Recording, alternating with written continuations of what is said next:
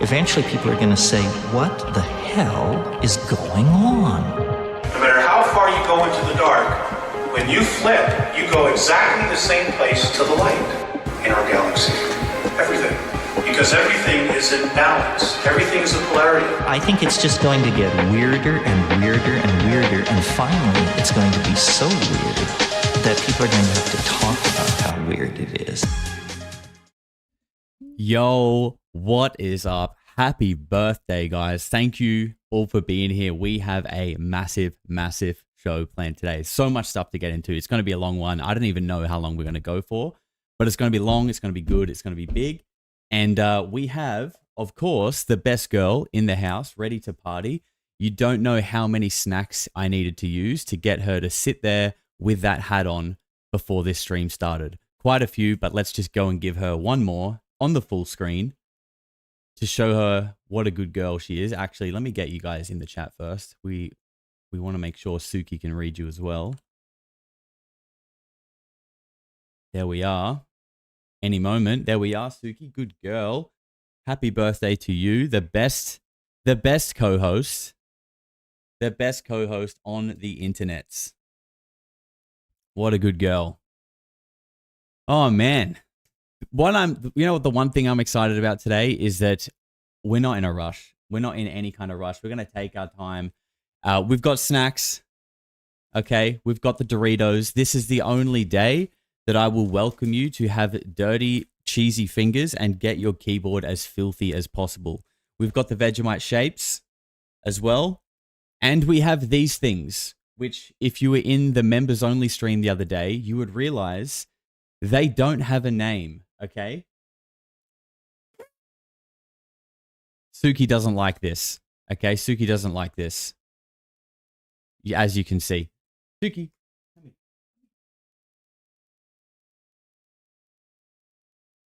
I don't think the hat's going to stay. It was fun while it lasted. Come over here. I don't think she's going to last long with the horns. As you can see, she doesn't really like it. But that's fine. That's fine. So, as you guys would have seen if you're in Discord, yesterday I posted an image. Because when I was putting together the stream, I took a little bit of advice from Matthew Brown, which... Suki, come on, go to bed. Okay, no more party horns. She doesn't like that. I took a little bit of advice from Matthew, and what I really liked about his stream yesterday was that he had a bit of structure to it, okay? He had a bit of a run sheet, and I think with a long stream like this, where we're going to be going for, I'm thinking at least maybe 4 hours. We'll see what happens. Suki's really not happy. Worst birthday ever. I liked that he had a bit of a run sheet, okay? So I tried to do something like that, but then I realized that my neurospicy mind doesn't really like structure in that sense. So instead, we're going to be doing a bingo board, okay? Something that works with people who struggle with kind of like regimented structure, okay? Instead, we just have it all here in images, and we just kind of go with whatever feels right at the time, okay? There's a light structure, but we like a bit of freedom. We like a bit of flexibility here. So that's what we're going to be doing. Actually, now I was a couple of minutes late today. Come on, Suki, it's okay. You can come back in your bed. Okay, I'll snack her. I'll lure her with a snack. These are healthy snacks, by the way. Just one ingredient, kangaroo meat. Yeah, that's how we do it down under. Kangaroos. Looking schmick, thank you. I got my beard lined up. Just in case there are any crystal-wielding Reiki witches in the chat who are looking for a man to possess. Okay, bear with me.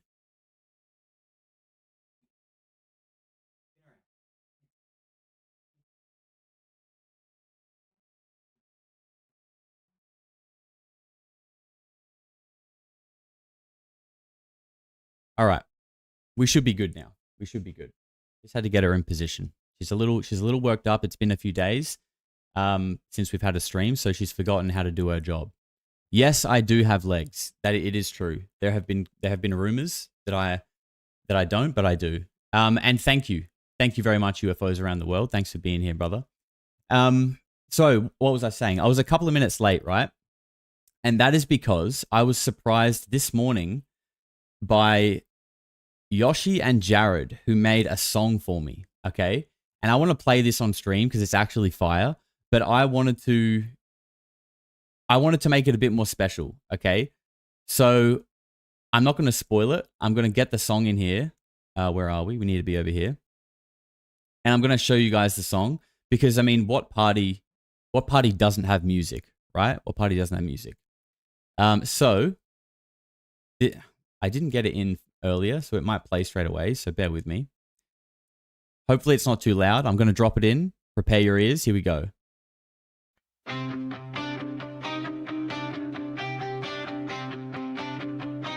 I'm just a glitch away.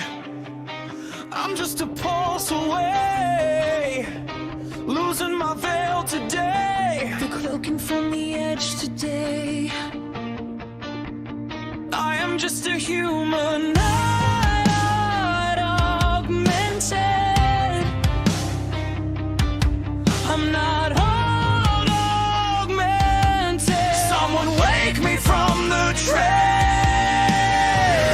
Just another up, just another bloodline torn. We're learning from the truth today. Just a step from the edge, just another day in the These are all your pets, all the little weird pets. I need a weirdo to wake me now. I need a weirdo to wake me now. Banger. To free my mind. A weirdo will wake me.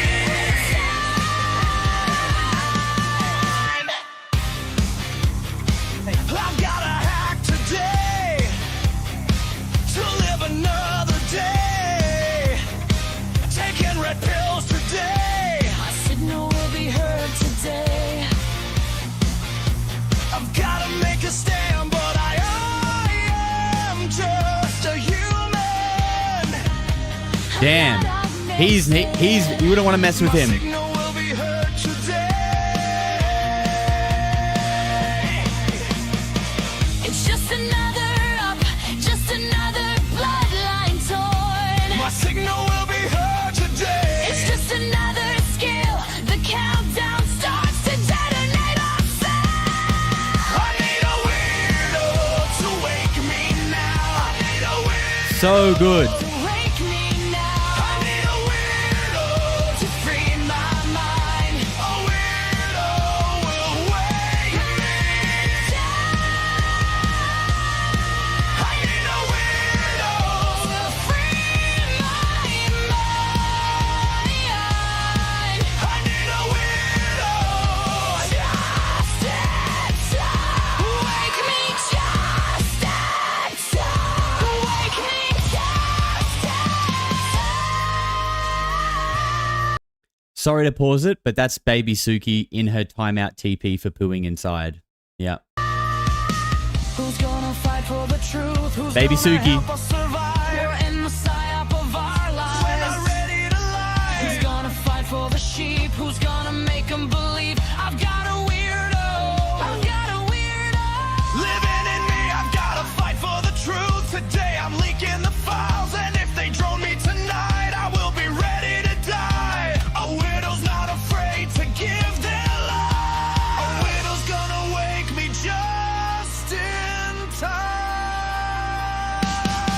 I need a weirdo To wake me now. I need a weirdo To wake me now. I need a weirdo To free my mind. A weirdo will wake me.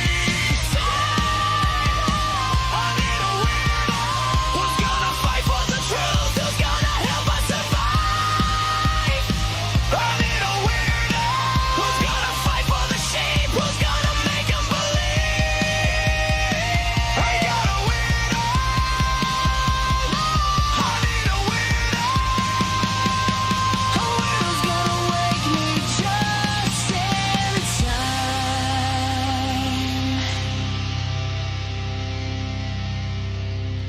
God damn. God damn. if yeah, just speechless, honestly. Unreal. I feel like I like all the pet photos then, basically, like I said, you guys gave me this song like, I don't know, an hour ago. I was prepping stuff for the stream and I was like, this is so sick. And I had an idea that if you're not in our Discord, right, we have a channel in our Discord where people just post their pets. And I had a thing recently where I wanted to kind of do something with those photos and it just didn't eventuate. But then last minute, I was like, I want to play this song, but we need to get all the little fur babies in there. So that is just in me speedrunning our pets channel, throwing together all of your little fur babies. And yeah, I feel emotional.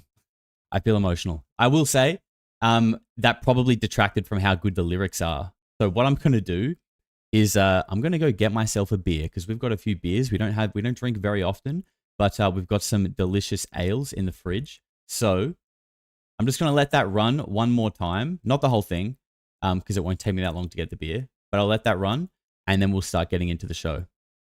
The lyrics are just as good. Check the lyrics out as well. I'm just a glitch away. I'm just a pulse away. Losing my veil today. The cloaking from the edge today. I am just a human, not augmented.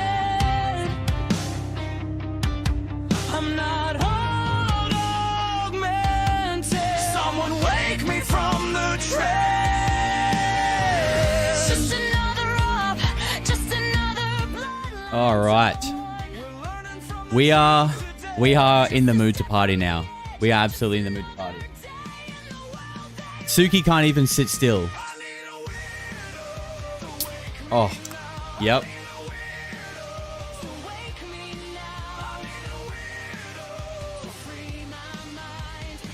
Unreal. All right. I'm going to let this run through one more time because we've got so many super chats to catch up on. So let's get these out of the way and then we can start rolling. I've got announcements to make. We got so much to get into. All right. Corrupt NPC gifting 1 membership. Hugh White Memes, welcome you little weirdo. Area 35 celebrating 3 months says happy tube birthday to you. Gonna have a good time. Yes, we're gonna have a party. I would like you to dance to the cha-cha-cha chants. Take the cha-cha chants, Beatles. All right, thank you very much.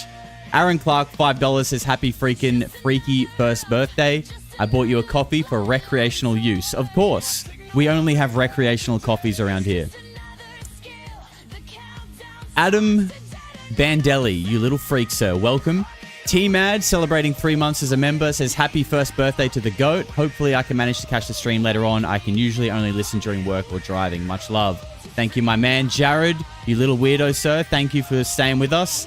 Kelly Hall with $20 says happy weirdo birthday from Boonville, New York. Love and peace to the community. Thank you very much, Kelly. I appreciate you. Richo, you are a freak, sir. Thank you. Stitax gifted a membership and Taris gifted 50 memberships. Taris, you are the GOAT, sir. Thank you very much. Extremely generous. Jerry with 5 gifted memberships. You are a legend also, sir. Let me just check this volume. Timber McIver, celebrating 1 month, says happy birthday, Josh and Suki. Keep up the good work. 420 Breezy, damn happy birthday, Polarity. Been watching you for a minute, dog. Love your videos, man.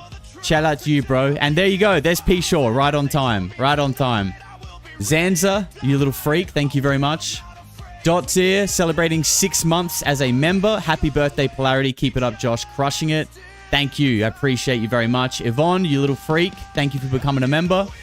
Elwood has gifted 20 memberships. You are a legend. Thank you very much for your generosity. Unreal. Honestly, unreal. The Wrath of Can't Even says the song, the Polarity Pets. I'm not crying, you're crying. I am. I actually am. Toxic Fart says legend amongst weirdos. Yoshi, that's to Yoshi. Yes, I agree. Absolute legend. Crazy Kel, celebrating 1 month as a member, says, happy birthday, weirdos. The aliens have brought us thunder in Adelaide for the celebrations. They have. It is not the nicest weather today, but it's a good day to sit inside and drink some beers. So cheers to that. Rambro's gifted 5. My brother, thank you very much, man. I appreciate you. Good Intentions Project says, happy anniversary to the channel. We appreciate all you do. The pet slide was awesome. Thank you. Toxic Fart, again, happy YouTube birthday. Hot tub, hot tub, hot tub. Suki is butter to my eyes. She's butter to my eyes too. Hot tub, maybe at 100k. We'll see. Beam, welcome, sir. Thank you for becoming a member. Psionic Man with $2 says, happy birthday, Mr. Miyagi. The cat sees all. Abominable Snow Angel with $20. Happy birthday, Polarity Josh. Thank you for creating a positive community around sometimes very dark topics. I appreciate the light you give to the world. Thank you very much. I appreciate you as well and the support. And Maggie with $2 says, happy birthday, Josh. Hip hip hooray, love. And Build on Sound, happy birthday, Polarity Squad. What is going on? What the hell is going on? And Monkey Sausage celebrating 2 months as a member. Happy birthday, Polarity. This community is the best on YouTube. Love you all. And Larissa Kelstrom with $10. Happy birthday to Polarity. Love from Utah. Thank you very much, Larissa. You're not out near Garrison, are you? Because apparently there's a massive UFO buried out there. Apparently. And Mickey has gifted 10 memberships as well. My word, you guys are just unreal. What a vibe. What a vibe. And Die Ball has put in $10 saying happy birthday, Josh and Polarity Weirdos. Thank you very much, Die. Yeah, I can't thank all of you enough. Not just the people obviously putting in the super chats and the memberships, but everyone who's supported over the last year. It's been a wild year. It's been a weird year. It's been a very weird year. And it's changed my life dramatically. I'm going to go into that probably a little bit more a bit later. We've got a little announcement. But we've also got an announcement to start. Actually, look, if anyone else has got some snacks and is having some drinks here, we might play a little game called Spot the Owl. Okay, whenever you see Owl pop up, because he will pop up randomly, you have to take a drink. And what do you know? There he is. Guys, if you're having a drink, even if it's coffee, even if you're having a recreational coffee, there's Owl. It's time to drink. No, it's not Owl. It's not Owl with an A like Alan. It's Owl with an O. Owl put off. Okay, that's Owl put off right there. All right. Let me just calm down Suki. I think she's a bit worked up from the party, and I promise we will actually start getting into the show now.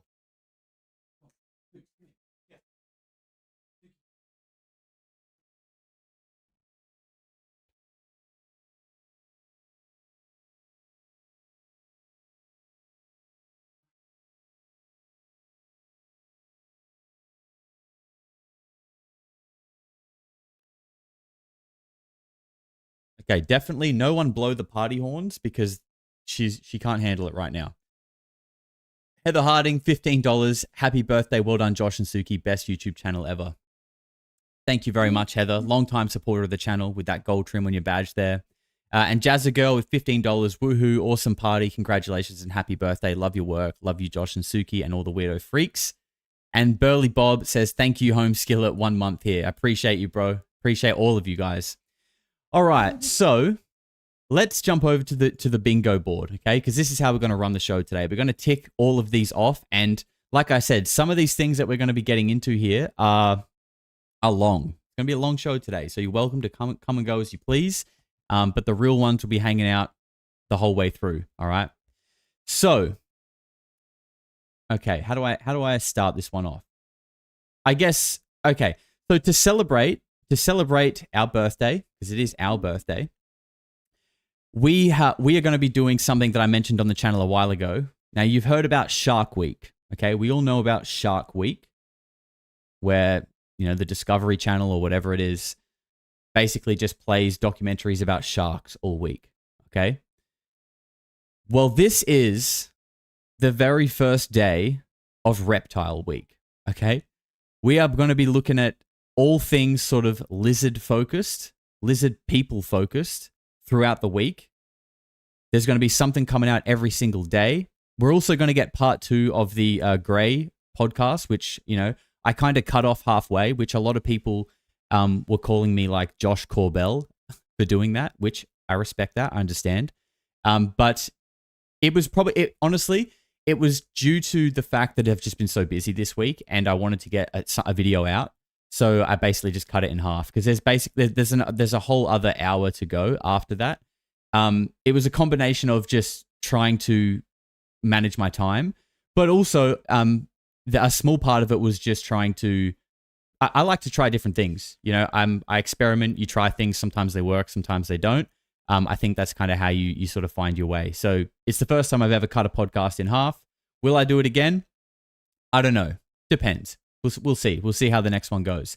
But we're going to be celebrating Reptile Week, Lizard Week, with a new merch line, and also it's not a party, okay, without a lolly bag, you know, a little gift bag that everyone gets. Now I can't give you guys lollies, unfortunately. Would be creepy though if I was, you know, have a bearded 33-year-old man on the internet giving out lollies to people.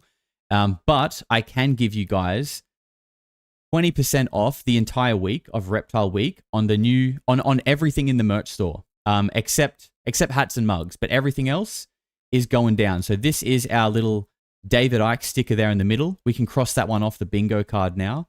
And if we jump back over here, this thing is going to roll. So you guys jump on the merch store. The link is below. Okay, that says 24-hour birthday sale. I forgot to update it. I originally was going to do 24, and then I was just like, fuck it. Let's just go the whole week. So it's all week we're doing that. I'll have to update that another time.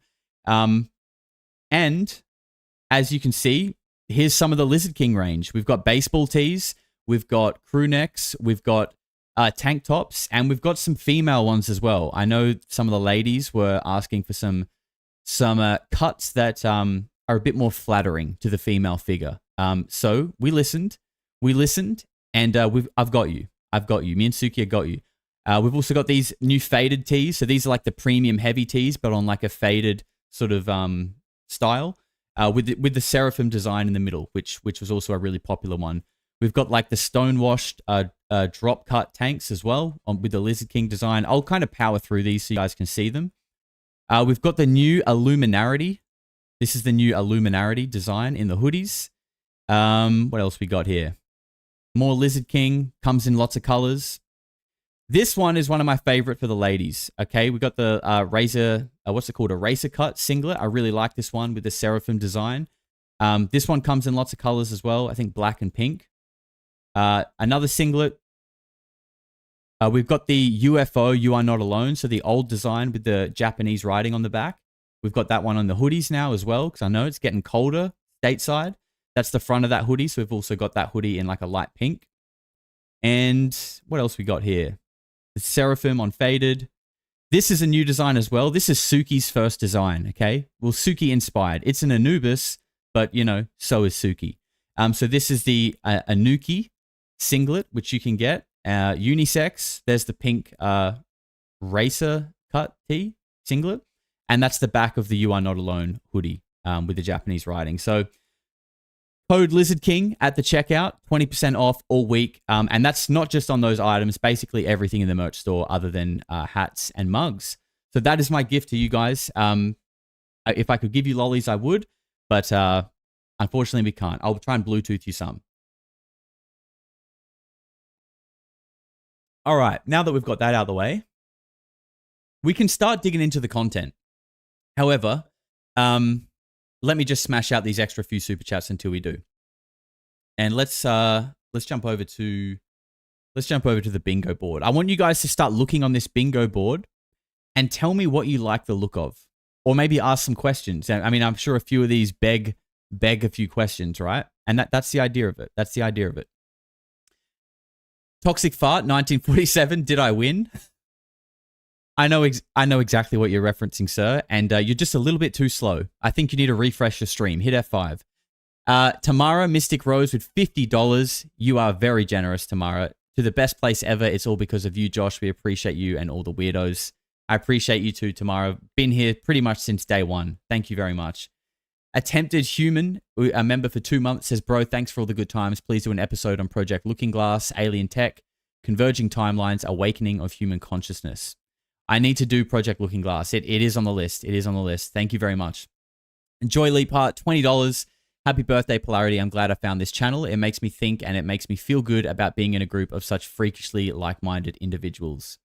Joy, that warms my heart because that's exactly what it's here for. That's what it's here for, and it's what I wanted it to be. So thank you very much. And Rowie and Willow, celebrating 2 months. I started with a gifted membership, and here I am 2 months later, happily still here. That makes me very happy, and that just proves, the generosity of our community is so instrumental in helping us grow. So thank you guys for all the gifteds, and thank you very much, Rowie. Dear, $10, happy freaky birthday. Big congratulations. Thank you for the unparalleled community and all the work you do reaching weirdos far and wide. Much love. Thank you, dear. Hope I'm saying your name right as well. Appreciate your support. Capturing Imagination, $5, says 2 years ago I tried DMT and met aliens in a white room. 3 of them looked naked, white skin, blue eyes, sharp teeth, blue veins, and the table and a red apple. Happy birthday. Interesting. Well, we're actually going to be getting into a bit of DMT aliens today, so keep an eye out for that one. Toxic Fart says, didn't see the You Got Balls shirt in the store. No, we're going to work on that. We're working on that one. Rella, you little freak, thank you for becoming a member. Labrador Mum, also a freak, and a furry mum. Maybe we can get you a little pup in the next reel. Nicole, wow, $100, $99.99, unreal. That's just crazy money. Thank you very much, Nicole. And also a day one supporter. She says, happy birthday, Polarity. Super stoked to be a part of this community that you've brought together with your amazing content and personality. Cheers. Oh man, thank you. I can't say it enough. I wish, we don't have the language to express the thanks that I want to give. Thank you just doesn't feel like it doesn't scratch the itch. But thank you very much. That's extremely generous of you, and I really don't take it for granted at all. Snail Burner, thank you very much. And Rusty has gifted a membership. My man Rusty, thank you very much. You guys really are the best. So I want to know what you think of the bingo board. I think you know what? Just to kind of give you guys an idea of where we're at, I'll pick the first tile, okay? I think we should, and I think it's relevant. I think we're going to start, and you guys can't see my mouse, so it doesn't really help, but to the left of our last square, okay, you can see the TTSA Tom DeLonge UFO photo. Now, I think this is a great place to start, because I think for a lot of people, this is kind of where maybe their journey into UFOs started. And what this is we're going to be doing a watch along for the original TTSA announcement video. Now, I've covered TTSA and the whole, crowdfunded UFO thing quite a bit. And when I've covered it, I've never been able to find the original announcement. I just can't find, you guys, if you remember, Tom DeLonge came out in his suit with Lou Elizondo before he was gray. And they announced it, and it's where they talked about the crowdfunded UFO. And it just doesn't exist online anymore. Well, in the last couple of days, Jay from Project Unity posted a copy of it on X. And you best believe I downloaded that shit straight away. Okay, so we now have a copy. And he said that this got taken down. Not long, I guess when all of this kind of fell to pieces, it got wiped from the internet. And I guess Jay had a copy of it. So shout out to Jay for documenting it and keeping the archive alive. So I think given, it's the start of the stream, the start of a lot of people's journeys into the weirdness. And you guys know that on this channel, we like to look back on things in the past and see how it feels, see how it sounds with a lens that has, the knowledge that we've gained over time and the things that we've learned over time and a new perspective. So I think that is what we are going to jump into today. And I'm going to keep chipping away at these super chats as they come so we stay on top of them. Let me just shut that off for now. I think we'll listen to that again when we round out the stream for sure. It's too much of a banger. It actually sounds a lot like New Linkin Park, which is fire, right? They got that tough female vocals doing the screams and stuff, so cool. Mr. Cadiddle says, keep being awesome. Congrats on 1 year. Thank you very much, sir. Motivation with a little sticker. Bleak celebrating 6 months. Happy birthday, homie. Thank you very much, brother. And enjoy the gold trim on your 6-month badge. Labrador Mums gifted 5 memberships. Thank you. Very generous of you.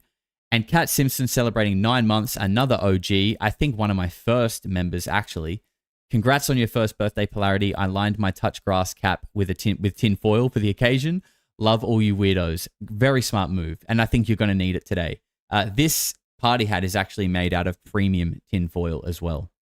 So, all right, let's get into it. So some of the we've got multiple watch-alongs today. This is a long one.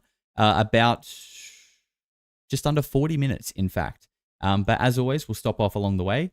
And here we go. I'm going to give Suki a snack to try and calm her down. Early this year, I set out to do something pretty challenging. I wanted to shift perception on an extraordinary topic that had already over 70 years of research, opinion, and frankly, quite effective disinformation. I had the rare opportunity to present my ideas to an executive with the Department of Defense who worked in special access programs in an area called Watertown, also known as Area 51. That meeting led to multiple clandestine encounters across the United States, from desert airports to vacant buildings deep within Washington, D.C. From these exchanges, I learned 3 things. 1, there are certain things that should never have been secret. 2, there are secrets that were justifiable at the time but should now be disclosed. 3, there are things that are so unimaginable that certain interests believe that they should never, ever be made public. 10 years ago. After this, you might even agree. 10 years ago. That was apparently taken. Hello, I'm Tom DeLong, and thanks for joining us live today. This quote above me actually happened to me this past year. When I was young, I dreamt about playing a rock show in front of all of my neighbors. So good. As a 7th grader, that seemed unattainable. I never expected to be so lucky as to have a band like Blink-182 in my life. It was something that was much more further out than a dream. It was something not even possible in any scenario that I can think of. When I signed my first major record deal, I took my first check, bought a desktop computer, so I could research the possibility of intelligent life in the universe. I'd stay up all night cataloging, archiving, and highlighting small pieces of data, thinking I could find a unified theory of sorts, something to make sense out of the many elusive and mysterious events that seem to have interacted with mankind for thousands of years. Sometimes for good and sometimes not so much. I'm sorry to pause. And by the way, is that a little bit, it seems a little bit out of sync. I'm not sure, but wow. Christopher Ramsey, sir, thank you very much, man. That is very generous. $100. And he says, congrats on 1 year, Josh. Keep up the great work. My man, thank you very much, brother. That means a lot. Thank you for being here. Thank you for even knowing about this channel, bro. Like, that still blows my mind. You're definitely one of the big inspirations for me. I come from a background in doing visual effects and, you know, went to film school. So I appreciate all the little touches that you put into your show and the content that you make. It is just premium, second to none. And just, yeah, all the little details you do, bro, they add up and they don't go unnoticed. And that's why you are where you are, man. You're killing it. And yeah, I can't thank you enough, bro. That's crazy. Thank you very much. Appreciate you. My passion for the subject helped me envision a more interesting existence. Okay, sorry. Something's lagging a little bit here. I think the stream is just overwhelmed by the generosity and love here. I think the stream is melting down from all of your good vibes. Okay, let's try again. For us all, something more infinite and more exciting than usual. I was a typical middle-class kid from suburbia, except I loved mystery. It was like I was on my own imaginary ride searching endlessly for an answer to all that is, as if there was such a thing. Now, I've started to use my limited notoriety as a tool, a door opener to meet important people. I also did this while combining all of my entrepreneurial experience over the past 15 years into one company that could keep up with my racing mind. The result was a creative machine to help me feel that. I feel that. Is it lagging? Is it? Sorry, I'm talking while I'm eating. Is it choppy and laggy for you guys as well, or is this just on my end? because the actual video isn't, but I think maybe my computer's just melting down. Discover, comprehend, and communicate large themes about the human race. I called it To the Stars. I created a company that can produce original science fiction stories that inspire, entertain, and galvanize thinking. You would be surprised to know how difficult it is for the major film studios to create progressive content that is relevant, modern, or just plain cool. I've met with all of them, and their hands are tied in many ways. I believe we're filling a major void in space. I sometimes call To the Stars a science fiction Disney, but for adults. Okay, sorry. I don't know why it's doing this. As you guys know, I stream basically every day, and it doesn't do this, so it's kind of weird that it's doing it now. But we will get on top of it. I'm just trying to close any like tray applications that could maybe be slowing down my computer, because that's the only thing I can think of that's doing it, because it never does this normally. But it wouldn't be a birthday party without a few shenanigans, would it? I'm blaming the Khazarian Mafia, actually. In fact, I think that they're here. Yep, they're here. There they are. When someone asks what's going wrong with the stream, Khazarian Mafia, the likely answer. Our projects are about dreams, the paranormal, consciousness, and even a historical fiction account behind the UFO phenomenon and our dealings with it. While the company got on its feet, Blink 182 was unraveling in the press.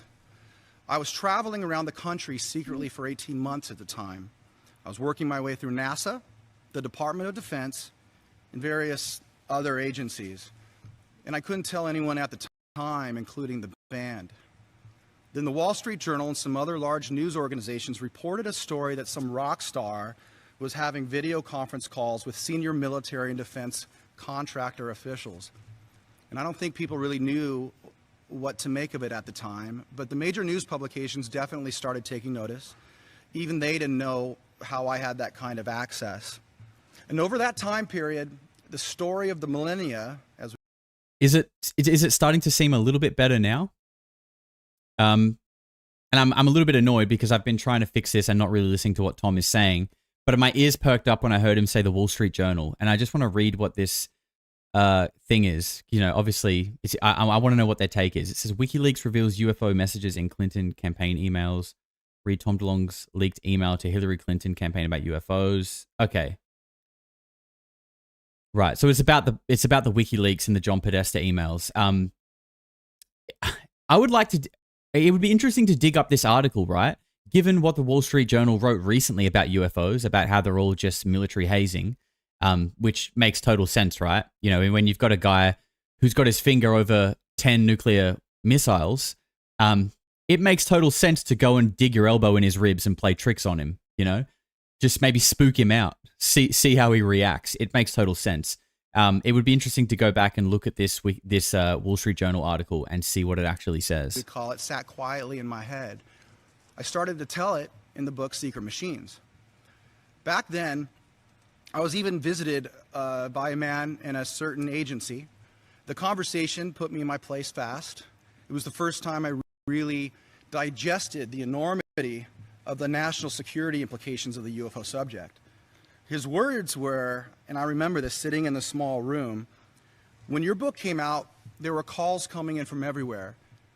You know things you shouldn't know, and I need to know who the hell you are. And 2 days later, I believe he realized the same thing that all the generals did that I was meeting with. I was respectful, humbled by the opportunity. I did everything I said I was going to do, and I was also an advocate for men and women in uniform. Now, back to that Wall Street Journal article. I think Suki hates this party. Lured some very important people out of the shadows. Principal players with the highest credentials and resumes.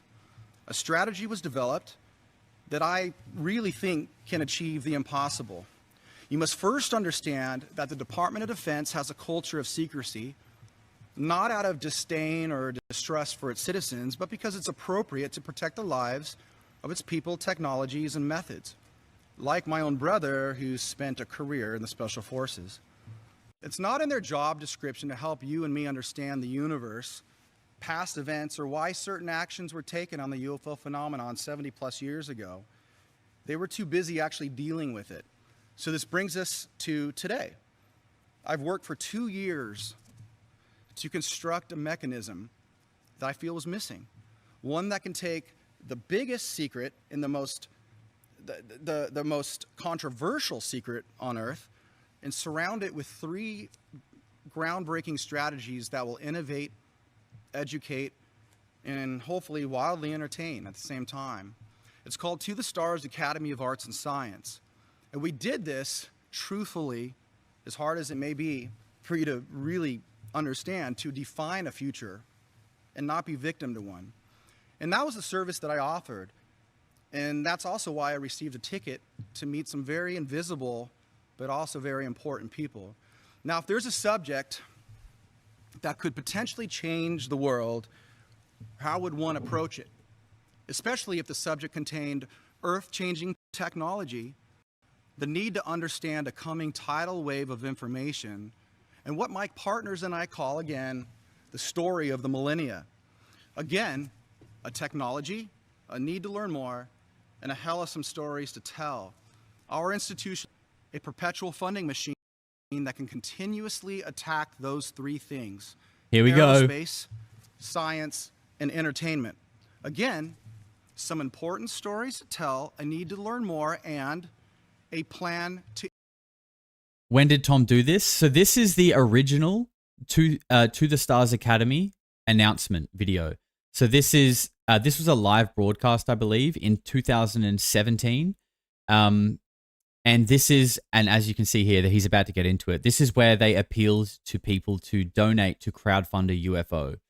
But what's crazy, right? I mean, if you didn't think that part is already crazy, what's actually crazy is the fact that behind Tom, and they come up and they'll have their turn to speak soon, you've got Lou Elizondo, and he looks so young and different in this clip. Interestingly, you've got Steve Justice, which is a Lockheed Martin Skunk Works program director. Okay, he gets up and talks as well. I'm really interested to see what he has to say. You've got Jim Semivan. You've got Al Putoff. Okay, oh, there he is. There's the Al. But the original Al Putoff will also be up and speaking as well. And I think that's it. I might be missing someone, but basically it's the original CIA crew. And yeah, this is where the modern disclosure began. And if you guys watched Matthew Brown's stream yesterday, he kind of said that, you know, what word did he use? I can't remember what word he used, so I'm just going to do my version of it. But he basically said like the CIA version of disclosure is dead. You know, people have been saying disclosure's dead. Matthew Brown says the CIA version of it is. And I think this is where the CIA version of it began publicly. Engineer the technology observed. This is why I am here. I'll try and give this a bit more volume. Here. We're going to bring it to the world. And we're going to show you today how we aim to achieve this. We have a plan to bring the unimaginable, there we go, the stuff of dreams, to the world. To the Stars Academy of Arts and Science aims to communicate historic events and forward-thinking ideas through motion picture, and include you on ongoing scientific discovery, and build an exotic craft with an energy source that can rev the world. Oh shit! Look. Every time he talks about the UFO, we're lagging. I think we are getting intercepted. I think someone's trying to Phil Schneider me. And I would like you to help us push humanity over an invisible boundary that seems to confine us, forcing us to make the same mistakes over and over again. And now, let me introduce you to our team. And how are we going to achieve this impossible thing? So first, my 2 co-founders. Chris Mellon, that's the other one. Jim Semivan, a career spy, former senior intelligence service in the CIA's Directorate of Operations, a strategist with the ability to help To the Stars Academy navigate all the many sensitivities involved, either with government or with others who may eventually want what we have. Dr. Hal Putoff is a theoretical physicist and program director for numerous CIA and Department of Defense classified programs. There he is. That's the L. is the creator of the CIA's own revolutionary psychic spy program still used to this day. And his breakthrough science dealing with the engineering of space-time is crucial to potentially understanding the technology observed. Leading our aerospace division, Steve Justice, last month, literally. I want to know what this guy has to say. This guy was a program director in the Skunk Works. And like, he's going to get up and talk soon. But what I find crazy, and I didn't listen to his speech. I just saw a little bit of it when I was taking the music out of this video. You know, he's up there speaking while there's like a picture of a CG rendered UFO that they're trying to crowdfund behind him. And so like to think that this guy is directing programs in the Skunk Works and he's up there with what looks like a straight face, appealing for people to donate for this UFO. It's crazy. It's crazy. And I mean, yeah, it just makes you wonder. Last month, Steve finished his career as Director of Advanced Systems at Lockheed Martin Skunk Works. And to this day, Skunk Works is the U.S. government's top-tier aerospace organization for the development of advanced aircraft that meet our urgent national security needs. He to you how this technology can revolutionize the world. Lou Elizondo literally finished his career. Look at him. Look how different he looks. We should pull up a picture of him now. That's what 10 years in the disclosure circuit will do to you. At the Department of Defense as Senior Intelligence Officer in the Office of the Secretary of Defense days ago, and now he is on the stage with us. He served as Director for the National Program Special Management Staff. Forgive me, these titles are very long. And he is going to architect some partnerships with some very sensitive places to help protect us, to help protect the technology that we are going to be building, so we together can achieve the extraordinary. Chris Mellon, Chairman of the To the Stars Academy National Security Policy and Scientific Advisory Board, has a long career at the DoD as Deputy Assistant Secretary of Defense for Intelligence and Minority Staff Director of the Senate Intelligence Committee. Chris actually was involved in reviewing many of our nation's most sensitive activities over the course of his career. I actually met him on a cold call one day, and he turned out to be an incredible strategist, our main conduit to Washington, D.C. I bet he and did. A very cherished friend. Be sure to share this broadcast because everyone's going to want to hear what he has to say. Chris? Oh, we're sharing it. Yep, you deleted it. You guys might have wiped it off the internet, but we're sharing it. Thanks very much. I'm thrilled to be here and to be part of this team. I will start by providing a rationale for combining science and entertainment in a single company. What is the underlying unity of these distinct activities? There are two primary methods we use to learn about and understand the world.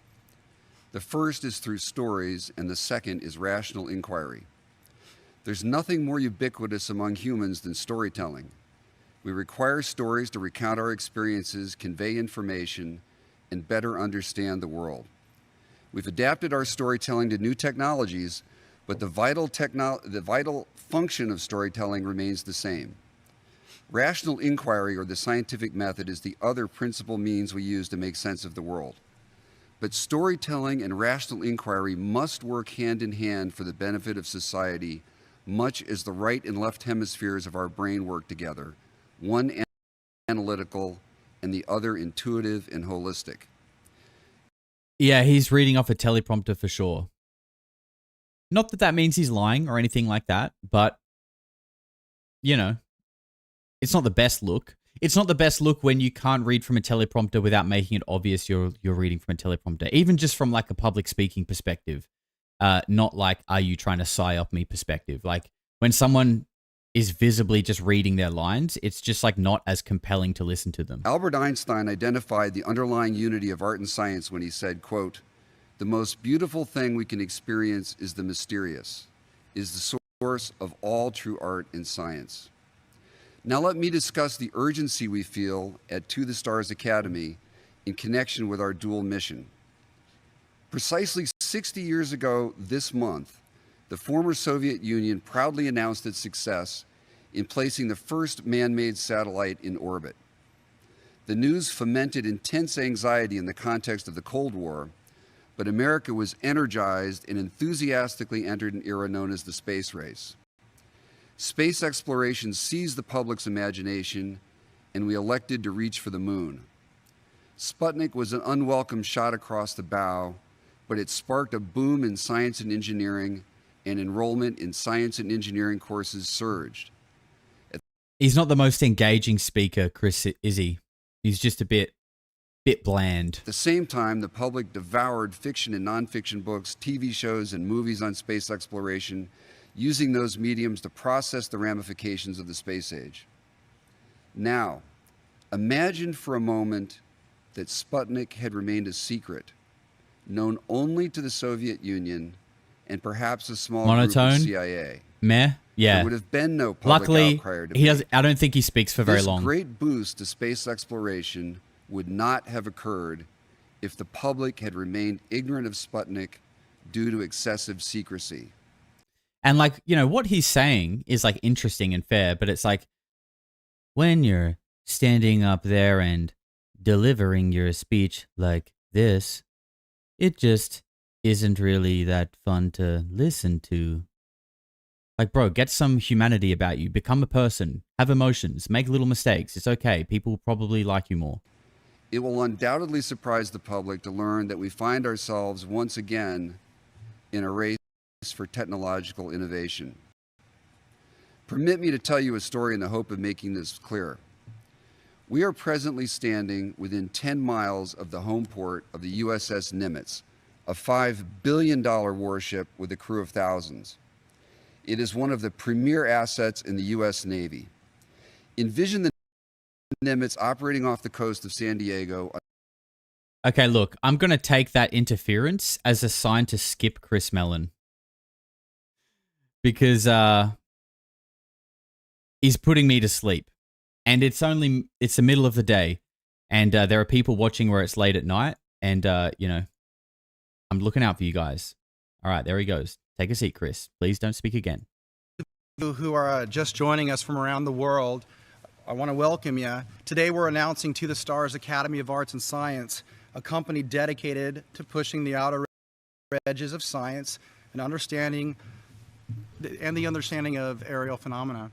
You know, I want to take a second here. Months ago, I had some... Susie goes, plus it's all lies. Yeah, that's a good point. Yeah, he's really boring to listen to, and the fact that it's all a complete lie. Yeah, that is a good point. Some very important people from inside the government talking about somebody that one day I would possibly be able to meet. And I remember the words were, you can't know his name, but if you were ever to know his name, you would have to keep that to yourself till the day you die. And then I remember there's a big breakthrough where we started referring to this guy by the letter L. Days ago, this person finished his career at the Department of Defense as one of the senior intelligence officers in the Office of the Secretary of Defense. I think you need to really listen carefully to what he says. And I still, even working our way up to today, I get the chills when you say it. So I want you to all meet Lou Elizondo. Oh shit! Tom was just in deep in that psyop, wasn't he? I feel bad. I feel bad. You guys know I'm a Tom fanboy. I have a Blink-182 tattoo. Like, this in a way crushes me, but I don't really attach it to Tom because I feel like if you know Blink and you know Tom from before any of this, he was like genuinely interested in UFOs and always had been. Like, I think Tom came from a good place and he really wanted like disclosure and he thought he was going to do it. But I think just based on what we can tell, my man got played, unfortunately, which is sad to say. But I don't hold it against him because I really do think his intentions were in the right place. Thanks, Tom, Here we for go. that very special introduction. My name is Lou Elizondo, and as a career intelligence officer, I am accustomed to being involved in close-hold, nuanced programs involving national security. This includes being a counterintelligence special agent, a case officer. Why didn't we see that there and be like, hang on a second? Why didn't we stop there back in 2017 when he said that? I'm a counterintelligence officer. And an intelligence practitioner. However, by far the most interesting effort I was involved with was the topic of advanced aerial threats. For nearly the sensitive aerospace threat identification program, focusing on unidentified aerial technologies. It was in this position I learned that the phenomena is indeed real. Shit. And now, as a member of To the Stars Academy, we will bring our observations to you. For starters, To the Stars Academy is planning exciting new tools and capabilities that allow you and others to effectively take part of what we're doing. We will allow you to detect, categorize technologies that have remained elusive until now. One of the many ways we seek to accomplish this is through a community of interest, a virtual environment of sorts. This virtual environment provides a platform for the detection and triangulation of phenomena events in real time. Two-way communication between the public and our team regarding this information. My job will be to work as a liaison and an interlocutor in the collection of this information for the Science Division, allowing us to collect facts for analysis. We are also planning to provide these footage from real U.S. government systems, blurry amateur photos, but real data and real videos. And we are inviting our government colleagues and friends in defense to participate regularly with things. Another To the Stars Academy objective is the development of an app that allows you to help us, quote unquote, crowd crunch the data. Anyone with a cell phone could be alerted to an event occurring in their area. In essence, making them a virtual contributor with millions of people events, allowing us to cross over a new threshold of understanding. To the Stars Academy is on the verge of bringing all of us across that threshold. I'm excited, frankly, like hell, to be part Wow. of this. Thanks and to you. Yeah, to the live Academy Science. Okay, sorry. This is... I'm not going to swear. But the lag is real. And I really don't know why, because we literally live stream basically every day. This never happens. And now the CIA are trying to spoil my birthday party, and I don't like it. I've closed a few things that I wanted to have open, but I'm making a sacrifice. That's okay. And hopefully this will fix it, because I'm not doing much different to normal. So it's really strange that this is happening. CIA definitely trying to spoil my birthday. I think I'm just trying to look here at what I can do, because it's not my internet. It's not my internet. It is, it's the program that I'm streaming from. What is this? Okay, I'm going to get rid of that. Sorry about this, guys. As the show goes on, I'll be able to get rid of more things, and we will be able to... We shouldn't have like such a... Basically, my CPU is maxing out. And I don't have a great computer, to be honest. So, all right, let's try. Let's try to keep going. You need to share this for us, and you'll find out why as we go along here. I'm about to bring out one of the most accomplished aerospace engineers in the planet. First time I met Steve Justice. Here we go. I went through... I got the opportunity to go up to Lockheed Martin's The Skunk Works, and I remember I went through this guard gate, and they had machine guns. And then first I had to do my fingerprints and all that kind of stuff. And then I got to go through the machine guns. And then I go through this door that's locked up with security inside, another door with electronic codes and more security. I get into a hallway, and there's like hundreds of speakers lining this long hallway with just white noise, just static playing to drown out everyone's conversations. And then there are more doors that are as thick as a safe with these rotary locks. And you go in there, there's no windows, there are very few people, and it's the elite of the elite aerospace engineers that are building the stuff that comes out that, frankly, most people think are UFOs in the sky when they see them. I am a... So Tom's saying he got taken to the skunk works, and on the way in, after doing his fingerprints and all that, he had to go walk through this hallway that was lined with speakers that were playing white noise.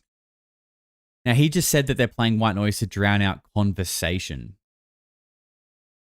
I mean, look, I don't know. Maybe he's right. I've never been to the skunk works.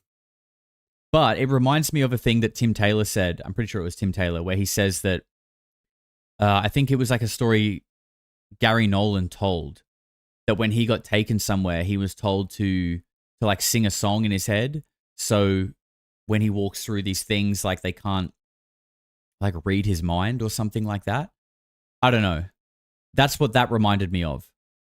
The idea that they're doing that to drown out conversation sounds silly. I feel like there are great like soundproof acoustic panels that can do a great job at that. You don't need to set up like audio equipment. That's like, to me, sounds like mind penetrating frequencies or something like that. I don't know. Maybe we need to just, get this man to a hospital now. Yep, the first one's always delayed. We know that. Kid in a candy store to share the stage with somebody that works on the coolest stuff in the world. I would like to introduce you to the head of our aerospace division, Steve Justice.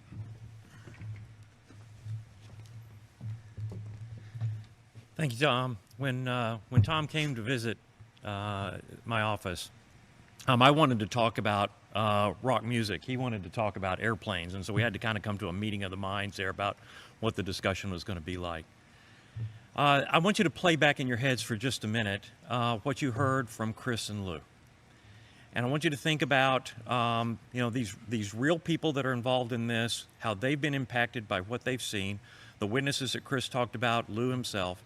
And I want you to ask yourself, how can I say this is not real? Okay? To me, this makes it real. And that means it can be done. So if it can be done, let's trust their position. Okay? And one of the things I want to do is figure out what those technologies are in this observed vehicle, and I want to build that. I want to build something that absolutely stimulates the imagination. And this is Lockheed Martin Skunk Works program director saying, I want to build that, and he's asking you to fund it. He's asking you to fund it. The Skunk Works, Lockheed Martin, military defense contractor. Pentagon has never passed an audit in the past couple of decades. They're asking you to fund it. That's crazy. Bro, we were so dumb back then. We were so naive back then. We really were. Because I remember watching this and I was like, get my wallet. Get my wallet. Where's my card? Where do I pay? Where do I pay? For real. Man, we were dumb. To the Stars Academy is structured to do just that. The science division of the Academy is designed to go out and collect the information, connect the dots inside there. Now we're going to be collecting from sources all over the places you heard Lou say, trying to connect the dots in there in ways that we've never been able to do that before. And the community of interest that Lou referred to is going to be critical for that. And then we want to try to understand exactly what it means. The aerospace division is going to harvest technologies and understanding from the science, try to go through and demonstrate the technologies, build prototypes, and even production systems that can change life as we know it.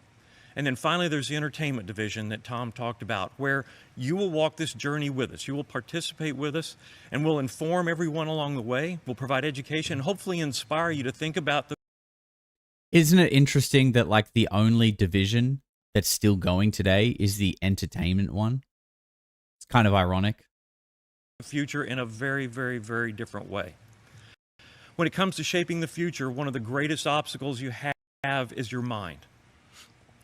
The best example of this that I can give you is an article that I read. When I was in college, I saved this magazine. It was U.S. Air Force magazine. It had an article about flying the U-2. And I was recently cleaning out my files, and so I thought, what else was going on in 1976? So I was looking through it, and there was this article about this magical new system called GPS. And someday, if the United States really electronic miniaturization, a soldier would be able to wear a backpack that weighed 10 pounds and cost $10,000. It would tell him where he is on the face of the earth. Now, we laugh at that today because we have something that does that fits in our hip pocket, that costs a couple of $100, but it's also a camera. Oh, and by the way, that GPS system can also verbal instructions if you're lost. But it's a camera, it's a telephone, and it can connect you with information worldwide. Now, if this author had written that down in 1976, he would not have been allowed to print it. He would have been laughed out of the room. And yet here we are standing here laughing about it, okay? But what we're doing is we're standing in his future looking back. He was standing in his present looking. So the whole trick to this is releasing those boundaries that are inside your head to stand inside the future. And if you don't think that you're susceptible to these artificial boundaries, take this exercise with me. I will say about Steve Justice, though, he is, I mean, first of all, he's a way more compelling speaker. It doesn't look like he's reading from a teleprompter. And, you know, to try and just sort of play devil's advocate and be fair here, as silly as it does seem to have someone from the Skunk Works asking for the public to build a UFO for them, essentially, to fund a UFO. I mean, like, the people in these programs, you can assume, like, their hands would be heavily tied, right? Yes, they probably are working on and developing and building things that are some form of, like, anti-gravity, gravitic propulsion. You know, I'm sure they are messing with stuff like that. But can one man, aka Steve Justice, just be like, well, you know, screw your rules, screw all your secrecy, screw all your NDAs, I'm going to go build this in the public. You know what I mean? Like, at this, in a way, I get it. You know, maybe he probably does know more than he's letting on. And maybe this is his way of, like, trying to dance the fine threaded line and, you know, bring his knowledge set to the public. But he, you know, obviously Lockheed Martin aren't going to fund it because they want to keep it secret. You know, who knows? I don't know. I just don't always want to say that it's like, oh, they're all just lying to us. They're all just like trying to trick us. I mean, that is the case sometimes. And I do think there's probably an element of that here. But there might also be, I do think there was some positive intention here, not just from Tom. And, you know, like Steve, Hal, Lou, Jim, all these guys, before this, they may not have even worked together. Like, and this is just an example that I'm just giving out to, you know, make you guys think. It's a possibility that Steve Justice could be here with like total good intentions, thinking that he is in this for the right reasons. But they've got the Lou Elizondo there that's actually like the mole that's ready to just kind of steer this thing into the ground.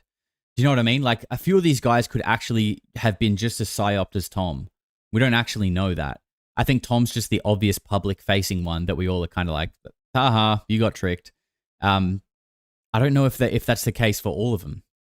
But I think the ones that were maybe not in it for the right reasons, over time, have become pretty clear. If I ask you to name different kinds of ships and you thought of aircraft carrier, ocean liner, rowboat, or destroyer, you're an incredibly well-educated adult. Give yourself an F. If you thought an airship or a spaceship, give yourself a C. I didn't ask you to name things that float on water. I asked you to name different kinds of ships. And if you thought of friendship, ownership, or relationship, give yourself an A. But see how easily our mind will sit there and add rules that are not in place. And the whole key to the future is reaching out, not placing rules in place that are there, okay? And then taking that chance. And in all likelihood, if somebody is laughing at what you say, you're standing in the future and looking back. But we have these glimpses of technology now that tell us maybe there's a way to go do that. We need to evolve those analyses and realize those technologies for the future. An example, the application of this. Today, there's a generation of people that they're using on-demand point-to-point transportation within cities. Why have a car? Imagine if that was international. Okay, you could go anywhere on the face of the earth in a matter of minutes, and just so now you've removed that parameter of distance and time that separates us from friends on the other side of the earth. Putting it in a context, if we had this technology today, imagine how quickly we could get supplies where they're needed for delivering directly to neighborhoods, as opposed to having to send them on ships and trucks through this chain of this supply chain to get it to the points where it's actually needed. If you don't think a technology like this can change the future, I want you to imagine this. 15 years ago, well, you don't have to imagine it. 15 years ago, you didn't even know you needed a smartphone. And now you can't live without it. The technology that we're talking about is going to enable a future that is difficult, if not impossible, to comprehend today. We're setting the stage. To the Stars Academy is setting the stage for this future, okay? And defining a future that's very difficult for us to comprehend.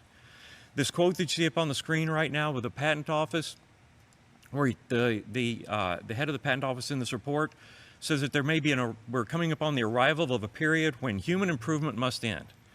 How dare we artificially limit our future? How dare we do that? There's going to be a bunch of people that are going to give us all the reasons something cannot be done. We're going to be told this can't be done. We're going to have to expect to hit obstacles, both real as well as created, but we believe in this quest, absolutely. And we must make sure that we're not distracted by those that are living within invisible boundaries. Thank you so much for your time. I hope you join us on this journey. So for all the people out Fair play. Honestly, I feel like, you know, I have to say, and, you know, I'm not like the all-knowing gospel here, but like Steve comes across as pretty like genuine and authentic to me, at least, more than the other guys that we listened to so far, which was Chris Mellon and Lou Elizondo. So, you know, but again, I could be wrong, but I think there's a difference in the way those people speak. I mean, Chris Mellon just sounds like he's already dead. He basically he's basically like a semitone away from sounding like Stephen Hawking. And Lou Elizondo just has his like normal demeanor that just feels like so unauthentic. But Steve Justice speaks like a normal human. You can hear like emotion in his voice. He's not reading from a teleprompter, and he is, you know, the things that he said just make you feel that he is in it for the right reasons. there that are trying to absorb everything that we're doing, you know, we put together a video that kind of summarizes it all together in just a few minutes. I'm hoping that this will kind of be the calling card to learn more about what is actually happening here. So right now we would like to play you a video, and I hope you find it to be emotionally intriguing as I found it while we were making it. This was like the part of the, excuse me. This was the part of the PSYOP.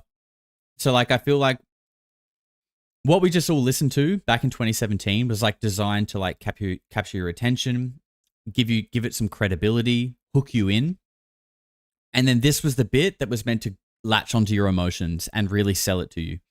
But I did strip the music from it, so it probably won't seem as emotional. But yeah, this was like this was the ad.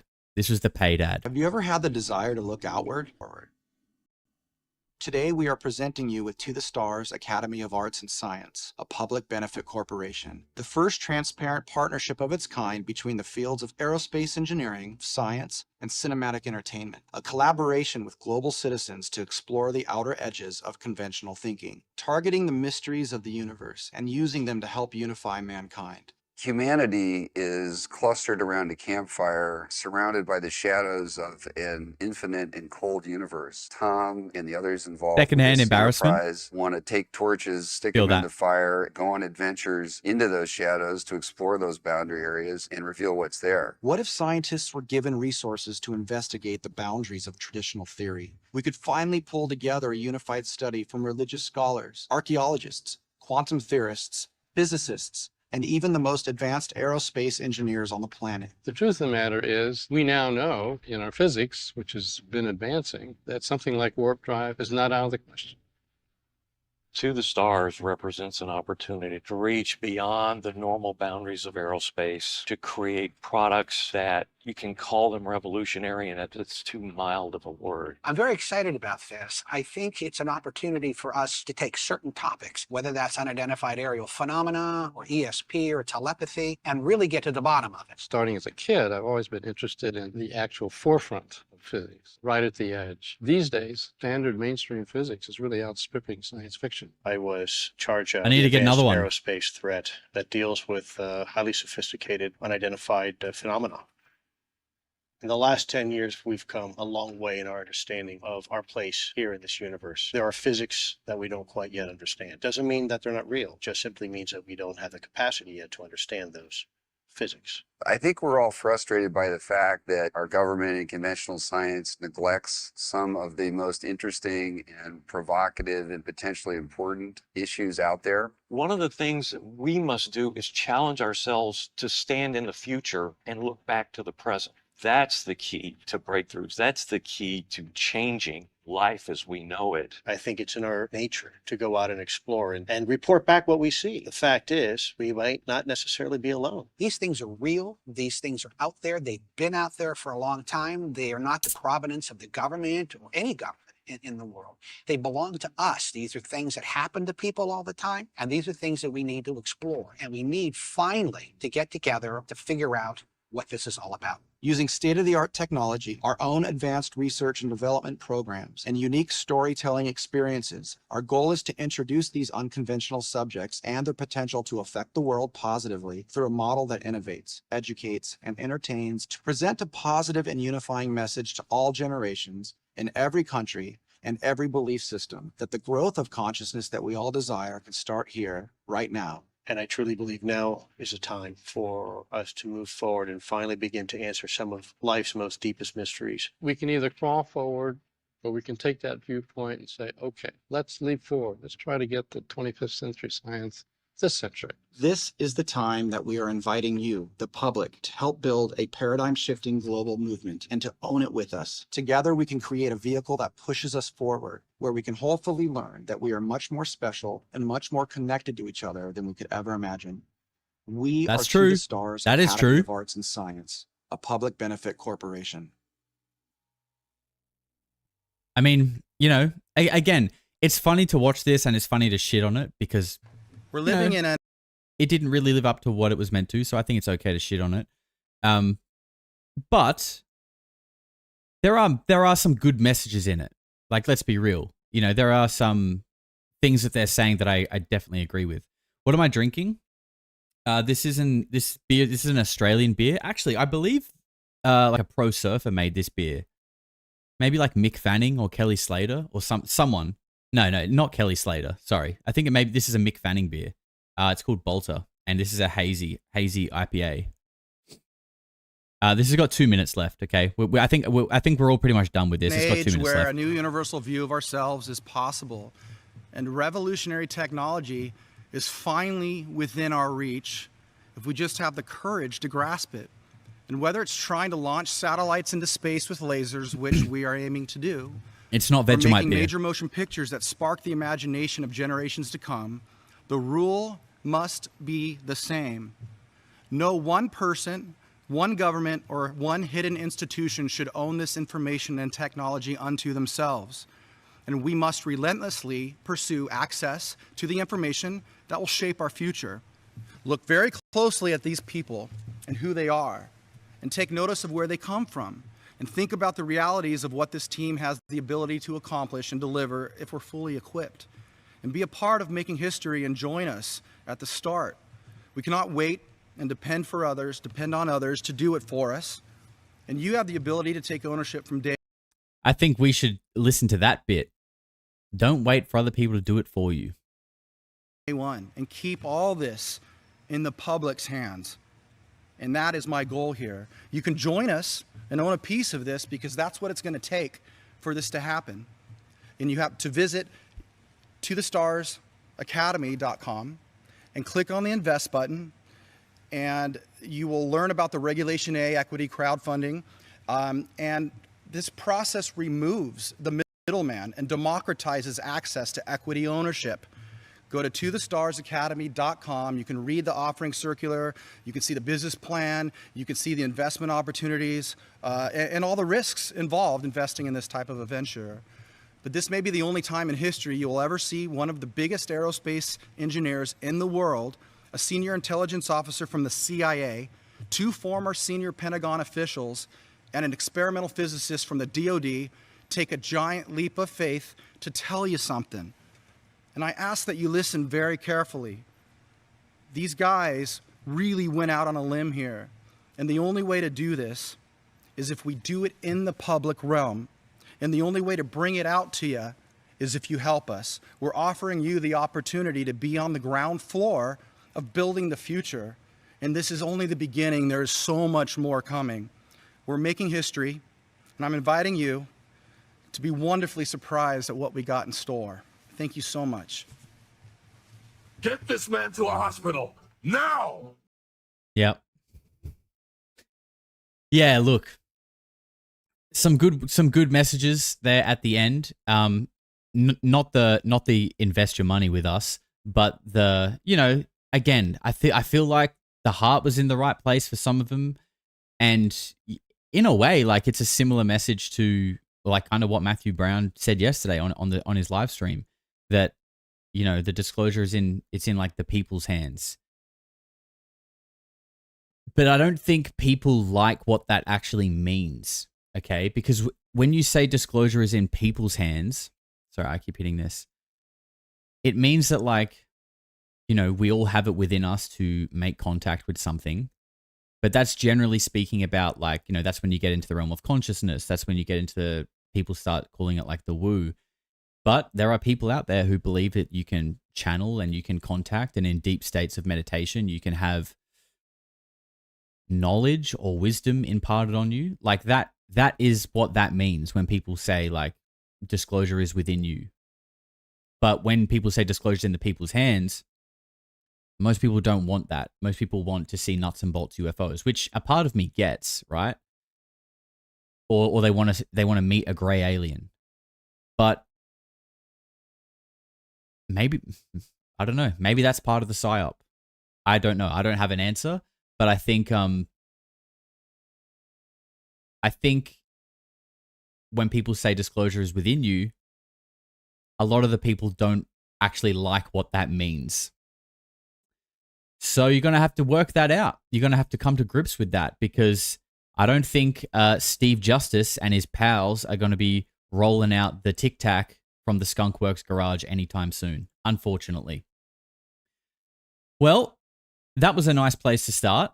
I think we can now cross that off our bingo board, and my word, we're about an hour and a half into the stream, and we got a lot to go. I hope you guys are locked in for a big night. I think we'll try and mix it up. So as you can see, we have 4 different Kurt Metzger squares, which are basically clips of him talking about weird conspiracies and funny shit. And the reason why I used him is because Kurt reminds me like a little bit of myself in a way, in that he's like mildly unhinged, just kind of says whatever he thinks, doesn't really have like evidence to prove it, but he's just very sure based on what he has researched and how he feels. And I resonate with that. And he's also quite funny.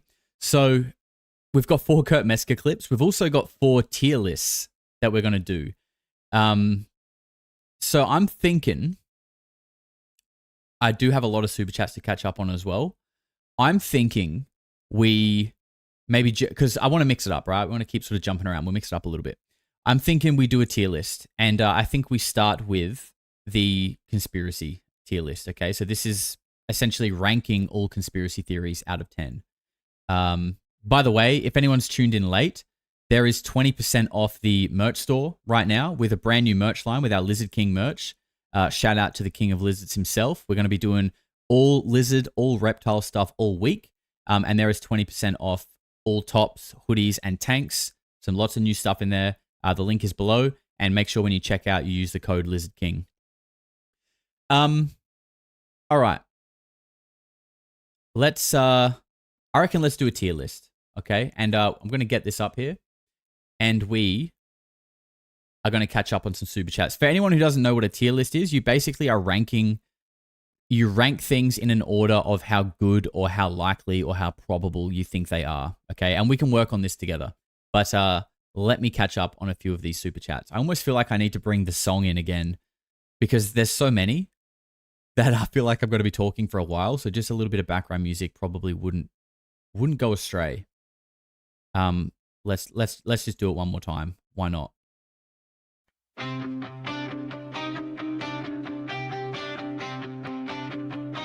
I'm just a glitch away. I'm just a pulse away. All right, let's go. Burley Bob melting up with $2. Thank you. Sammy Wright with £10. Sammy, thank you very much. She says, happy birthday, Polarity. You've created the best community and amazing content, a true reflection of your hard work. Next venture, Discord dating for weirdos. Everyone needs a weirdo. Love, Sammy. Yeah, we are working on Tinder for freaks. We're working on it. Mackin, you little freak. Kim, to you, and Dead Inside, a bunch of absolute weirdos. Welcome, guys. Thank you very much for becoming a member. Logan says, please give Suki a treat. Love you, buddy. Richo, 3 months, says, happy birthday, Weird Fam. Your work is awesome, bro, and that music is fire. I agree.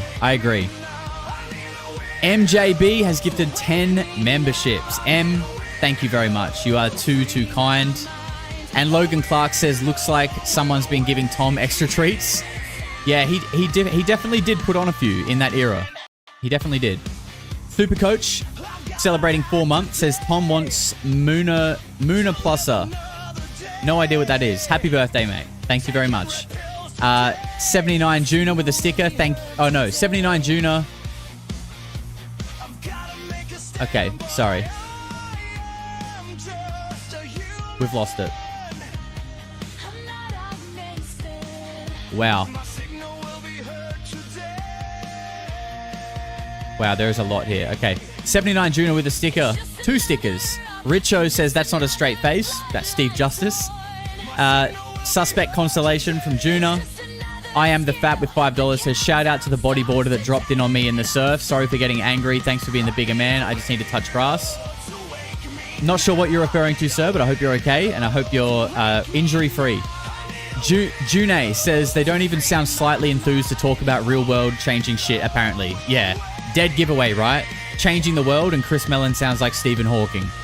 Richo says, my God, man, look how short he is. Yeah, that's a real picture of Lou Elizondo, by the way. This is real. Okay? Where is it? Oh, no, that's Al. Nope, take a drink. By the way, whenever you see the owl, you got to drink. But what do we want here? We want this one. That's a real picture. Wee Little Lou. Build on Sound celebrating 4 months. Says, Little Lou, do you see the UFO irrigation circle too? Happy birthday, boss. Thank you very much, man. BM Bonio says, hey, Josh, how about a vid on the Port Wakefield lights? I'll add it to the list, sir. Thank you. Happy birthday, weirdos. Thank you, June. Carlos, celebrating 4 months, says, congratulations on 1 year on YouTube. I hope next year is just as successful as your first. Thank you very much, brother. Appreciate you. And for the 4 months. Super Sensible, $10. Happy birthday. Thank you very much. Pipester says, please check my question about Candace's show. Sorry, brother, I missed it. Steven, welcome, you little freak. June says, what is he talking about again? I missed that one. Sorry, brother. I hope you worked it out. Area 35.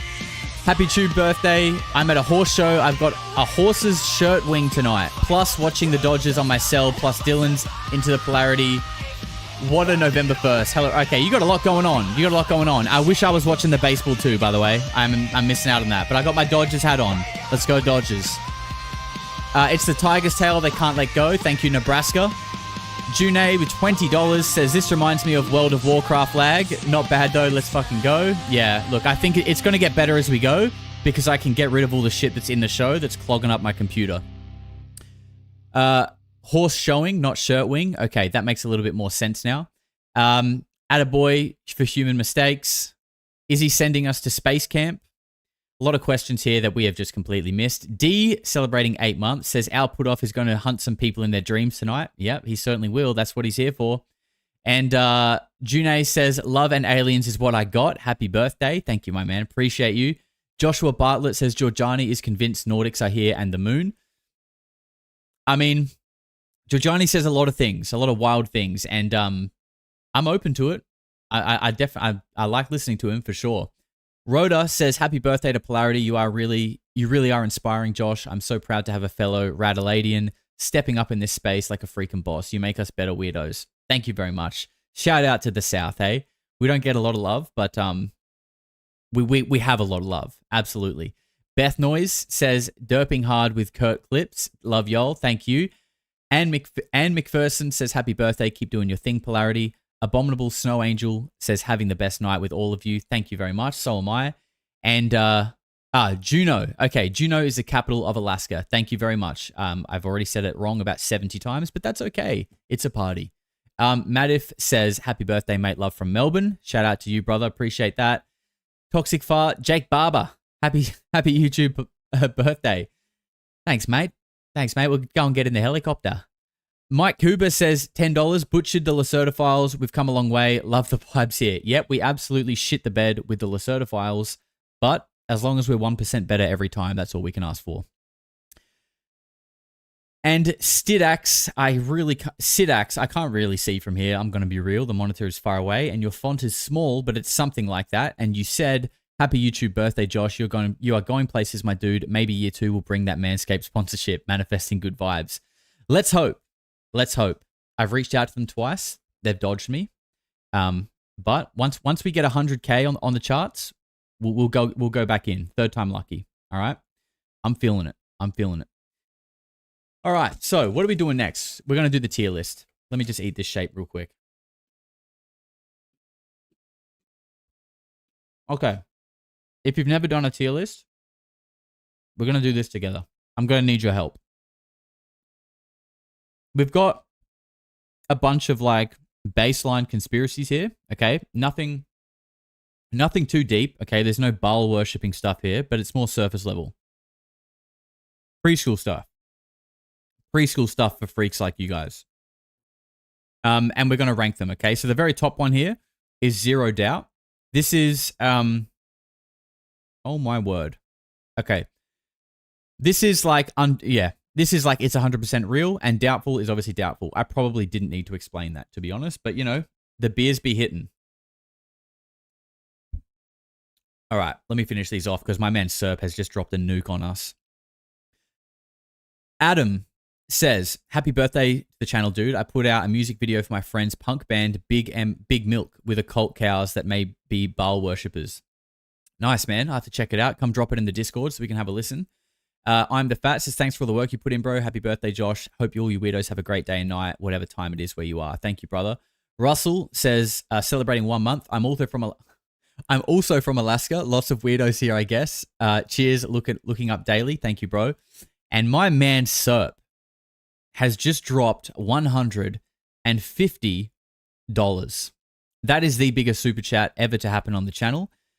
And I can't thank you enough, bro. You are probably one of my biggest supporters, if not the biggest. And he says, proud of you. Can't wait to see what next year brings to Polarity. Thanks for making this weirdo community. And thank you, man. And let's just jump over here quickly because this design was actually made by Serp himself.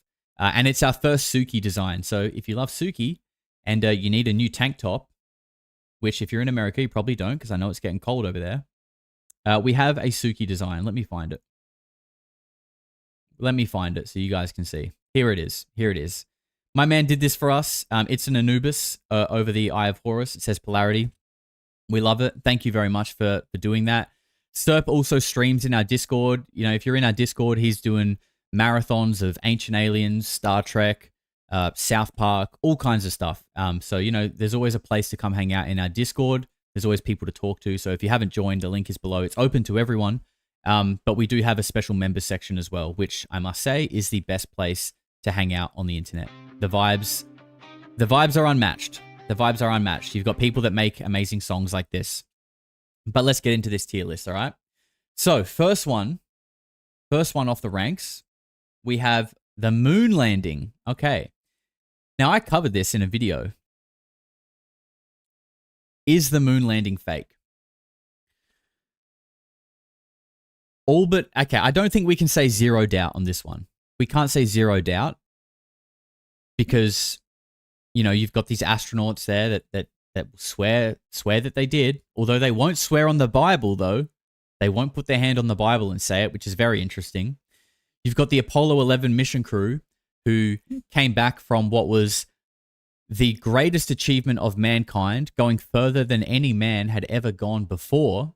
Still to this day, you know, 60 years later. And were they happy? Were they excited? No, they looked like they were hostages in that press conference. They literally looked like they were hostages. Neil Armstrong looked like he wanted to crawl into a ball and die somewhere. So look, I think this one has to be all but certain. I think we have to go all but certain because it's more than I think. The fact that they won't put their hand on the Bible, the fact that they looked miserable, like they were being held hostage when they came back, and the fact that we've never gone back, and the fact that NASA apparently destroyed the technology that they used to go there, in their own words, by the way. And, you know, what company does that? Do you think Apple, every iPhone, go and like take their old iPhone out the back and stomp on it and burn it so they have to start the next generation iPhone from scratch? No, they just build off of it. That's what any normal company does. You reiterate and you build off your last model.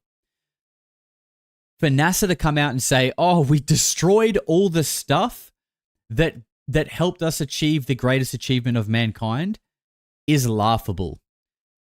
And, you know, like, you know, we said when we watched the TTSA thing before, like, how dumb were we back then? How dumb were we back then? I mean, I think we can say that we are on a trajectory of getting smarter or waking up, right? Because when we look back at all these things now, they almost seem comical. It seems comical that NASA would say that, but that people would also believe it. Serp says we're still stupid now. Yeah, that might be true.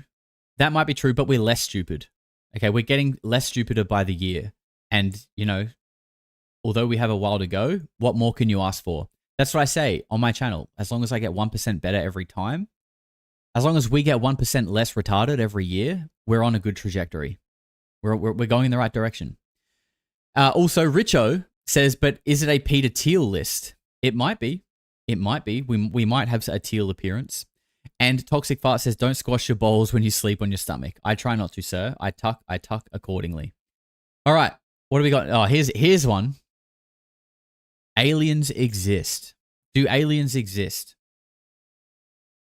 I mean, Carl Nell says there is zero doubt. Do we trust a man from Army intelligence? I'm just going to put it here for now while I think, so I don't have to hold my mouse finger down because I like to use my hand when I speak. How do we feel about this one? Do we trust Carl Nell? I've always said that I do trust Carl Nell.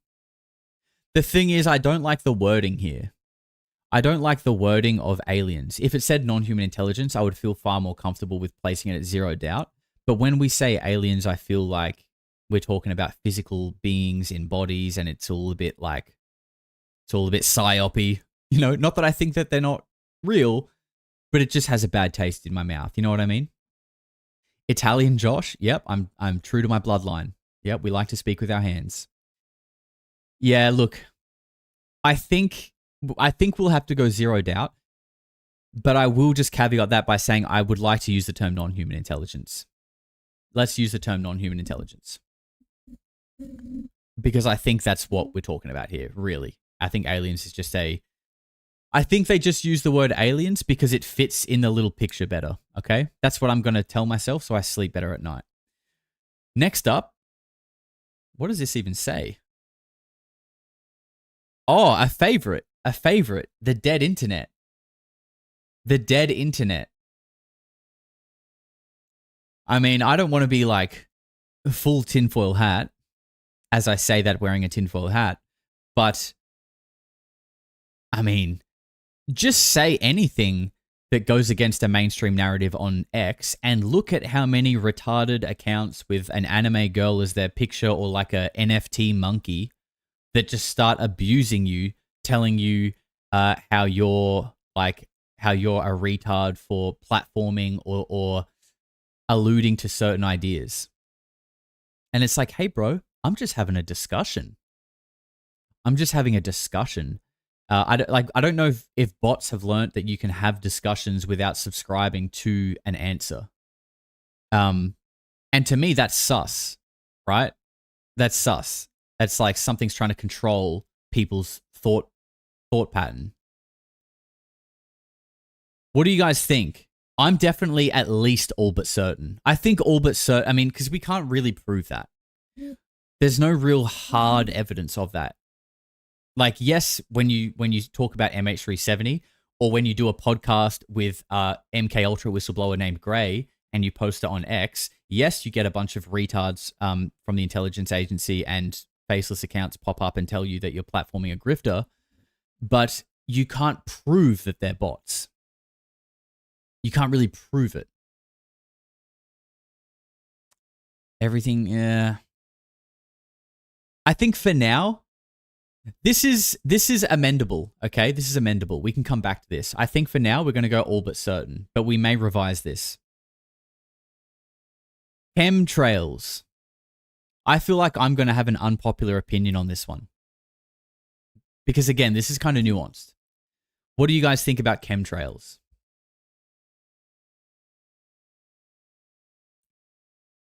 I'm going to get a little background music here.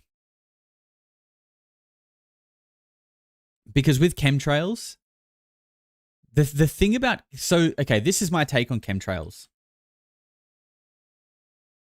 You know, I can't do two things at once. Let me type. This is my take on chemtrails. I do believe that there is weather modification going on. Sorry, we still need to type. I do believe that there is weather modification, and I do believe that they do spray things, okay? But the thing is... Sorry. Okay, just a little something to fill the air. The thing is, if you go on like Facebook, yeah, there's like, you know, UFO, paranormal groups on Facebook and stuff. It's full of boomers taking pictures of odd-shaped clouds, going like, yep, they're spraying again. Yep, chemtrails. And it's just like, dude, I think there are, I do think that is real, but I do think that is also, I do think you've taken a picture of a cloud at the same time. So it really muddies the waters for me. I think there is a lot of... It just gets murky when we start talking about chemtrails. Because not everything is a chemtrail. Most is actually a cloud, or most is just condensation from a high-altitude aircraft. But there are some pictures where you look at the sky, the boomers be booming. They certainly do. There are some pictures where you look at the sky, and it almost looks like they're setting up for a game of... what is that game called? Where you do the... Oh, noughts and crosses. Or Connect 4, right? There are some pictures where you look up at the sky and there is like a distinct grid. There is a distinct grid. I mean, they're basically playing bingo. They're getting ready for a Polarity birthday bingo stream in the sky. there is like a straight up grid, okay? So, I don't know. This is a tough one. I'm going to go, I think so. Well, I don't know, actually, because I do believe that they do it. I just think the boomers murky the waters with clouds. What do you guys think? Come on, give me a general consensus here in the chat. Give me a general consensus. And let me know if this music level is okay. I can turn it up or down. You get crosshatch grids in Texas Hill almost daily? Yeah. Zero doubt, possibly it's real. I think so. Real.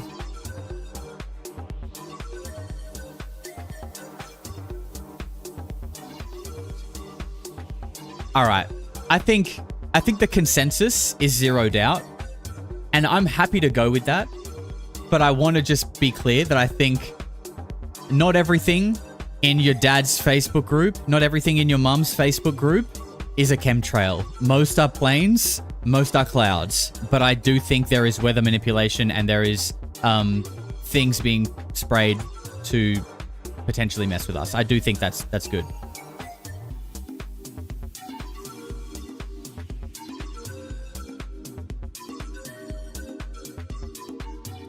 Jackie says, does it matter? Jackie, yes. Yes, it does matter, okay? This is real shit we're talking about. We're doing a conspiracy tier list, okay? This is serious. Please. All right. My American fam. 9/11. Inside job. What are we saying? What are we saying? I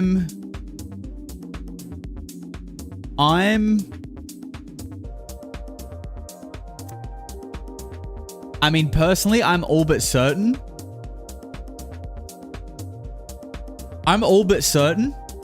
But give me a few more of these, and there's zero doubt, baby. Give me a few more of these, I'll tell you who did it.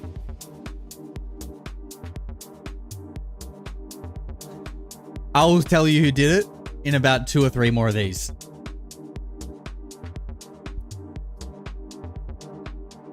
Fuck it. Zero doubt, baby. 9/11 was an inside job. Wake up to yourself if you think otherwise. Okay. Here's one. Flat Earth. Where's my flat earthers at? Actually, I'm going to run a poll for this one. I actually want to see if we've got any flat earthers in the chat.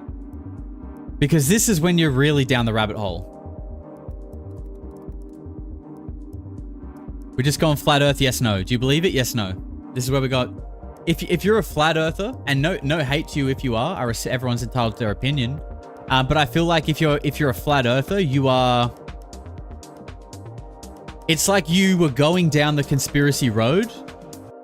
Or even like, you were going down the road of truth seeking, let's say. And you guys remember that Mario Kart map? Remember Mario Kart 64? There was that one map, and the whole map had a cliff where you would just drive off the cliff and you would have to get reset. So annoying. So annoying, by the way. I feel like flat earthers were on that track and they just went off the edge. They fell off the edge. They were on track and they fell off.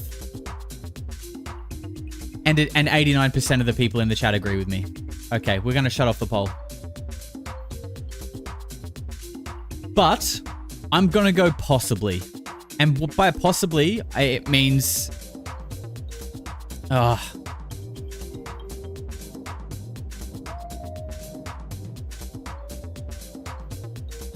No, I'm going to go doubtful. I had to think about that one. Because... And I think doubtful is the right word, actually. Because... I've never been to space, right? I mean, NASA, the people who told us they deleted all the technology that they created to make the greatest achievement of mankind, they're the same people who are giving us photos of the Earth, okay?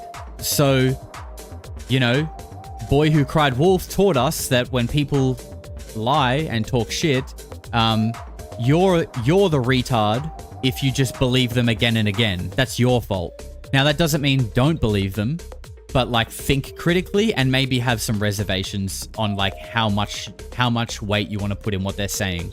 So I think doubtful is the right one because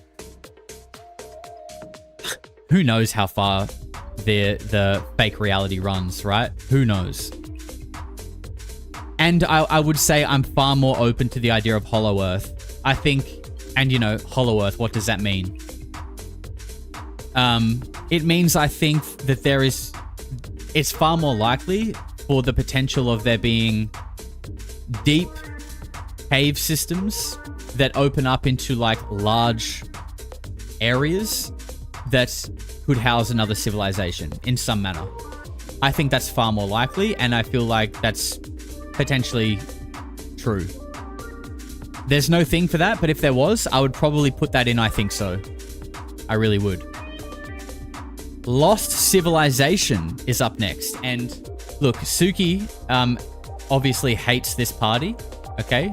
She hates this party, she hates the streamers, she hated her hat, and she hates the horn, and she wants to leave, so I'm gonna let her out, because it is daytime here, and she doesn't really want to be locked in this dark room, so I'm gonna let her out.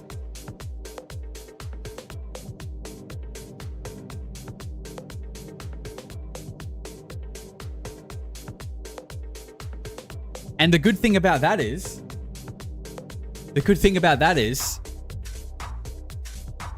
we can horn on with no party poopers. Let's go. No more party poopers. Get out of here. Okay, Lost Civilizations. She might come back. She might come back and visit. But, I mean, what? We've still got so much shit to get into. We'd nearly be going for 2 hours. I thought 4 hours. It's looking more like at least 6. But we will not stop until it's done. Okay. Lost Civilizations. Where did it go? There it is. So, again, what does this mean? Does it mean, do we believe that there are ancient civilizations were a thing? Or does it mean that they still exist today? I want to know what you guys think of that. Like, how do you think that? I mean, because I think it's kind of obvious that they existed, right? There is evidence to show that. Do they still exist today? Well, it's kind of my theory that they do. I actually think they do. I think, and you know, this is so woo. This is so woo, and I can't, and you know, I might just be a complete tinfoil retard, and I'm open, you know, if you guys think that, that's okay. But given that there is a lot of conversation around that, like, we don't interpret time as the way that it actually works, or that, you know, or time is not even really real. It's kind of like a man-made construct. And that, you know, Tom DeLonge has sort of spoken about how it's about frequency, and rather than like growing up through time, you grow through frequency, and you can ascend to higher frequencies. And it makes me wonder if there is a lost civilization that is here but existing on a different frequency, potentially also known as a different dimension, potentially living in a hollow earth, because there are all these weird resonantly tuned chambers that were found in Turkey, in Derinkuyu, that are like perfectly sculpted to a specific frequency that look like they were made as like a bunker for a civilization to survive a cataclysm on the surface. So if there is that there as evidence, and we have these pyramids that display ancient advanced knowledge, if there were bunkers there, no one seemed, like, we all acknowledge the bunkers in Derinkuyu and how they're a marvel, but no one really says like, oh, okay, so what if they did survive? Where are they? Where did they go? No one really asks that question. But we all say like, oh, these are bunkers to potentially survive an old cataclysm. Like, okay, so the bunkers are there. That means they probably survived. Where are they? Let me tell you, they're in another dimension, and I'm all but certain of it. I'm all but certain of it. Yeah, no, I'll fuck it. I'll stick with that. I'll stick with that. I'm all but certain. Okay, this one isn't as exciting. Bone listening. Bone listening. Again, nuanced. Does it mean they're listening to all of it. I mean, look, I think there is zero doubt that if they want to listen to your phone, they can, right? If they want to, they can. Do I think like when I call up Domino's to order a meat lovers that they're listening? No. Why would they? Right? They're not listening to everything. They're not everywhere. Okay? Boomers on Facebook, that's a cloud, and they're not listening to you call up Susan to talk about the weather or the clouds that you think are chemtrails. Okay? They're not listening to that. But if they want to, they can, and there's zero doubt of that, I think. Okay, JFK cover-up.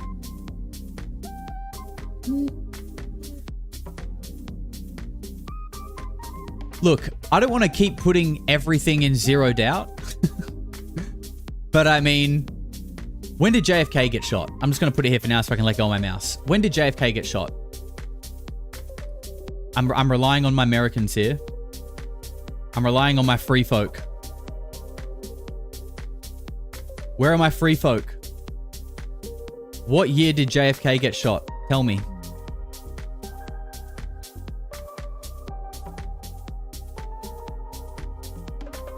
Oh, there's an owl. When you see the owl, you take a drink. 63? Okay, 1963 JFK got shot. We are in 2025. That is 62 years later. And anyone got a definitive answer on who did it? No. Cover up. Cover up. We're 24 years down the line from 9/11. Who did it? Oh, a few more and I'll tell you. Cover up. Okay? When you've got all the money in the world, the brightest minds, the biggest agencies, and you can't give me a straight answer for 62 years, cover up. You don't need to be Werner von Braun to work that one out. Oh, okay, here we go. Now we're talking. Celebrity cults. Now, I don't know exactly what they meant. I didn't make this tier list, by the way. I found it. So, you know, what they meant when they created it, I'm not 100% sure. But I'll tell you what I think. When we're talking celebrity cults, we're talking about the guys from Eyes Wide Shut. We're talking about the Baal worshippers, okay? We're talking about the people in Hollywood that are abusing children and performing sacrifice and worshipping something that is dark, something satanic along those lines. I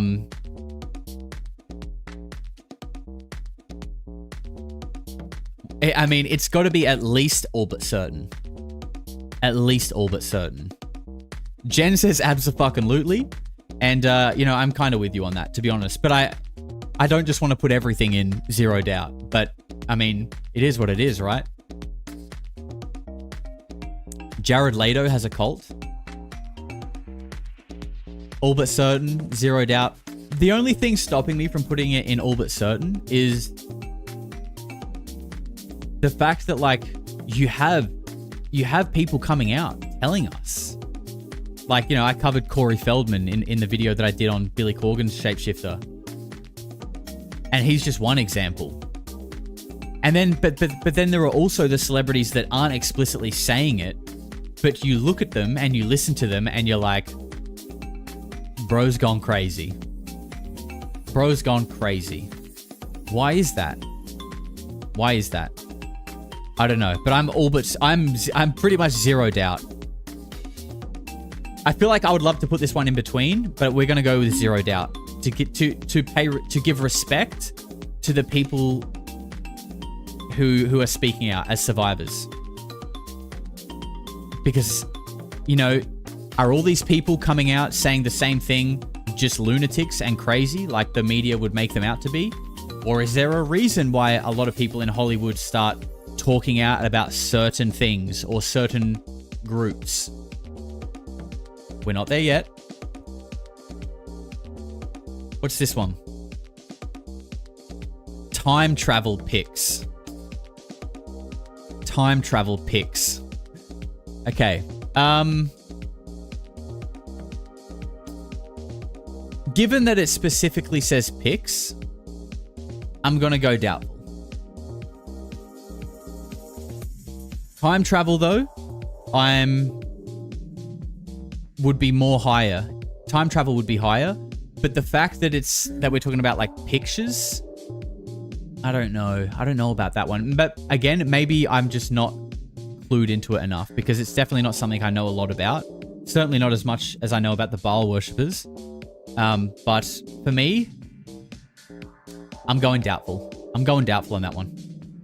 Here's one. Oh god, this one's going straight to the top already. I know it. Big Brother. Not the TV show. Not the TV show. But the fact that we are living in an Orwellian society. And by the way, guys, in a month's time, I believe, or before the end of the year, digital ID is apparently is meant to be being enforced in Australia. And that like you're gonna need to have it to rent a property. To rent or buy in Australia, I'm pretty sure you're going to need to have a digital ID. Now, again, to play devil's advocate, I mean, look, let's just put this here, because I think there's zero doubt we live in an Orwellian society, right? Sorry, I'm lagging a little bit. Okay, there's zero doubt we live in an Orwellian society. But to play devil's advocate a little bit here, I often talk about, I compare China and Russia. Or at least I compare to how the West makes us perceive them versus like, what are they actually? And I watch a lot of travel vlogs, and I've watched a lot of people going around China, okay? And I want to say that like, China, they have all this already. They're ahead of us in this. They have the digital ID. They have like a single app that they pay for everything on. It's got their ID. It's got their social credit score. It's got everything. It's all in one app. Which does sound scary, right? It does sound scary. But I will say that when you look at China, first of all, visually, when you look at like Shenzhen, for example, China looks like what we all thought 2025 would look like in the West back in like 1999. China did it. China went there. China continued to grow, update, evolve, and become a modern city. China did that.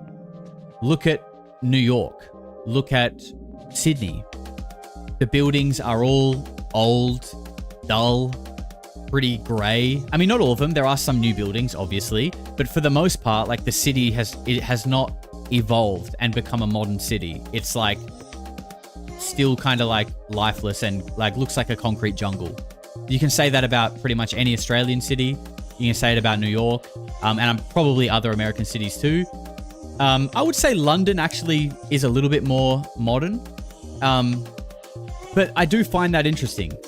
I do find it interesting how the West portrays China and Russia as this like, the axis of evil. But when you look at their cities, they look like they are much more sort of like modern. They look like I mean, it's nuanced though, right? I haven't been to China. I want to go because I want to go see it for myself. I want to go there and see, are we actually just being propaganded up to the eyeballs about the whole world or not? I feel like we should just go take a look for ourselves. So that is on my plans. We'll get to that later. But they also have the social credit score. So it makes me wonder, right? Like, would you trade? And by the way, their cities are clean. There's no homeless people everywhere. There's no fentanyl leaning people all over the street, right? Which, is not just an American problem. We have lots of homeless here in Australia too. Not so much over there though. So it's like, would you trade having a digital ID? Would you trade having, everything consolidated, your life and your like almost like your human worth to like an app, if it meant that you lived in a nicer, cleaner place with no homeless? I don't know. It's an interesting question. I don't have an answer to it. I don't even know how I feel about it, but I think it's an interesting thought experiment. But I think there's no doubt that we live in that society. I think we're behind China, but we're definitely heading in that same direction. Maka says things will be just as shit with digital ID. Yeah, you could be right. You could be right. Don't believe the hype, Josh. I'm not, bro. I'm not. I think a lot of people always mistake me playing devil's advocate or creating a thought experiment for people as like that is my belief. It's not. I'm not subscribed to either way. I just think it's an interesting thing to think about. All right, we got 2 more left. The globalist elite. I mean, just throw it in the top row. I mean, what do you mean? It's not even a conspiracy. Like, they're there. We can see them. We see we're not retarded. Well, you know, some of us are. Josh is a victim of Chinese propaganda. Yep, you've solved it. You've solved it. I didn't realize Albert Einstein was in the chat. Well done, sir. Good job.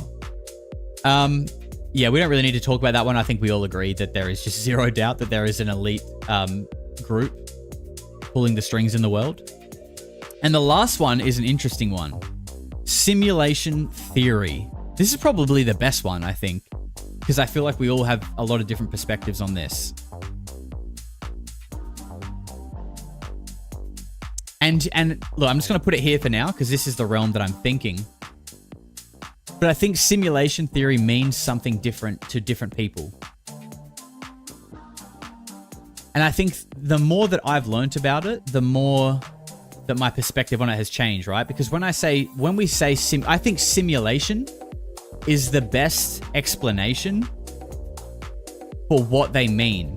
But when we think of simulation, we think of like, you know, computer game, The Sims, like we're all just living in The Sims, because that's sort of like our interpretation of a simulation. But what if it's like, you know, the particles and the little things that they're smashing together at CERN, the quantum mechanics and the quantum physics that construct this reality is the equivalent to some kind of like cosmic code language. Like to us, they're particles and we can smash them together and look down 1,000 times magnified and be like, you know, wow, these are the things that build the world that we live in. And we can examine them and look at them. But what if somewhere like on some level in another dimension, someone is able to organize those particles and lay them out in a certain way and fashion that creates something? The same way a coder can write a program in Python or in Java, right? Like if you use that analogy and transfer it to quantum physics and quantum mechanics, because with the double slit experiment, things aren't rendered until we observe them. Like there are things there that point to this. Can I explain it like any deeper or any more technical than that? No. But I think given just that alone, it's definitely possible, or I think so. I'm gonna put the bottom 4 to a poll because I need to go break my seal. Okay, your boy's about to spring a leak, but we're gonna put this to a poll, and when I get back, we're gonna lock it in. I would say, me personally, I think so. I think so. Simulation. Oh man, my computer is chugging right now. This is taking way longer than it needs to. I think so. Yep, you're going to get spelling errors in this. Oh, bro. The 4 seconds to click between each and type out right each answer is like an eternity.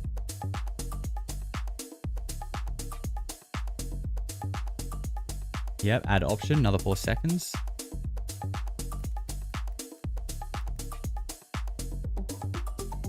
I'm spam writing these, so there is typos. All right, there you go. I need to go empty the dam. Get your votes in, and I will fill it out when I get back.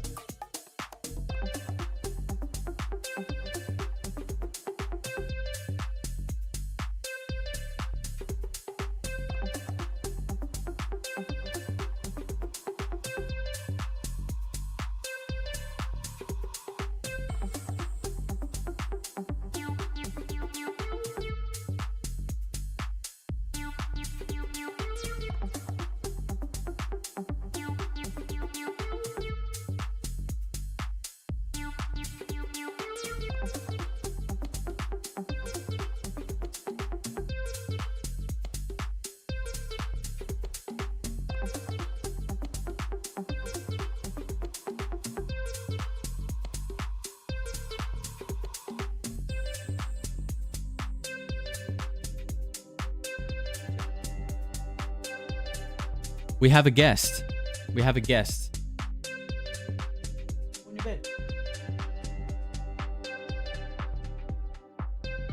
That was on her own accord, by the way. She just rolled up in here. She was missing the party vibes. Let's give her a snack.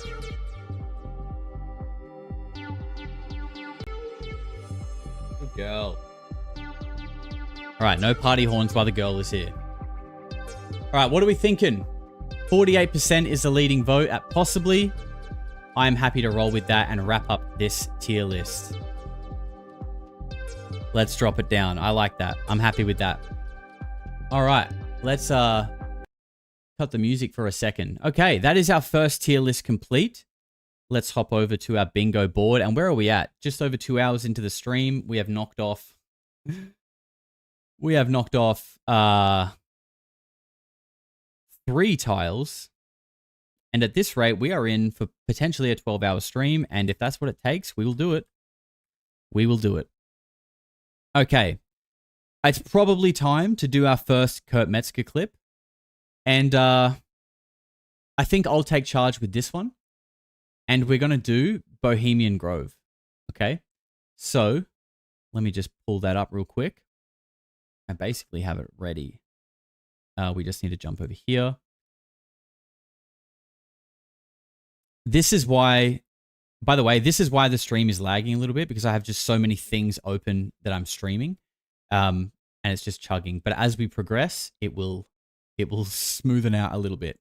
I hope to God. Okay. Tier list is done.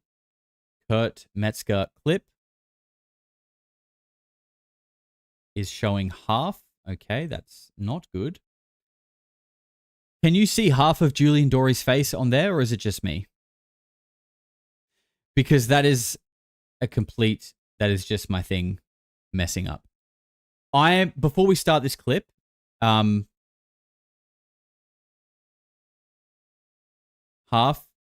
Okay, everyone can see half. Wait. Right, no. Okay, that was my bad. That was a me problem. I was blaming YouTube, but it was a me problem. How embarrassing. All right, this will do.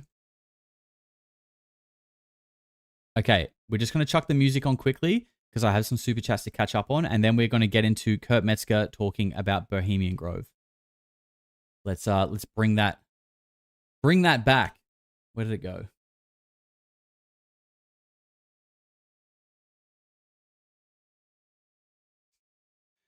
Okay, it's gone. What the hell? Oh, bro. Okay, I'm literally trolling. They've had way too many of these. Okay. Let me go over here. All right, let's get through these super chats. All right. Tune. Absolute tune. Man, my computer is clinging on for dear life. Okay. Juno with a little $10 sticker. Thank you very much. I'm glad I'm saying it right this time. He says, I like ChemDog. Are you one of those boomers in Facebook posting about chemtrails, posting pictures of clouds? Force with $20 says, happy anniversary, Josh and family. Thank you very much. Very generous. Appreciate you. Beeman Bonio went elementary primary school in New Hampshire, USA, early to late 80s. Betty Hill did a presentation at our school. 30 minutes drive from the abduction site. Wow, that would have been fascinating. That's so cool, man. Thank you for that. And Soft Planet Nibiru says, happy birthday, Polarity. Love to see you blowing up. Thank you very much. I appreciate you. Mystical Wonderland, you little freak. Thank you for becoming a member again. Michael Frost is celebrating 1 month as a member as well. Best UFO content on the internet and an Aussie too. Thank you very much, Michael. And Michael Frost says, first man on the moon, please love your work, Josh. Yeah, I'm with you, Michael. I'm with you, bro. Juno says, it's the Germans. Maybe. Or maybe someone else. I need to stop that. $10, thank you very much. And he says, immaculate constipation. Yep, that's how you could sum up this run of disclosure, I think. It's been immaculate constipation. 8U78, $10, says, from an Aussie running around Vietnam at the moment. Congratulations, Josh. Big love, my man. Hope you hang around to the end of the stream. And Rigel with $20 who is normally... Oh, what is your normal name? I know your picture, and it's escaping me, and it's bothering me because you're in the chat a lot. He says, happy birthday, Polarity. God damn it, I blame the bolters, bro. Normally, I'd be on that. But thank you very much. That's very generous of you. All right, let's cut the tunes and get to some Julian Dory. Well, Kurt Metzger. Let's get to some Kurt Metzger. This is Kurt Metzger talking about Bohemian Grove invites will make you question everything. Here we go. Anglo-American.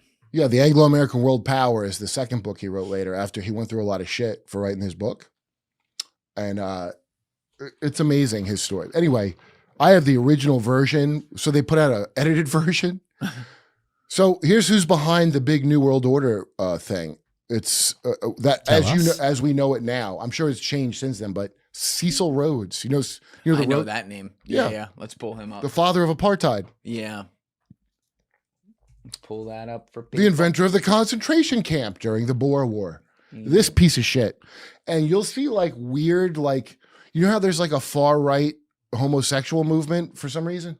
Is there? Of guys that are like far right. The media trots them out. Like you should be like, oh, these far right people are scary. And then they're gay. Every single, without fail. I've never. Like openly gay or have a wife and or fuck it comes dudes on out the later. The weekends? one guy, remember Christopher Cantwell from Charlottesville? The guy that was crying. They called him the crying Nazi after that. When he had the torch or whatever?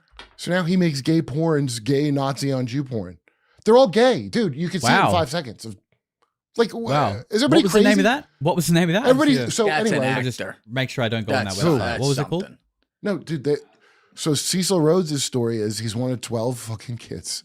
Some religious thing, and he knows he doesn't want to waste his time with girls, so he becomes a colonial guy.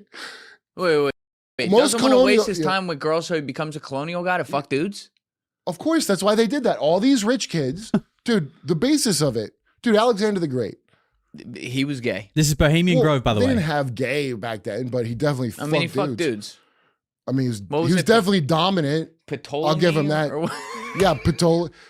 It was the Hawk Tua of his time, was Ptolemy. I remember turning on that documentary on Netflix where they have like the actors, and I was like, oh. No, they stressed. Like 5 minutes in, I was like, wait a minute. But in Persia, he was called Alexander the Accursed. He wasn't called the Great. Why is he great? The Accursed? Yeah, because he conquered their shit. Yo, why is he great? Because he took some people's shit? That's what's good about him. Oh, that's great. And he was gay? He's the Alexander best. the Great? Anyway, here's Sir Cecil Rhodes, who liked... Can we pull up his Wikipedia? He liked a nice BBC, and his group founded the BBC. Cecil Rhodes was a British mining magnate and politician in southern Africa who Man behind De Beers. Is that where the BBC got their name? Prime Minister... De Beers he bought their name. As the Prime Minister of Cape Colony from 1890 to 1896, he and his British South Africa Company founded the Southern African Territory of Rhodesia, now Zimbabwe and Zambia, which the company named after him in 1895.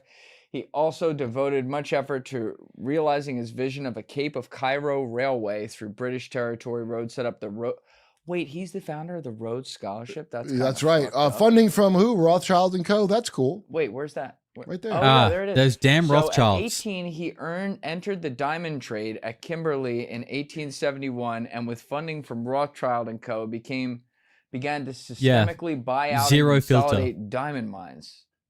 That's not weird at all. All right, let's go down to personal life. See what. Wait. Go. His big goal was to make the world England. You've heard that in like movies and shit. Yes, that's him. With the rise of international anti-racist movements like Rhodes Must Fall, Rhodes' legacy is a matter of debate in this day.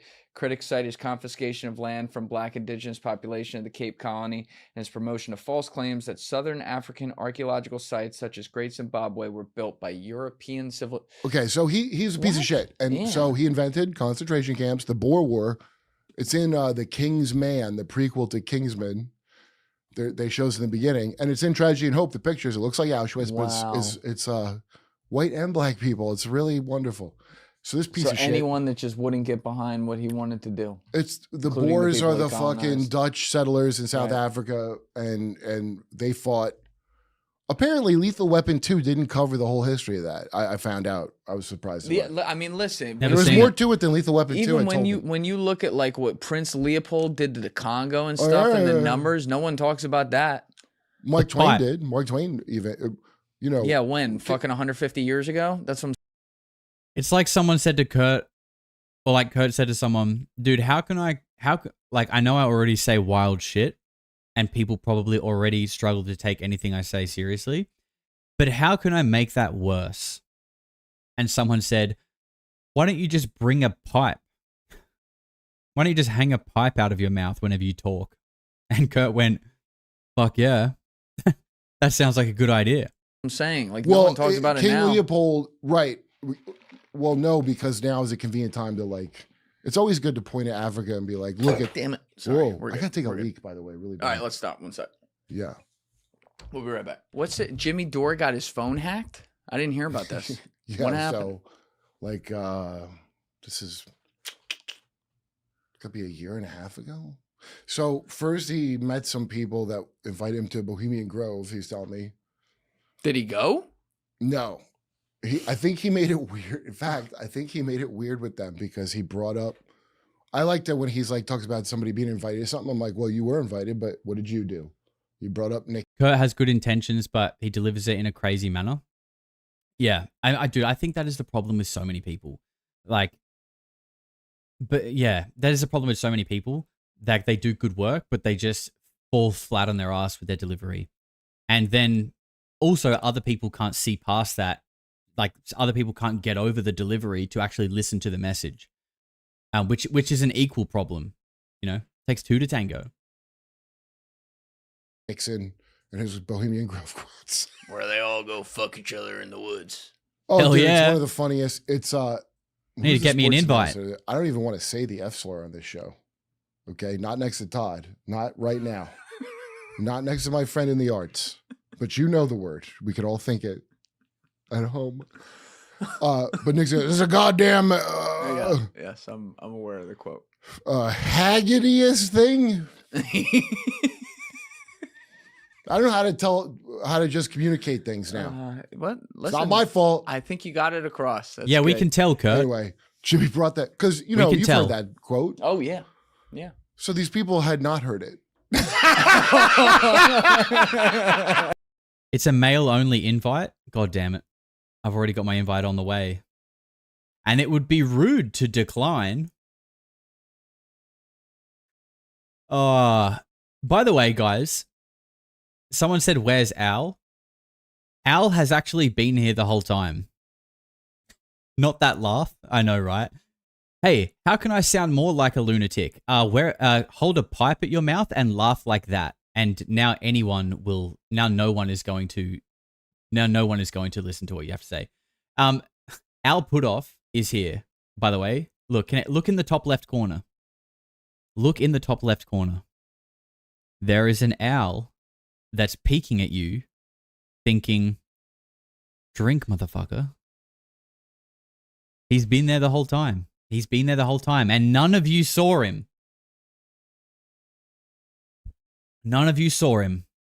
He's going away now. And he might pop back up, so you better keep an eye on that corner. And where is my actual owl? Here he is. Okay, now actually take a drink. Take a drink. Let's keep going with this one. He told her they all stone-faced him at a dinner table. Anyway, around that time, so Jimmy had, and this is during the pandemic because he did it on Zoom. He gave a speech at the UN, but via Zoom. Jimmy did. Yeah, it's actually a good speech. Wait. In fact, I know it's a good speech because he got invited to Bohemian Grove and got his phone hacked by Pegasus. Oh, it was Pegasus? Dude, to get through two-factor authentication is like, no, I don't know anything about computer, but I know How that did that's he find out his phone was hacked in the first place? Like, what happened? He has security himself for shit. So it and his guy is some kind of guy that really worked in that field. And he goes, first of all, to use I never heard of Pegasus, but I think it's that Pegasus. So you got to be. You haven't heard of Pegasus? Pegasus isn't. I hadn't until then. Yeah. But you got to be a state actor or like a jillionaire to have that. Right. But very expensive. Yeah, I get so. And Jimmy goes, "Oh, I shouldn't have given that speech at the UN." And the dude didn't know that he really did that, so he started laughing.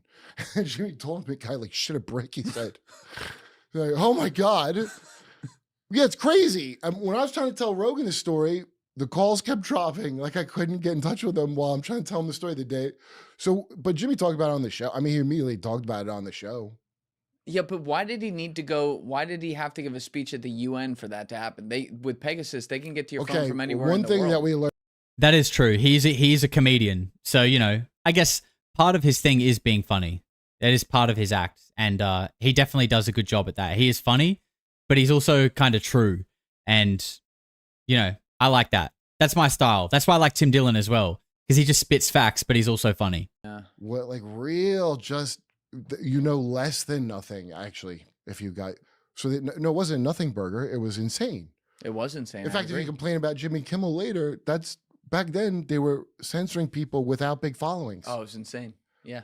But so the thing is crazy. So how do you know a guy that like 26 people like this tweet? How would you even know to? Well, they're testing out AIs and they're trying to test out what goes viral, and they know. Like now they're going to do it just like for. I guess your two sides are Israel, and then I don't know what the other fucking side is, but. The new boss, same as the old boss, they're going to censor Israel, and I don't know what the other side is. Up on ChatGPT and just ask about any kind of thing, it'll tell you like there's no evidence for that. It'll tell you not to worry about. Yeah. Dude, there's nothing. I'm sure you guys have faced this before as well.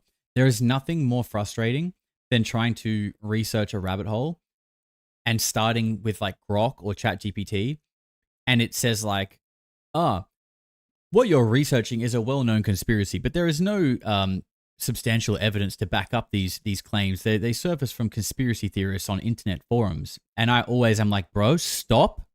I didn't ask for your fucking opinion, okay? I don't want you to tell me your thoughts on it. I'm just like, answer the question. Give me the results. Don't tell me what you want me to think about it. Like, I actually get a bit like, a little bit heated with my chat GPT sometimes. Like, hey, stop. You know how you can actually stop it while it's typing, while it's filling out its response? I do that. I stop it and I say stop. I type stop. Don't give me your opinion, okay? I don't care for it. It's not what I asked for. Give me the answer, nothing else. Stupid clanker. And what I give a shit about it, AI then is like, I talk to me like. Yeah, we did that. Deef and I were in here doing a Patreon a few months ago, and we did it for Bezos. I have the video, and I can literally play this. There's no proof. No, hold on. That his rocket looks like a dick. Look at this. Look at this. So we were talking about Epstein, and then we were talking about Jeff Bezos with him. All right, so Deef and I just filmed a Patreon episode where we were reacting to the whole Epstein tweet yesterday that Elon sent out about Trump. And while we were recording it, there was like a connection to Jeff Bezos that came up. And so Bezos is a great way to say it. Look. And this is what it shows on Google AI. What? You are asking about a connection between Jeff Bezos and Jeffrey Epstein, information that relates to private individuals to sensitive events is not available. Oh. Now watch. Interesting. Now, Deef, we just Googled it afterwards After we started because talking about it. Google AI is like listening to us. And what does it say now? Full report on it. So what like the fuck? Yeah, so it's like listening to you because it's like, oh shit, they're on to us, and then it fucking puts out the real thing. But most people don't go back and check the real thing. It's just quick front end censorship of the information. Have you had it read your phone yet? Oh yeah. So yeah. I didn't even. Okay, this never happened to me, but I have remote headphones. If you have like the cord ones, so how is it doing that? Because a lot of people have had that happen. They think of the thing and it pops up on their phone. Yeah. I've had the talking about something and it popped up. Yep. That's been around a while. Yes, that's been around a while. But a bunch of people like, I think, so you know about the mind reading headphones? You've ever seen that presentation? No. Okay, put it in mind reading headphones? WEF mind reading headphones. The World Economic Forum came out with these? Okay, this is from a long time ago, man. And that's the thing when I try to tell, I almost never get to my crazy ideas. Really? You don't? Because like this the shit that's normal Earth news. Nobody knows it. And also, it's so crazy. You think you're like, there's no way that you're telling me the truth. Okay. Here we go. Mind reading. Wait. headphones. But don't go from NBC. It's a thing on, I know it was on YouTube, and there's a chick. What's her fucking name? Oh, is it Millie Niles? Here, let me put it in. You just edit out the looking for stuff parts. That's all right. People like watching you do that, Kurt. Oh, wait. This might be it. Ready Brain for brain transparency. I'm sorry. It's called Brain. At the World Economic I brought this Forum? up on several things, okay? All right, and nobody seems to remember it or know about it. Mind reading But I headphones. want just like on the YouTube as well.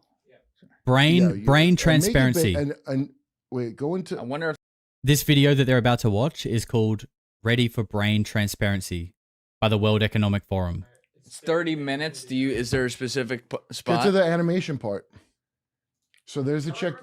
All right, let's pause it. Oh, here it is. It's going to be right in the beginning. All right, here we go. Yeah, it's right at the beginning. Okay. Excited. So first off the video, it's going to make You you guys need see volume. the future and understand a wonderful future where we can use brainwaves to fight crime, be more productive, and find Oh, fight crime, be more productive, and find And love. maybe find love. Your memo is finished. Your inbox. Sorry, I'm trying to fix your sound on the fly. You're feeling sharper than you have in a decade. Sensing your When they joy, speak, your it's going to be so playlist loud. shifts to your favorite song, sending chills up your spine as the music begins to play. You glance at the program running in the background on your computer screen and notice a now familiar sight that appears whenever you're overloaded with pleasure. Your standard increasing. Bro, as soon as I went to get the shape, Kurt fucking blows your ears out. Hand off the mouse for 1 second. Past few hours. You can see your stress rising as the deadline to finish your memo approached, causing a peak in your beta brainwave activity right before an alert popped up, telling you to take a brain break. But what's that unusual change in your brain activity when you're asleep? It started earlier in the month. You sent a text message to your doctor with a mental swipe of your cursor. Could you take a quick look at my brain data? Get the fuck out of here. Oh, the cartoons are killing me. Whom you know you shouldn't be daydreaming about, given the policy against intra-office romance. Oh my God. You can't help fantasizing just a little. But then you start to worry that your boss I've become what I hate. amorous feelings. Look at those when she fingers. checks your brain activity and shifts your Oh attention back to the present. my You God. breathe a sigh of relief when the email she sent you later that day. Bro, that laugh. Nice. Get your mind right. Wait, it gets better. The future is even brighter than that. You arrive at work the next day. A somber cloud has fallen over the office. Along with emails, text messages, and GPS location data, the government has subpoenaed employees' brainwave data from the past. Thank you. They have compelling evidence that one of your coworkers has committed massive wire fraud. Now they're looking for his co-conspirator. I want to lick the dust so badly, but I'm not going to do that on camera. But they're just looking at me. They want to be licked. You've been secretly working with him on a new startup venture. Shaking, you remove your earbuds. No, wait, watch when it comes back. The battle for your Watch. brain. Look at him giggling. Is it a future you're ready for? Uh-huh. Look, they all go, no, what the fuck? Dude, this is Davos. They go, no. I didn't hear him go, no. That sounded like an uh-huh. Everything in that video that you just saw is based on technology that is already here today. There you go. Press pause. Artificial intelligence. Go Sorry. back. Go back. I'm trying to, every time the video's playing, it's so quiet and I turn it up and then fucking Kurt Metzger comes in with his, bro, he puts Ross to shame with that wheeze. Sorry, we're overdue for that. We're nearly 2.5 hours in. We haven't had a good, we need to make up for lost time. Shout out to Ross, by the way. Well, Obama had a threat. Yo, okay, make it small. And I want to just show you the date when this came out. So when I first saw this, when it first came on. Oh my God. I think it's from like 2018, dude. When I first saw it, it was like 2 years ago. Yeah, so either way. Like Watchmen, when he goes like, I did my plan while you were talking. That's what it is. They did the plan while you. So Transformation of America. So Kathy O'Brien said this in her book, and that jag off you had on. I'll send you the clip of the guy talking. He goes, and it isn't true. Are you sure, young fella? At the time, they were talking about doing this. Reagan was talking about it. And she said, both her and, what's the other chick's name? Kathy? Not Kathy. Kay Griggs. Watching the Kay Griggs shit. Her husband, Colonel Griggs, had some diary of all the foul shit they were doing. And Kay Griggs sums up best. She goes, I thought they were all like Christian men running them, but they're all like German existentialists. German existentialists? That's what she called the people who rule everything. German existentialists, which I think is the best way to put it. German existentialists are the people that run everything. I don't know about that, but I do think that whatever we've been told about World War II, for the most part, don't know how I feel about it. Feels a little sus to me. And apparently, what the actual fuck is going on here?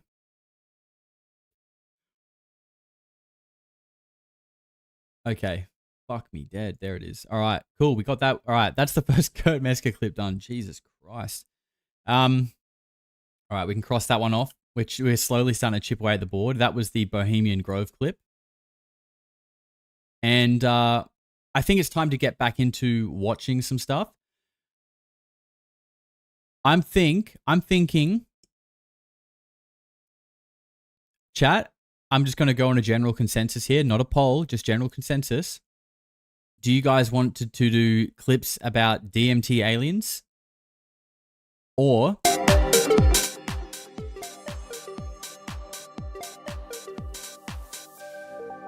DMT aliens? Or we are going to review and sort of do our own little like mini analysis of Area 52's Skinny Bob analysis. Skinny Bob or DMT aliens with Michael Phillips from Third Eye Drops. He recently interviewed Danny Gola, which is the guy from the laser experiment with the DMT.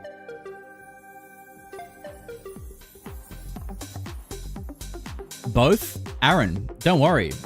This stream is not ending until all of these are ticked off.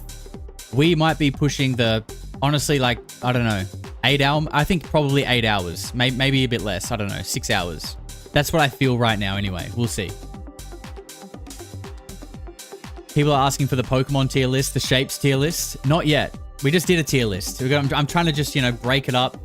We'll come back to the tier list. We'll come back to the Kurt Metzger clips. It's time for like a more of a watch along now. Okay, it seems like people want to go Skinny Bob.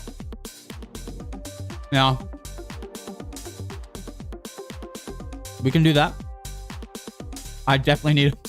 Look at me. I'm fucking disgusting. I'm literally the guy who complains in the comment section. Disgusting. Okay. The thing is, before we do Skinny Bob, I think we need to do this one, which you can't see because you can't see my mouse. But we need to do the one to the left of Tom DeLonge, where it's me saying fake.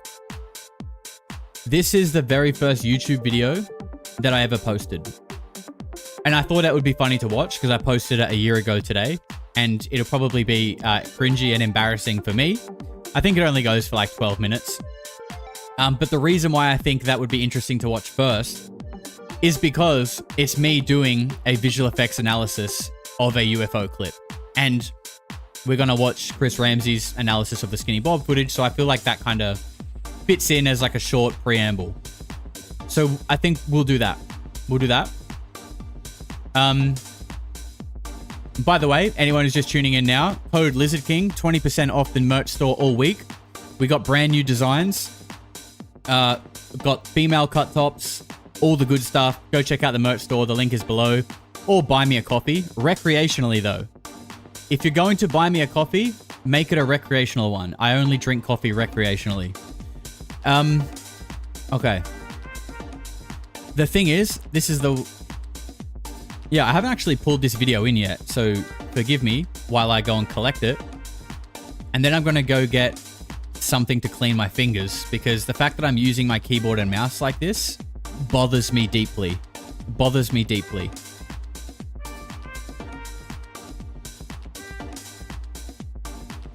Apparently, I don't know how to use my computer anymore either. I'm just staring at it.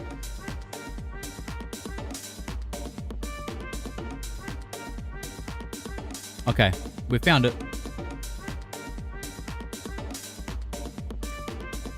Okay, I'll pull it in. It might start loud, so just be aware. I work full-time as a visual effect. Wow. Wow.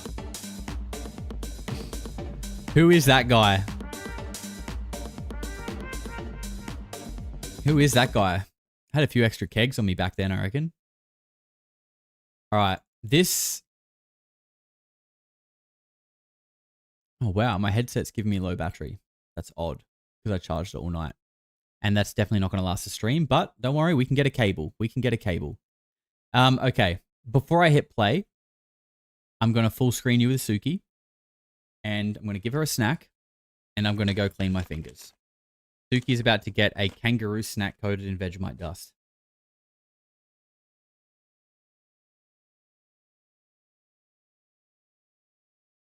Okay.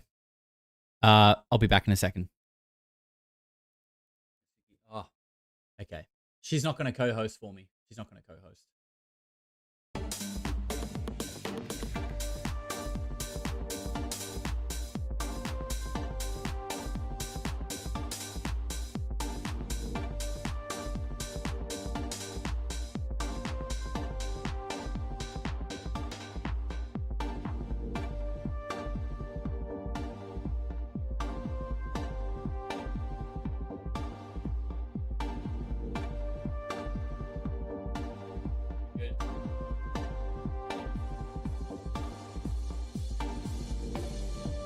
Okay. I didn't have any paper towel, so I've gone full gremlin. This is like complete neckbeard gremlin nest. Yeah.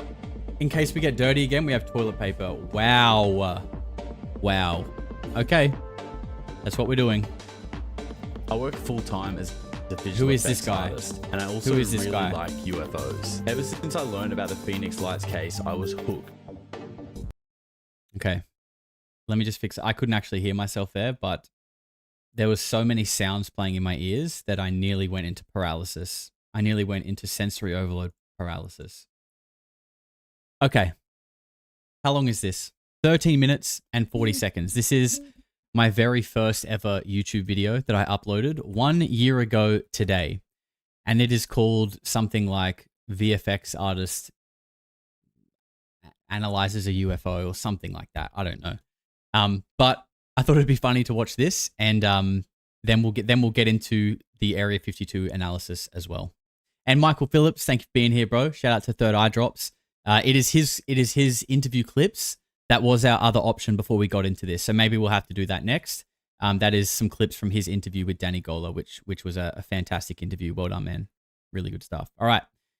Here we go. Baby Polarity.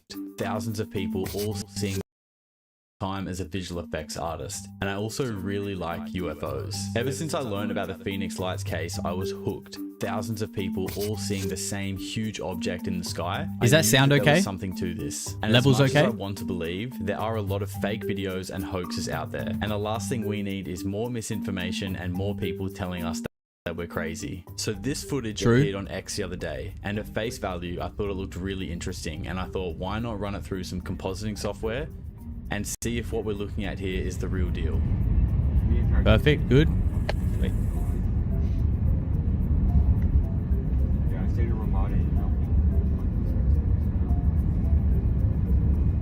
Now that you've seen the full video too, I want you to comment below and tell me what you think. Is it real or not? And we'll see who's right at the end.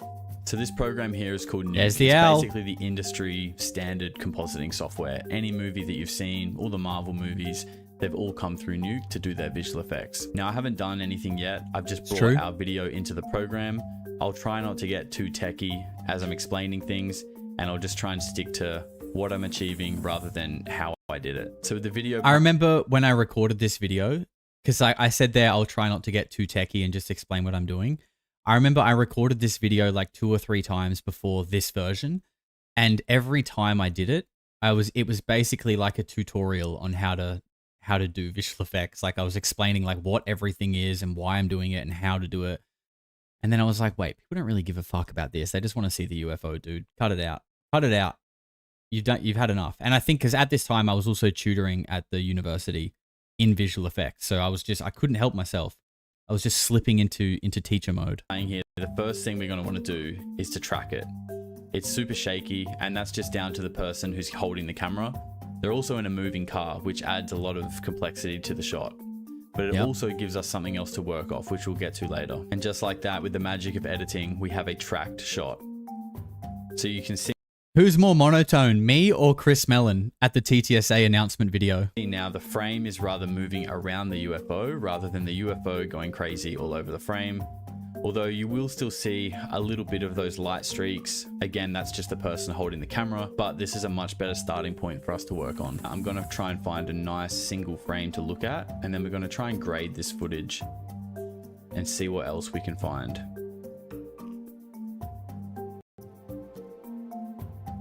That's looking good. Something like that. So now with this little node here, what we can do is we can grade the video. So we can try and push the color values around to hopefully allow us to see a little bit more of what's going on in the video. It's important to note as well that this is someone's crappy camera phone that they've filmed in the dark out of a moving car. So the film quality isn't great and you can only work with what you've got. So when the film quality is low, it means there's less data in the video, and when there's less data, you can only do so much. But we'll work with what we got. So let's grade this footage. Little grading montage. I actually think I'm slightly less monotone than Chris Mellon, which is crazy. Chris Mellon sounded more boring and bored than I do in this video. Now that we've graded our footage, we can have a look at And he was apparently talking about bringing technology out that would change the world. I'm talking about color grading. And he seemed more bored than I do. The difference here.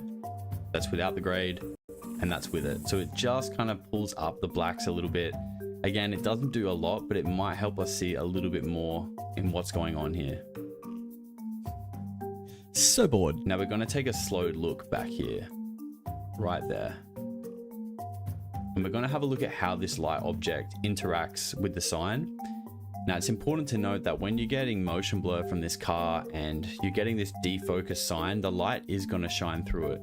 So the fact that we're probably going to see this light shine through the same way at the bottom, you can see the lights shining through the sign pole here, doesn't necessarily indicate that it's a fake video. So let's have a look. As the UFO approaches the sign, all of these lights are quite bright and we're getting that outer glow around each one.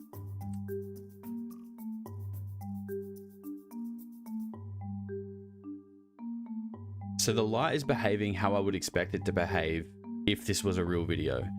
We're still seeing the brightest part of the light source through this defocused and sort of blurry sign, but the luminosity and the sort of outer glow becomes sort of absorbed within the blur, and then we see it pop straight back out again as we leave the sign. Another interesting thing that I just noticed as well. Take a look at the color of this sign here. It's fairly consistently green, and that holds all the way through. As we get in close here, the reddish, that reddish sort of orange brown of the UFO bleeds onto the sign here. Look at that. Here, and then as we pull away, we still see it on there, and we see that kind of light color blur connection happening. And then when we break out, that color is gone. So what we're seeing here, I'm in full teacher mode here. To be fair though, like, you know, I'm a couple of 5 points there. I'm not gonna lie. Seeing these 4 lights in the sky, this object is interacting with the environment the way we would naturally expect it to. There are a few other street poles in this video, so let's have a look and compare them through there as well. We want like a thick one, something like that. So again, just to show you these frames without that grade node first, we can see the street pole here. And without our grade, we can barely see anything. So you can see how it just kind of lifts up the environment, but it is quite pixelated. And that unfortunately is just due to the quality of the camera. So again, taking note of how our light source looks and also taking note of how the environment lighting looks, because it's important to compare the two, because if this is fake, there would be a high chance that it behaves very differently to the lights that we see down here. I mean, just straight away, the way all of these lights stretch identically is a sign that these 4 lights in the sky are really there, because they're behaving identically to the lights down in the environment. And this is caused by the motion of the camera going really quickly, like a jerky hand movement is creating this light stretch effect. And we're seeing it displayed identically in the UFO and the lights in the background, which to me in itself is a pretty good indicator that this is a real video. But we want to look at how it passes through this pole here. Are we going to get a similar effect? And yes, we do. Again, yes, we do. See bright light sources. We get that sort of diminished glow, but still holding those jerky hand movement. Yeah, absolutely. Lots of jerky hand movements going on. I feel like when, a lot of people, if they were to look at this, they might think this is actually a reason for the video to be fake. The fact that you can see the light coming through a solid object, which, like, when you say it like that, it sounds like, how could that be? But, I think I did a pretty good job of explaining it in this video. Have you smiled yet on this video? No, probably not, because I was nervous as fuck, and this was the very first video I ever uploaded. So nervous that my voice was constricted to a single tone that doesn't change. Key points of light, and then as soon as we pull out, we're back to that bright luminosity again. This is exactly how I would expect it to behave. And look at that as well. Look at frame by frame the way these light stretches match identically. So coming from here, get that first one, same as down here. Stretches out again, same as down here. Same angle, and then look at this, that little kick upwards. These lights in the sky are 100% part of this scene. Actually, I'll say 99%. Oh, there we go. We smiled. Of course, we smiled. Someone could have a lot of time on their hands and a pretty high knowledge of visual effects could make this. But I don't think that's likely. Something else we can check before we play any further is we can add a keyer. You guys need a drink? Okay. Now, if you've ever used a green screen, you probably know what a keyer is or what a key light does. There's an owl in the corner. Basically the tool that will take the color green from behind you and just sort of remove it from the input of the camera. If you see the owl, you have to drink. Same technique here, but we're going to do it with the sky surrounding the UFO, which might seem kind of counterintuitive, but I'll explain why. What we're going to do is we've grabbed a pixel here, and we're basically saying whatever that exact specific color value is on that pixel, we want you to black it out. And that's what you can see here. The reason why this can be effective is if someone's done kind of like a poor backyard job of faking this video, we're probably going to see a consistent shape of pixelation around the UFO because they would have keyed it in, probably not perfectly, and we're going to be able to see edges that surround the UFO where the key hasn't been done quite right. Thank you, Professor. And to get a key done right, it's not easy. It's easy to get a key done, but to get it done really well can take a bit more skill. So what we'll do is I'll just press play and we'll have a look at how these black pixels mix and integrate with the UFO. If they continue to kind of swap and change and kind of mingle all around it, then that's a pretty good idea that this is authentic. If we kind of see like this here, if we see this consistent sort of shape stay around the UFO, then that's a good indication that this has kind of been copy pasted on top. All right, show us then. Just get on with it and show us. Thank you. You're seeing a lot of integration there, a lot of change. If we go chat, is that mansplaining? Is this what mansplaining is? Go frame by frame and slow it down. You're seeing that black pixel or that color value that we removed from the shot is washing over the UFO. The same way the color would wash over anything that's in the sky, and we're getting lots of similar color values just kind of floating around it.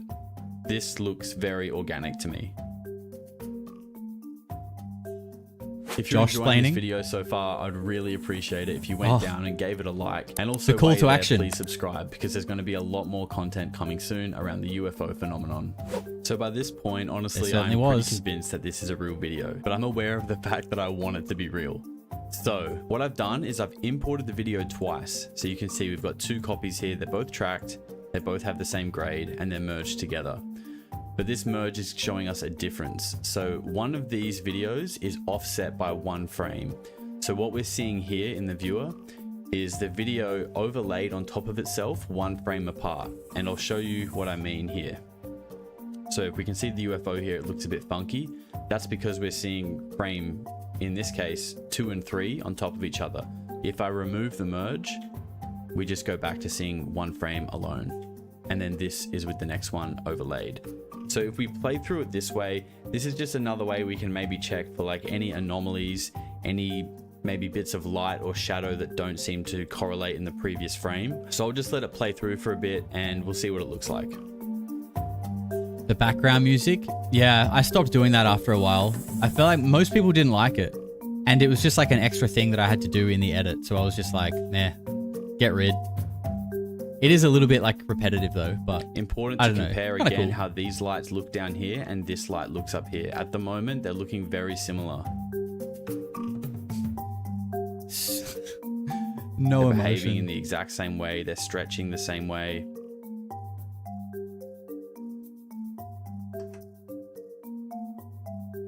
I am convinced here that this video is authentic and it is a UFO.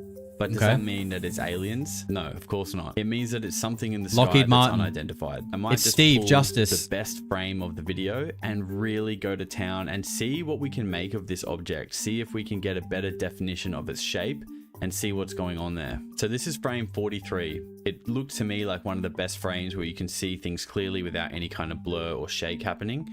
And I did a couple of things. So first of all, I sharpened the image. I then graded it again. And again, with a color correct, I just tried to refine the edges and get a better idea of the shape. And to me, it's looking pretty triangular.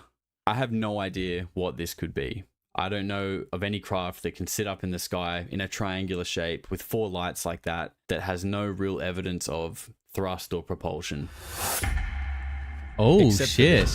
If you're up to scratch in your UFO lore, you would know this thing as the TR-3B. But if you think that's just rumors and conspiracy, this is an official United States patent application submitted by John Quincy St. Clair in July 2006. Yes, Google sir. this patent number and the first link will be to this patent application labeled Triangular Spacecraft. There's literally a whole PDF document on this thing. This is free to view. Anyone can look at this stuff. It runs over the mechanics, how it works, how it operates. If you don't believe me, you can go and check it out for yourself. All the information is there. Given that this was literally the only thing that looked similar to what we could see in the video, I decided to cut out this picture of the triangular spacecraft in Photoshop. I changed the colors with something really high contrast that would stand out against the night sky. And then I wanted to check how could this line up with what we see in the video. Damn. And as you can see, it's not a perfect match, but it's very similar. I'm not saying it's the TR-3B, but if you have a better idea... Kind of implying it though. If you've seen some UFO footage that you'd like me to investigate, please let me know. You can reach me on X at @PolarityJosh, and I'm also on TikTok @PolarityMedia. Or you can just drop a comment on this video and let me know, and I'll get in touch. Thanks for watching, and don't forget to subscribe. There we go. 1 year ago to this day, my very first YouTube video analyzing and subtly implying that we are looking at a reverse engineered UFO. We've come a long way. We've come a long, long way. We're in a different room. We're still wearing the same t-shirt though. Just the one shirt that we wear daily without washing. Still got the same one on. But yeah, we've come a long way. We've learned to put tone in our voice. We've learned to project our voice, and we've learned to have a little bit more fun, which is, I think, very important. So that was just our little preamble before we get into the Area 52 Skinny Bob analysis. Now, Chris's video. But now we have the... Hello, Christopher. Chris's video goes for like an hour and a bit. So we're not going to watch the whole thing. I've done like a 30-minute cut just of the bits that are looking at like aliens, essentially. And I asked Chris for his permission to look at this, and he graciously said, yes, Josh, of course. And I said, thank you for letting me just recycle your content, sir.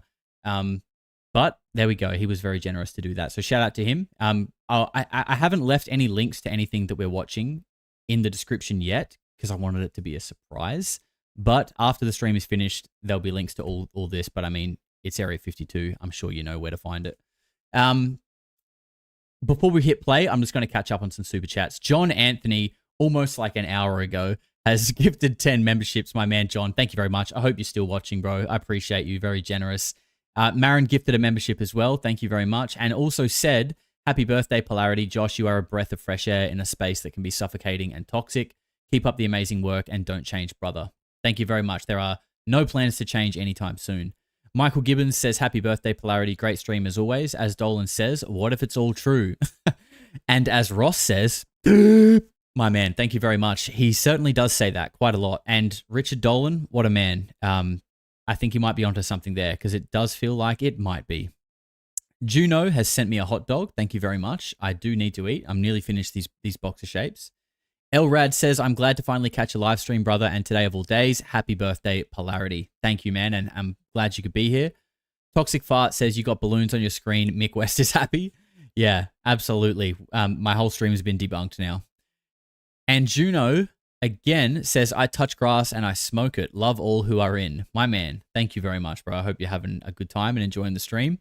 Marin says, the owls are not what they seem, and he corrected himself and says, the owls are not what they seem. Yep, I got you, bro. I got you the first time. My man, thank you very much.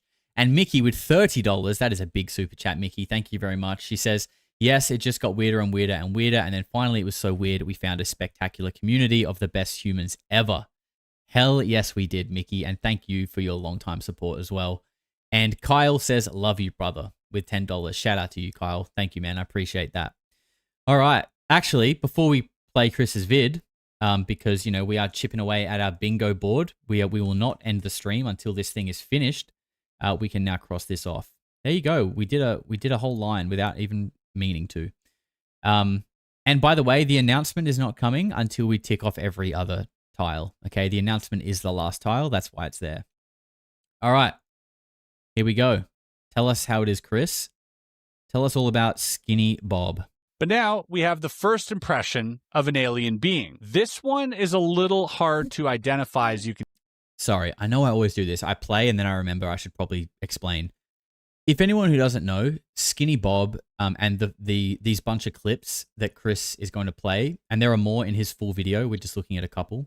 These surfaced on YouTube in like around 2011 with like sort of like a mini manifesto and, you know, explanation to what they are. Even in the video, there is, you know, alluding to the fact that these are like leaked Air Force tapes and whatever.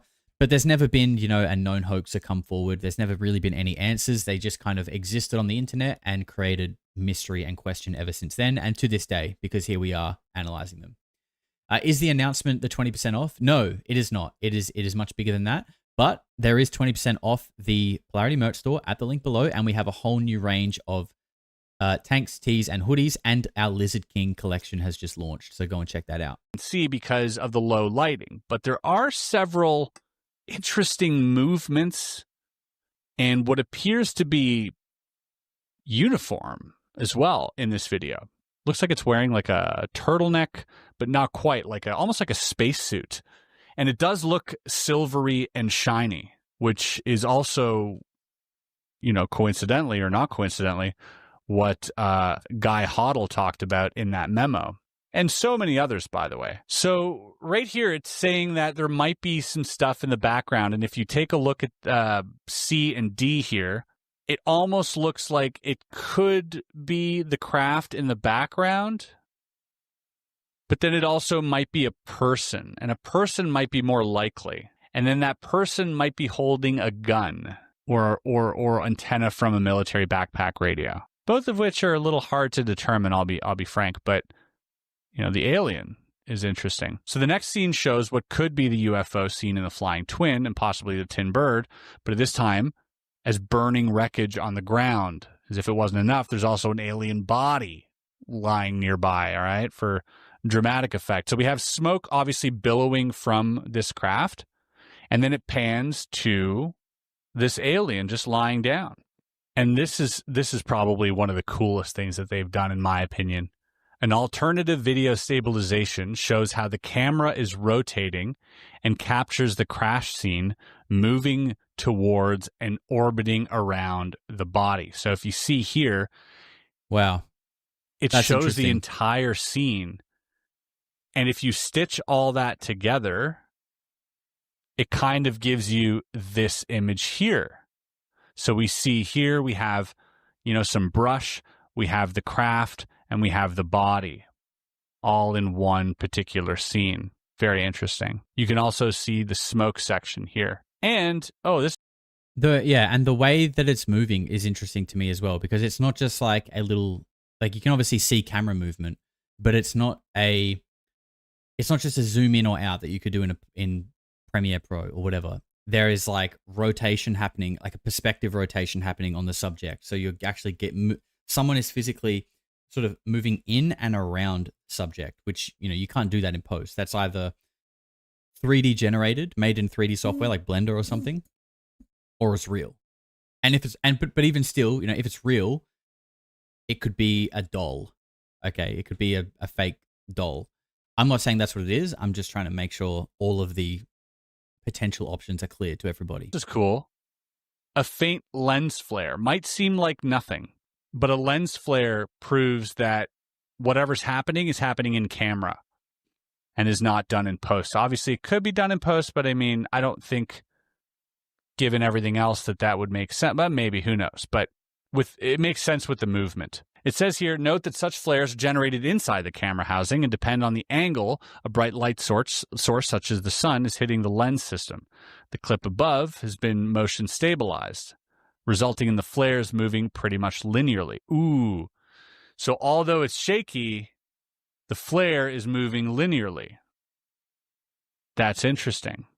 So it turns out that this seemingly minor and overlooked effect is proof for an artificially induced camera shake. As a post-processing effect, the original footage should display a much more reasonable and calm camera handling. That's crazy. I'm all out. He added a camera shake effect in there.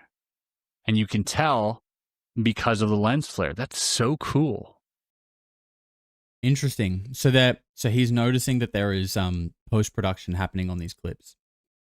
I think he gives a little bit more context into this in the full thing, but my understanding is that his general conclusion is that there has been artificial effects overlaid on these clips, but there is things about the actual footage itself that would be extremely hard to fake.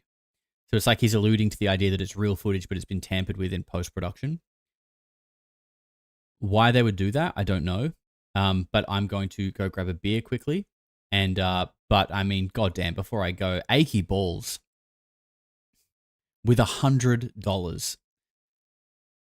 He says, happy birthday, Polarity. You've created a gem, mate. Well done. Sir, you are too kind. You are a massive supporter of the channel. Can't thank you enough. I always appreciate your super chats and your little insights of wisdom that you give myself and everyone listening. Thank you, man. I really appreciate that. And Kelly Hall also says, going to the 10th inning, 4-4. Oh, man, really? Damn it. I really wish I had the baseball up. My computer's barely keeping alive as it is. I really wish I could have the baseball up. I'll have to watch the highlights. Go Dodgers. All right, I'll press play. I'll go get another beer. So here, when stabilizing the whole scene, certain dark smudges turn out to be additional smoke and shadows casted by the plumes. So the smoke that's coming out here that we're seeing is actually casting shadows here.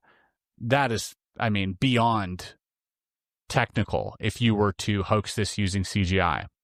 Also, around the alien seem to be footprints coming from the direction of the UFO behind, telling the story that the alien climbed out of the wreckage, managed to walk away, but eventually collapsed. I feel sad for this little being. Just wanted to say that. So the alien lying there might not be dead. A closer look reveals that it's still moving. Look at the hand, folks. And this hand too. And the head. Oh my God. The finger of the right hand is likely contracting in A. The head appears to be rolling slightly in B. And the left Owls hand up. appears to be twisting in C. Oh my God. That's crazy. Now, only in Blue Boys do we see the... I did not forget you. AR1297 with $1. Didn't leave a message, though. That's why you got missed, sir. Because I didn't see the message, but thank you very much. The whole body in its entirety, including the feet and legs and head, which is extremely helpful in roughly estimating the height of Skinny Bob. And this is how it's done. They create a coarse digital model of the alien based on proportions. We have Skinny Bob standing under a statiometer later, which is like this measuring device that they had back in the 40s and 50s. And then they estimate the camera and the sun position to align with the torso and feet in the 2D image. And that's the result. So the result is this. Have a look at this, folks. Check this out here. We got the body. This is later in the footage when we look at the family vacation. The footage earlier in this video, and then the later Skinny Bob footage. They all match up. And they do that by looking at the thickness of the arms and the legs and comparing them. And that's how they sort of size them up, which is really smart. Here is the Blue Boys meeting. So we're seeing an autopsy performed on an alien body. Assuming the original tape is longer than a few seconds Ivan provided, there might be more going on that causes the title Blue Boys meeting to make sense. Okay. And here is the stitched together panorama. Reveals the corpse as a whole. Here you go. The long arms. Look how long those arms are. And the face here. That's tough to see. With tiny eyes that wrap around the side of the head. Exactly. Like what so many people... I'm watching this how you guys are watching it, by the way. So like I know it's like quite small. I can try and do this for us, but then we're going to lose Chris. You know what I mean? Like I can put this here, but then we're going to lose Chris. We can maybe try and do we can make it a little bit bigger, maybe. It's just going to be like the ratio is a bit weird, but at least you guys can see it a bit better. Oh no. Chris, come back. Describe. That's a bit better. Also, it says that just like small details like the tablecloths back there is something that they had in the 40s. There's a dark spot on the glove the physician is wearing in his left hand. One single frame is focused just right to reveal more details. So random stains, perhaps 2-digit resembling the number 98 maybe. That's a bit of a stretch.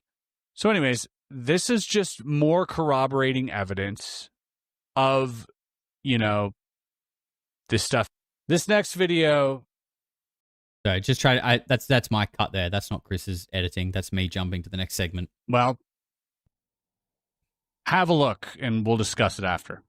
Tom Mad gifted a membership. Thank you very much, Tom. And Achy Balls came in with another 20 gifted. The support is insane, unreal. Achy, thank you so much, man. And guys, I'll just say, Achy sent me an email a long time ago. I can't remember what it said, but all I remember him saying is like, by the way, it's not actually Achy Balls, but I'm okay with you saying that. I can't remember what he said it actually is or how you're meant to say it, but just so everyone knows, that's not his intended name. It's just my interpretation of it, but he is okay with that. And I appreciate that. Thank you very much, sir. And thank you for your generosity.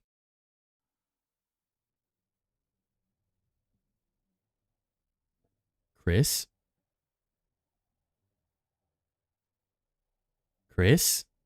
Okay, there's no sound. I thought we lost him. The video contains a sample edited fragments of video tape 5, tape durations 180 minutes. So this is the stuff that's at the start of these clips, by the way. This is like the OG Skinny Bob footage, though.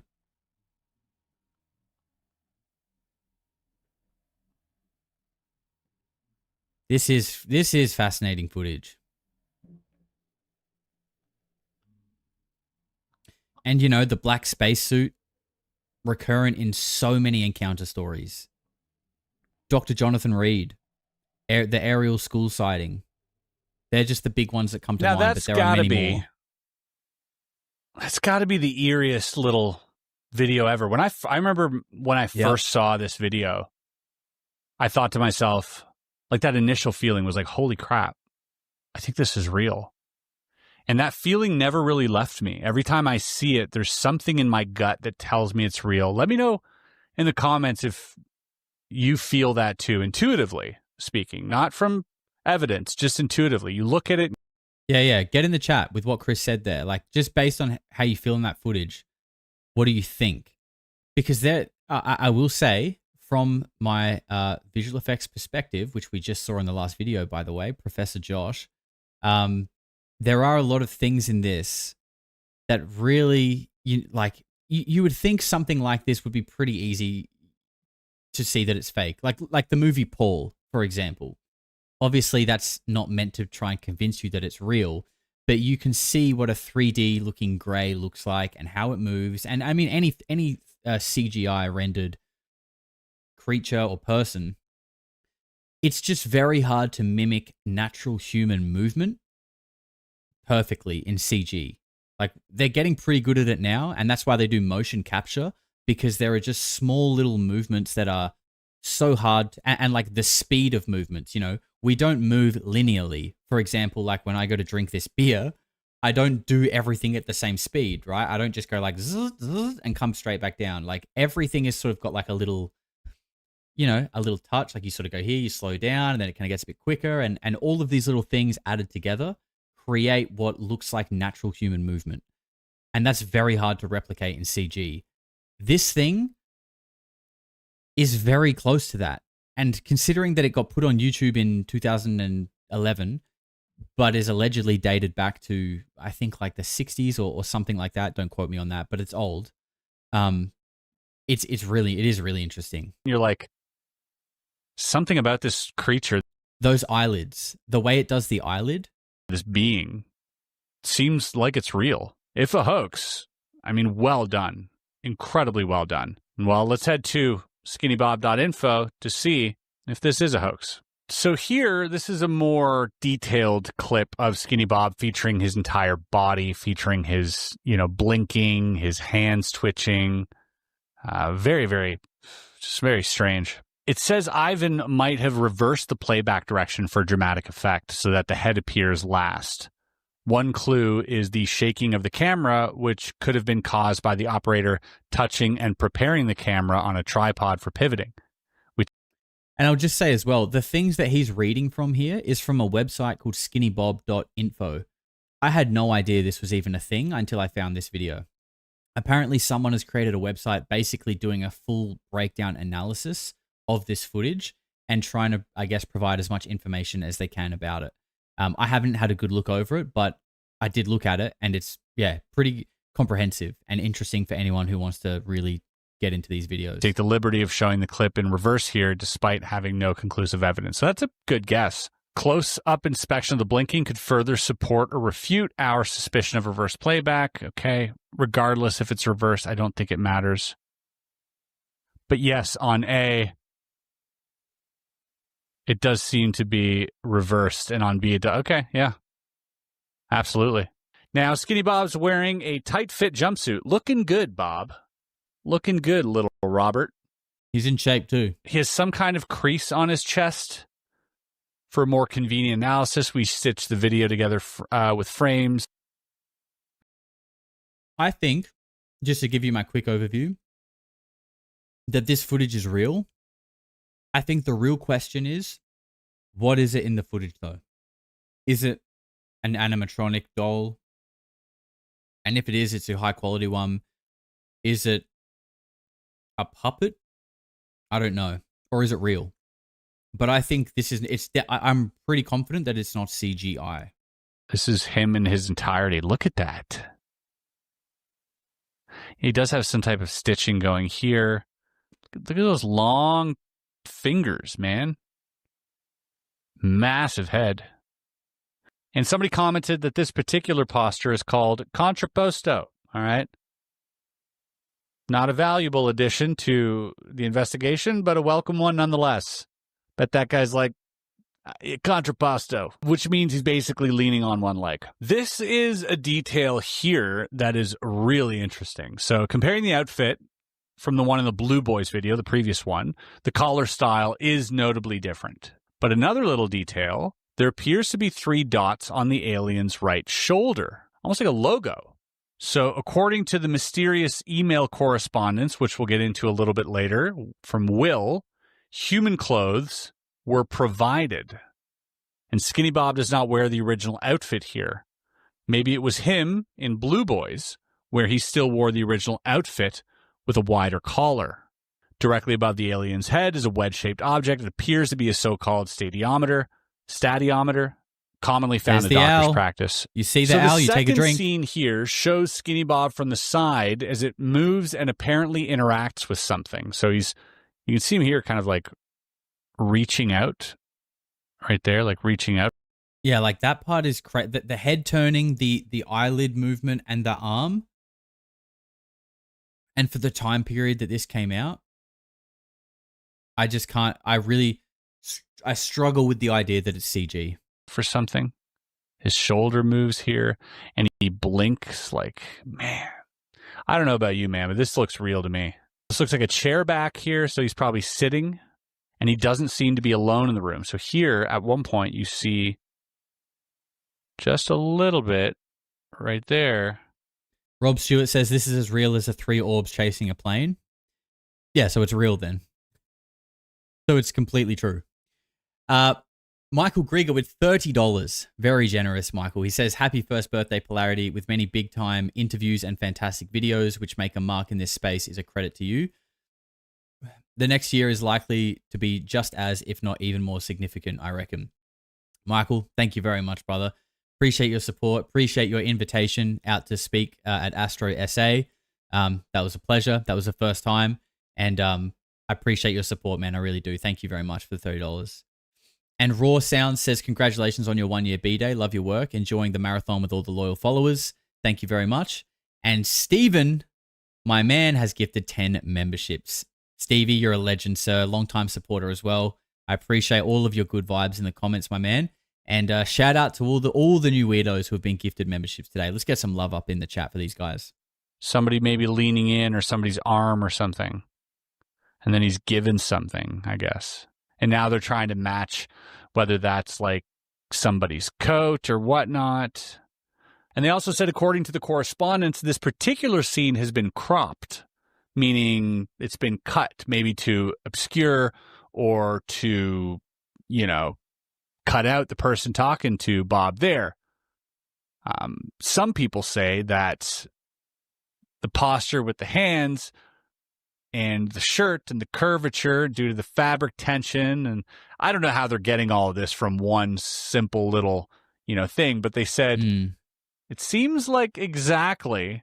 Yeah, it's like, I get what Chris is saying there. It's like, yes, what they're saying does fit, but they're kind of having to make a lot of assumptions to make it fit first, which doesn't necessarily mean it's wrong, but it kind of feels like they are looking for the answer that fits their... It's confirmation bias. That's essentially what it is. But it could still be true, but it's like they've found a way to almost fit the answer that they want.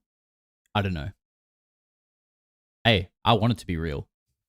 Like those sort of Eisenhower jackets, making me wonder, is this Eisenhower himself? I don't know. I don't know if I buy that. So the scene is cropped.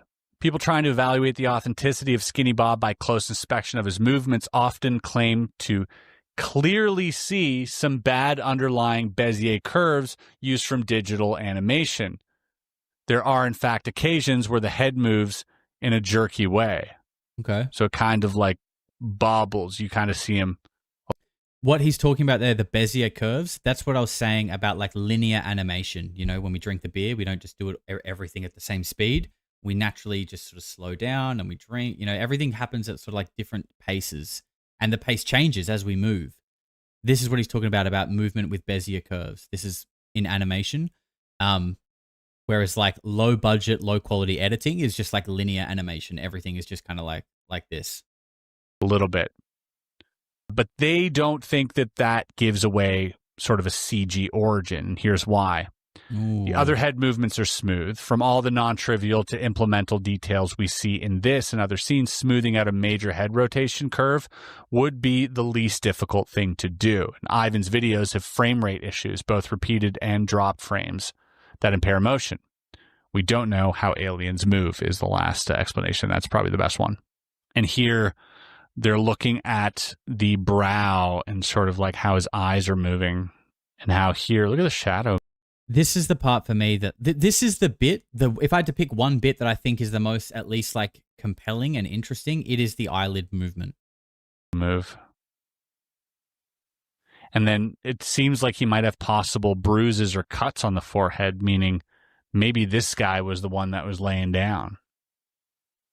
And, man, they got individually shaped heads. Like, if you look at the heads here, like the cranial morphology shows like different, slightly different variants of heads. Skinny Bob's a smooth brain. He's got that smooth dome. And he appears to have black fingernails. Bit of a gothic little Bob. My man. Gothic Robert over here paints his nails black for some reason. Or they're Gothic just black, Robert. originally. But they do appear to be black. I will give you that. They are long and gangly. My man's at the back of a year 9 science class with the permanent marker, just going to town on his nails. Yeah, imagine being that guy. Kinsei Sensei with $5 says, "Here's to Al Putoff. I haven't been this buzzed in a while. Congrats, Josh. Best stream on the interwebs." Hey, my man. Shout out to Al Putoff. Everyone, you see Al Putoff, you have to take a drink. I don't make the rules. I just enforce them. Are there only 4? There are only 4. That's something that's come up quite a bit in abductions as well. And black fingernails are apparently a part of obscure old UFO lore from 1995. What? Let me go ask ChatGPT. 2 notable references. One, the Oracle from J-Rod, mid-90s. J-Rod with black fingernails, a drawing in the mid-90s. So J-Rod is a famous alien that was brought up numerous times by different people. That was held at S4, and then the other one is Skinny Bob. Brought up by Dan Borish, who a lot of people for a long time have said I need to cover on the channel, and I will. I think we need to do that soon.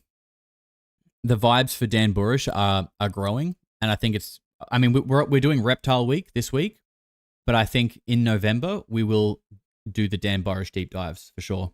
So those are the 2 references there. So not much to go on. I wouldn't say that's too much of a big revelation there, but it is interesting. Now, this last part of the video is maybe one of the most bizarre pieces of the puzzle yet. It features what looks like almost like a lens of glasses that has symbols or shapes on it. It's pretty obscure and makes you wonder what it's for and why they would show to include it. Well, let's have a look. So this is from the scene called How to Drive, and it shows something barely recognizable. Given the context title and that we've seen a UFO before, this thing could be a control device for maneuvering an alien spacecraft. A closer look suggests it being some kind of glass plate with something casting a shadow on it. Now that shadow to me almost looks like a person or something. But the lens itself, interesting if that is how you drive a UFO. And you can see that the actual etchings or whatever those symbols are casting shadows as well. So it's lying on a table, the camera's moving around it, and you're getting these shadows on this weird thing. Those are pretty clear. So these are like the interpretations that they're giving here. Very interesting. So here is a reference to the Krem alphabet from Reticuli, supposedly a fictional creation by Judy Falskog, a.k.a. James Van Grunen. But similar squiggly characters are seen on a copper plate allegedly dropped by a UFO in Edmonton, Canada in 1967. Well, that's interesting. So, yes. Interestingly, looking very similar to the things we see on UFOs and the laser experiment, what people see when they take DMT and look at lasers, which I think we're going to get into that next. That's going to be our next segment. Squiggly type writing. This also looks like Bill Herman's writing. Bill Herman was, someone who alleged to have been taken by UFOs and aliens and abducted, and also channeled them to, he was like writing, things that they were giving him, symbols. And then there's some embossing there. It's just kind of, dude, the length people have gone through to, kind of recreate this stuff is crazy, incredible. So that concludes video number 2 of the Skinny Bob saga. The most haunting one, perhaps, in my opinion. You see him blinking, which is like, I don't know, there's something uncanny valley about him, but it's not CGI. It's if anything, weird. Is really expensive animatronics, which begs a question. I don't think it is, though. I just don't feel like it is. I mean, I could be wrong, though.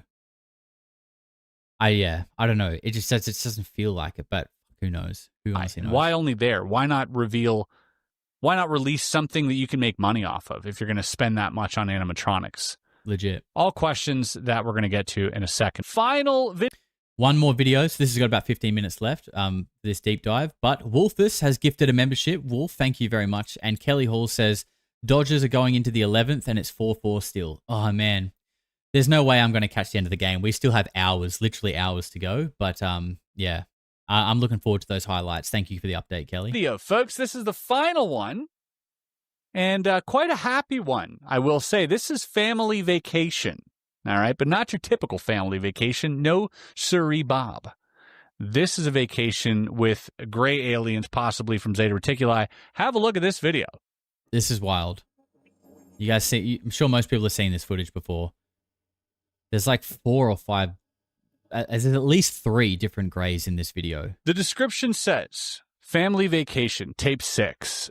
From the first contact in 1942, a series of diplomatic visits to discuss matters of mutual concern were planned. Under the treaty 2304, these meetings would take place in secrecy. A limited number of special agents would escort the visitors, and they would only meet high-ranking officers. According to the document 072/E, at the meeting of 1961, there was an incident involving 3 subjects due to the violation of the agreement by the officers at the military base when they discovered that their arrival was being filmed with a hidden device without their consent. No face, bro. No face. No face. Get that. Get that out of here. Get that out of here. The aliens don't... No face, no case. Under the treaty 2304, the meetings would be confidential and filming or taking photographs would not be allowed. After the incident, the treaty was revised. Now, there is a famous treaty out there that we refer to as the Greada Treaty. There's also another meeting that happened that I think it was astronaut Gordon Cooper who talked about a meeting. Small saucer apparently flew overhead and put down some landing gear and landed out on the dry lake bed, only about 50 yards out. Pilot and NASA astronaut, by the way. And these were old pro cameramen who were used to flying in all kinds of vehicles to take all kinds of pictures. And so they picked up their cameras and started over toward it, and going to get some close-ups.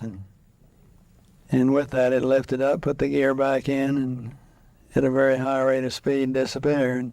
Did you ever see the film? I saw the negatives, yeah. And yeah, the other one was the meeting at Holloman Air Force Base in 1965, allegedly as well. Well, I thought it was earlier than that. The Holloman Air Force Base. I thought it was like 54. I don't know. I could be wrong. Do his accent. He's got a funny voice. Kind of just goes on and talks a little bit like that. Doesn't really change his sound of his voice very much. That's as best as I got. That's my best Gordon Cooper. Where these aliens came down and met with high-ranking officials. And apparently, they were filmed without their consent. Hey, you can't do that. It's 2025. You can't be filming without consent. A few of these aliens, God, they look creepy. looking at the camera, talking to each other. There seems to be other people walking by, and they're kind of like, you can tell they're giving you a look like, hey, put that camera down. Let's get into the analysis here. Family vacation. So this clip being the only one in color. Now this is interesting that we have a color clip, meaning there's probably other color clips, meaning also it's probably taken at a later date. This might not be our little Bob in question. The clip being the only one in color, and therefore presumably from a later production date, features multiple alien beings at once. They're walking along. And like, oh, home run, Dodgers. Who hit it? Who hit it? Who's the hero? Was it a walk-off? Where are we in the game?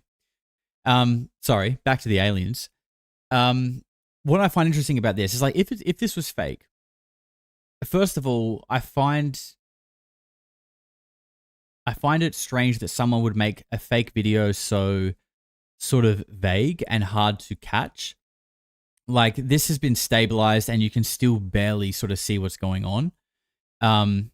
Not a walk-off? Okay. Keep me posted.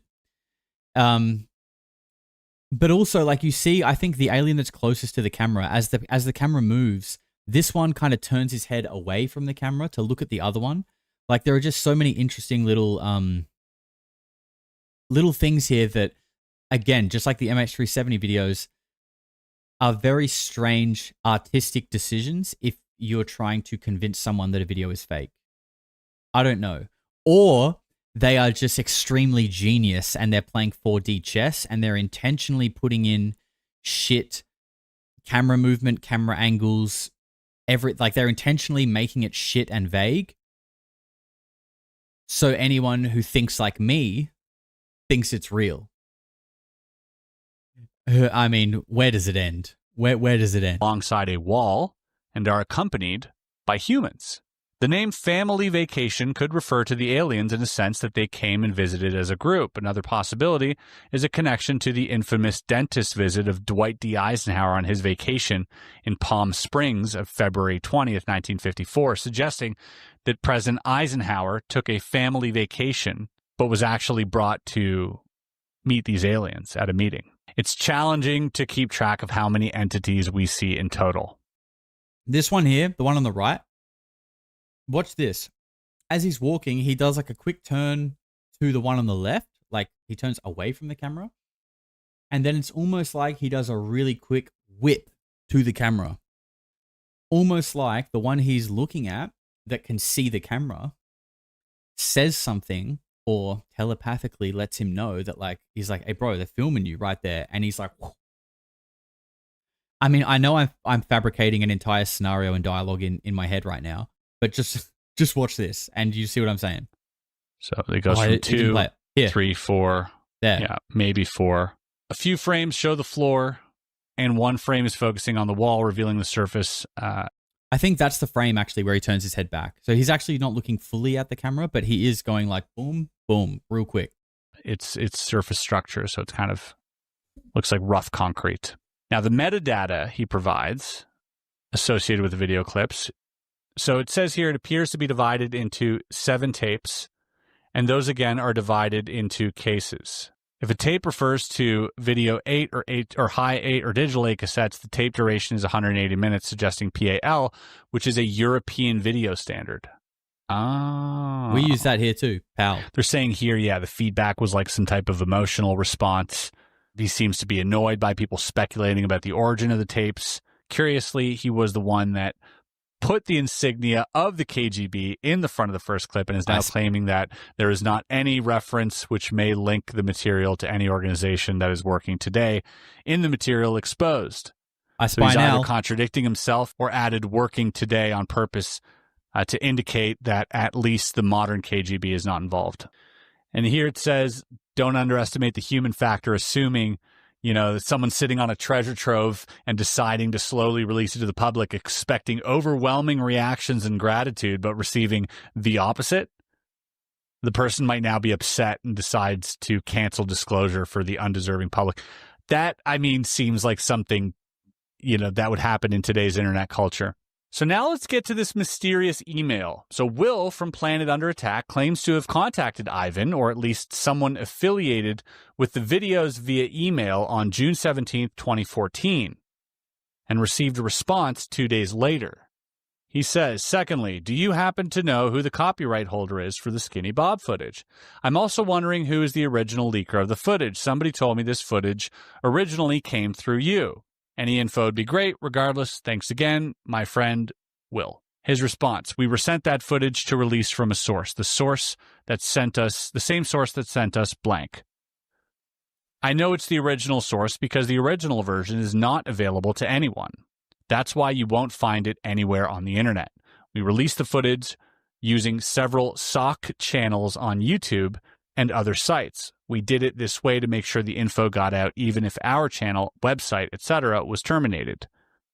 Blank granted copyright as long as we did not profit by it or release the full unedited version as a complete film. Only short clips were released, not the full 12 minutes of the footage, for example.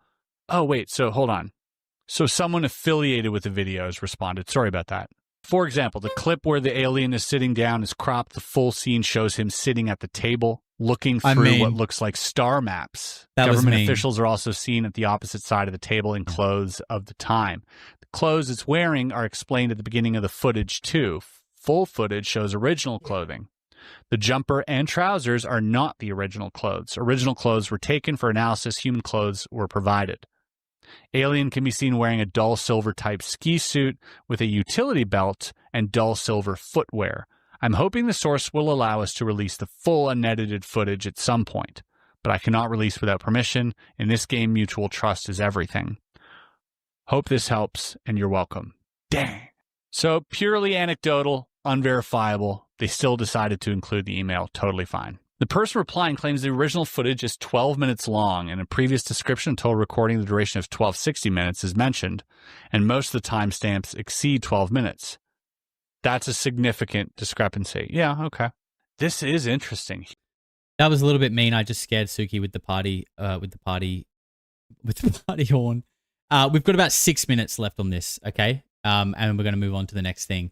Kelly Hall says, bottom of the 11th, Dodgers lead at 5-4. Let's go. Let's go. And Solon Ra, welcome, you little freak, sir. Thank you for becoming a member. Yeah, Suki's not a fan of the party horns. Oh, and by the way, I don't think I actually mentioned this at the start of the stream. Like I said, we were talking about these the other day, and we all kind of realized collectively that nobody knows what they're actually called. On the wrapper that I bought them on, hang on, it's just here.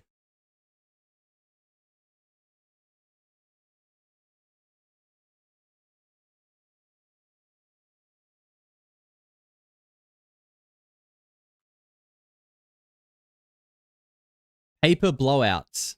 And it's going to be backwards for you guys. There you go. Paper blowouts. They're called a blowout. Weird. Not what I would call it. That's not what I would call a blowout, but hey, whatever. With humans in front of a wall at Area 51. It's the 1970s now, so this clip is in color. The similarity of Family Vacation is striking. Huh. This is also a totally different case that I was looking into. This is close to here, the Rivière Rouge, or L'Assomption, in 1992. These creatures were just found on some type of like ski trail, like a snowmobiling trail. And there were photos. There's a video of the photos and of some of the people there, but no one ever claimed responsibility for these. No one came up and said, those are mine. So there's no provenance. There's no... there's nothing to go on except for the general location of these. But they do seem to match Skinny Bob, definitely. First, okay, so let's talk about the arguments. So many claim that the material is obviously fake, but usually fail to elaborate for why exactly that is, and others find it totally authentic and base this claim on how Bob blinks. We approach the big question in a more rigorous way by compiling a list of pros and cons first. So, unresolved for more than a decade. I mean, now, going on 15 years almost. No credible claims of authorship, so no one's taken responsibility for this. No one has said, hey, Just like MH370. Weird. Hey, that was me. I have those puppets, or that was all my work. There is highly diverse content. So again, we're talking about many different types. It's not just the one piece of footage, which in itself would be pretty compelling. Arguably, you know, even more compelling. I don't know. But it's interesting that so many different varying clips of color from the sky, from a car, like, I mean, all these different clips. It's very interesting. No commercial use despite production costs. So assuming that this cost a lot of money to recreate, whether it's animatronics, whether it's costumes, or whether it's CGI, it did cost money. At some point, it cost somebody a lot of time, and time is money. Yeah. But no Good commercial points. use. There were never any ads on these videos. Never any ads on those videos. That's interesting. So there's been no financial gain at all. And if they were animatronics, like Chris said, they're very high quality. But even if they're not, there's still a lot of time and some level of money invested into this for no financial return, and no hoaxer ever public. So nothing has been gained from this other than speculation. But to try and play devil's advocate, maybe the eternal speculation is a gain to someone who's trying to psyop the public. I'm not saying that's what I think it is, but like, you know, if there is people creating disinformation campaigns, maybe this is the gain, the fact that there's no answer. I don't know. And let's go. Dodgers, baby. Hell yeah. I can't wait to watch those highlights. It would have been a great game going into extra innings like that. What a way to finish an awesome World Series. Unless this guy's selling like Skinny Bob, you know, dolls on Etsy, I don't know how he's making money. The underlying footage, essentially flawless. So the footage itself, not the edited, you know, stuff that's put over as a filter, but the stuff that the core footage is flawless. Quality preventing consensus among experts about hoaxing techniques. Yep. Drink. Okay. Hoaxer Drink would for have the taken an Dodgers. unnecessary risk by showing a potential recognizable house and aerial view. Why would he risk showing that? There's a map, essentially, that he shows. When he shows the aerial view or he shows the house, he would risk being called out as a hoaxer if that footage exists out there, or if that, you know, person that living there comes out and says, no, you know, this is my house and that was my footage. I don't know. Irrelevant. Dusty G with $100. Happy birthday for the win. Thanks for the support, Joshua. Hell yeah. Shout out to the Dodgers. And shout out to you, Dusty. Huge super chat, my man. Super generous. I appreciate you. Longtime supporter as well. I always see your name in the comments and in the live chat, and I appreciate that, man. Thank you very much. And Kelly Hall as well says, happy birthday, Dodgers win. Hell yeah. Guys, even if you're not a fan of sports ball, pour out one and have a drink for the Dodgers. For anyone who doesn't know, I mean, I shit on sports a lot. Well, not actually sport. I shit on the human approach and tribalism towards sport. I think sports, there's nothing wrong with sports. But I was a baseball player growing up, and I was lucky enough to represent Australia twice as a teenager. Long time ago now. I'm no good anymore. But once upon a time, yeah, big baseball fan. Don't get to watch much of it because of the time differences and stuff. But I love it. When I do watch it, it's like, you know, it makes me feel good on like a heart level. I just love that game. Yet costly details presented in a barely recognizable way. The table behind the operation that had a cloth on it. Pavel, or what's the going UFO on, brother? and the smoke, and then the smoke billowing, casting a shadow. You barely recognize that unless you really zoomed in and slowed it down. So, yeah, that seems a little odd that you would go through great lengths to have these tiny little details. Not impossible, just unlikely. And not a single unresolved hoax contender of comparable quality, meaning there has not been any other unresolved footage that meets this quality. Think about it. There's nothing on the internet that meets this in quality that is unresolved. Yeah. That alone should be cause for pause. Now let's go to the cons. Occasionally jerky movements of Skinny Bob. So as we talked about, there's like these glitchy things, although we also said that that could be due to dropped frames, and we don't know how aliens move. True. Stereotypical presentation of UFO artifacts with alien symbols. Again, that could be because that's what it is. I mean, it seems to be that way with the Aztec crash. It seems to be that way with many other sightings and encounters and abductions. Extremely short and shaky clips, signs of intentional eye obfuscation, limiting hoaxing efforts. That I will concur with. I think that is definitely, if you were trying to obfuscate whatever someone's looking at, you would 100% make it shaky, add effects over it. But it's so wild that the effects and the shakiness seem so blatant, like blatantly overlaid. We got about a minute and a half of this left. Hang tight, Pavel. I want to talk to you in a minute. I've got about a minute and a half of this left, and then we'll jump and we'll hang out for a little bit. Compared to the insane amount of effort that went into creating the animatronics or makeup or whatever that may be. Convenient placement of the alien body next to the UFO, looking staged. Skinny Bob's physique being suspiciously compatible to a human child. I don't know, if I saw a human child with that physique, I would probably drop kick them because I would be like, you're an alien in disguise. Both plot and aesthetic similarities to a documentary aired 14 years earlier. That's this documentary that they're showing. Yep. True. It's saying that the plot is similar to this movie that came out 14 years prior.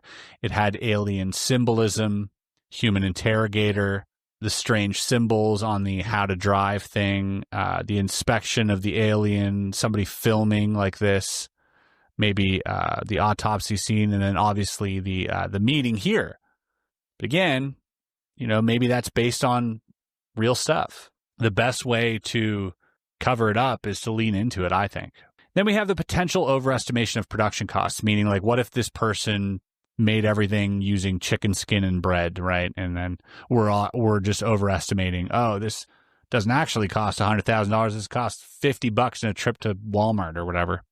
And then the possible fallacy of mistaking circumstantial evidence for planned details. Okay. Meaning the convenient placement of things and all of the. Okay, yeah. I would agree with that. There we go. So that was just a list of pros and cons for that footage. The full thing is not linked below yet. It will be, but it's Chris Ramsey. It's Area 52. You know where to find the man if you want the full thing.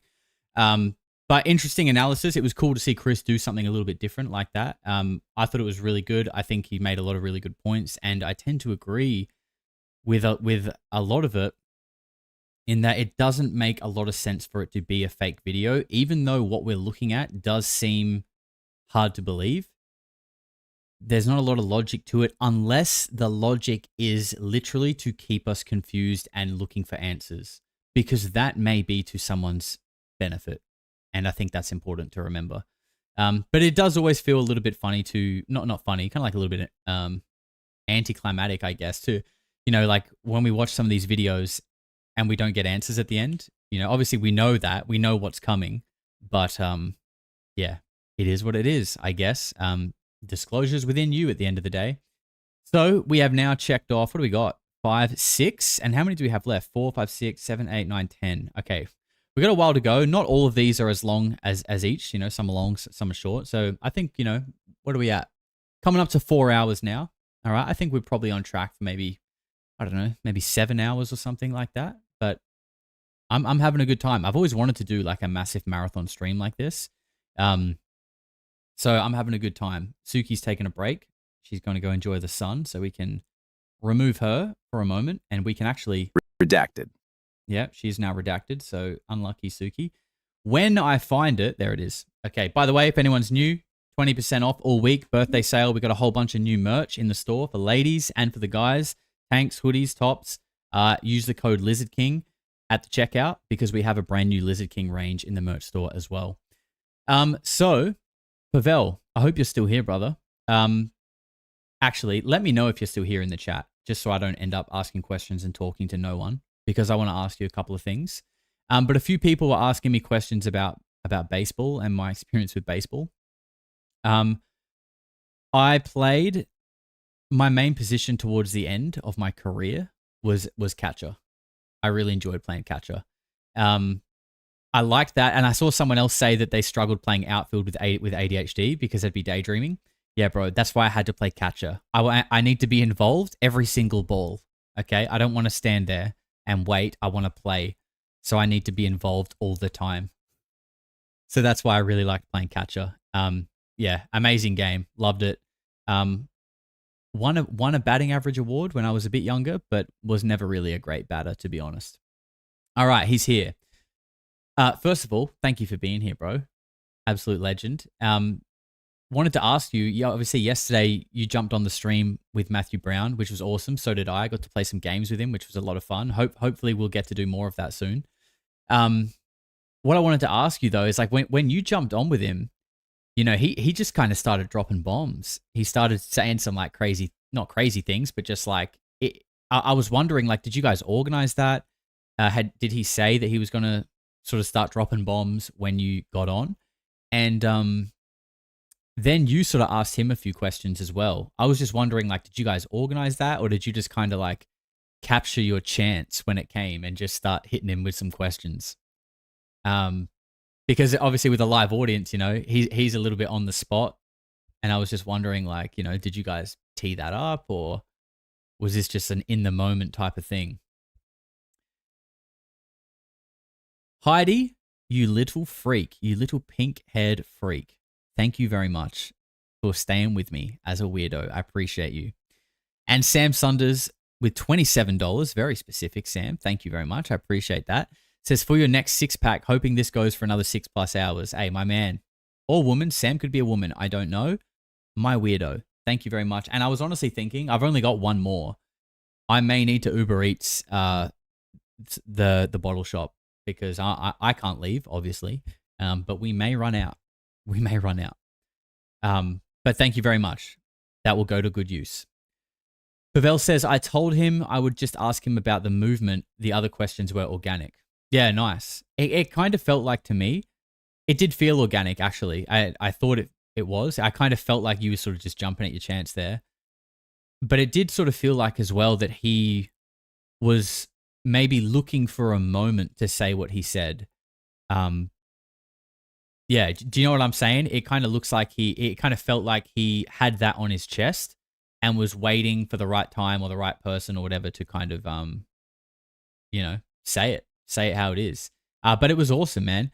It was awesome to just have him in the public again, speaking and just sort of being himself. And what I think my favorite thing about the stream yesterday was that getting to see some of these people as just people, which we obviously know that they are. But when the only time we see them is in a weaponized interview talking about black triangles materializing over Kamchatka, it's like you forget that they also might like to paint Warhammer and play Command & Conquer 2.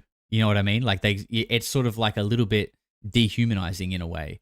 Maybe not dehumanizing is the right word, but you know what I'm saying? You sort of forget that, like, you know, I mean, he's a nerd.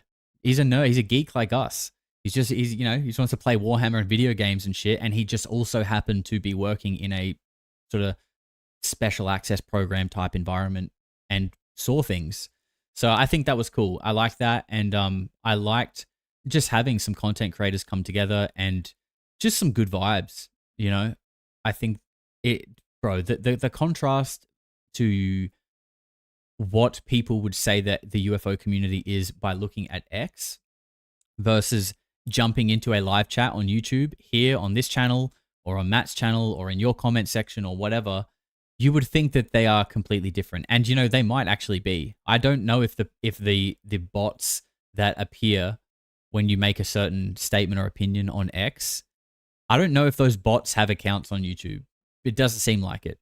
But bro, you platform the wrong person, you speak to the wrong thing, you say the wrong thing, and bro, the bots are onto you. And, you know, some of them might not actually be bots. Some of them are real people, but I just think they have the critical thinking skills of a bot, i.e. bots do their thinking for them and they just repeat it like a parrot, which is sad, but it is what it is. Rob Stewart says, Josh, when is your interview going to happen with Matthew Brown? Look, honestly, I feel like probably never, purely down to the fact that he doesn't really seem like he wants to do that. And I respect that. I mean, if he did, of course I would interview him. I would talk to him. But I just don't get the vibe he really wants to do that. Which is, I mean, I feel like if he did, he would have already been on Jesse Michaels and Chris Ramsey. Like, he would have done it already. But I think just the fact that we haven't seen him kind of means that he doesn't really want to do that, which is fair. Which is fair.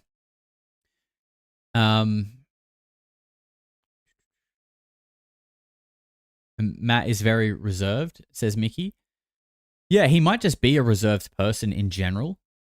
But also, I feel like there'd probably be like a little bit of anxiety, you know, going from doing that weaponized interview, saying the things that he said, and having the reaction to that he got, which wasn't negative. It was pretty much overwhelmingly positive, but it was just like this onslaught of people wanting to like ask you and know more, and, you know, just an onslaught of people and questions.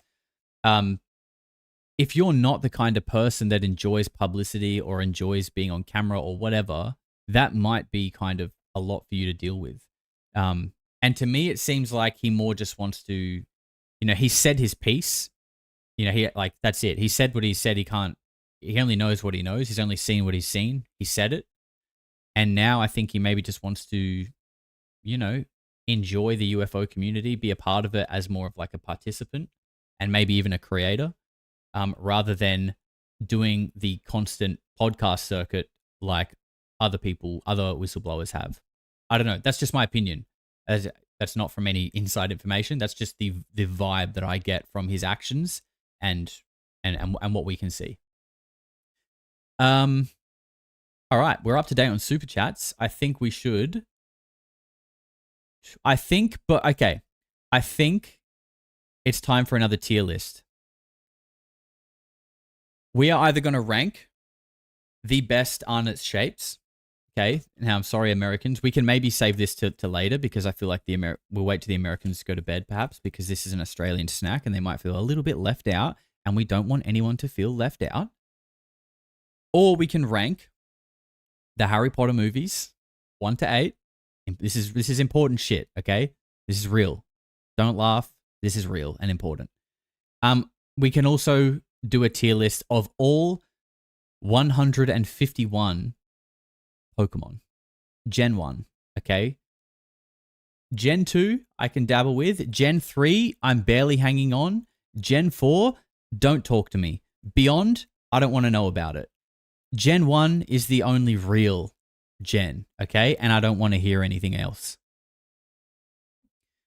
Jen says we can take it. I'm an Aussie living in America, love shapes. Gen 1 only. Of course, only Gen 1. Yeah, absolutely. I do not respect any Pokemon that has a 2 at the front of its triple-digit number. Disgusting. I'll never keep you in my Pokeballs. We tinfoil hatters and weirdos are those of us who are free critical thinkers looking for the truth. I'll be honest, Josh, I pinned you as a second baseman. Well, Aaron, so I played a lot as a kid, and that's where I did play as a catcher for the most part. But I recently went back and played a season 2 or 3 years ago at my local club, which is the Dodgers. Okay, so I grew up playing at my local suburb, and they named this called the Golden Grove Dodgers. Okay, so I grew up playing at the Dodgers, which is why I've decided to follow the Dodgers, because that's what I grew up playing for. I went back there, played a season. Second baseman, sir. Second baseman all season. Yep. You got it. You picked it. You're all over it. Plan to stay up for the whole thing. Texas here, always up for food stuff. All right. Okay. It seems like people are actually down for a bit of a shapes rating. You know, I think even if you're not from Australia. But now we have the first impression of an alien. All right. Thank you very much, Chris. You can now exit stage left. Great analysis, but it's time. It's time to bring out the next tier list. And as always, when we bring in a browser window, we struggle a little bit at the start. That's okay. We're used to it. Okay, we've done that. So, Arnott's shapes. Now, even if you don't know these things and you've never had them, that's okay, because I will tell you the flavor and you will at least be able to get an idea, because these aren't uncommon. I mean, other than Vegemite, which you'll probably struggle with. Other than Vegemite, I think you'll be able to play along. Okay. Now Suki's not here, so we can get rid of her camera. Okay. All right, let's kick it off with what, in my opinion, is the staple. Okay. I think this one. Sorry, I'm just rearranging a few things. Okay. Oh, and the music, please. Oh, we're back. We're so back. Yes, we're so back. Where's the owl? You see the owl, you take a drink. Owl put off, baby. Professional physicist and nest maker. I don't know. That'll do. All right. We're kicking it off with barbecue. That's the first off the rung. Barbecue shapes. Now, before Vegemite became a thing, because Vegemite shapes are new, by the way, if anyone doesn't know. And I mean, they're a few years old, but like barbecue shapes, they've been around since I was a kid. Okay, these are OG. And I have to say, these are god tier. Before Vegemite was a thing, these were my go-to. And they still hold up. They've stood the test of time. And I think they still deserve a god tier, a spot on the god tier. Next up, we've got cheese. Just straight up cheese flavor. This is one of the ones that I think is perhaps like a little bit of an unspoken hero.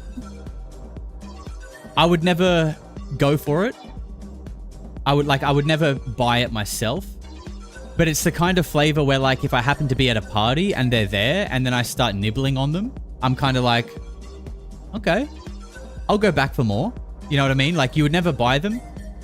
But when you start having them, you're like, damn, these are actually pretty good.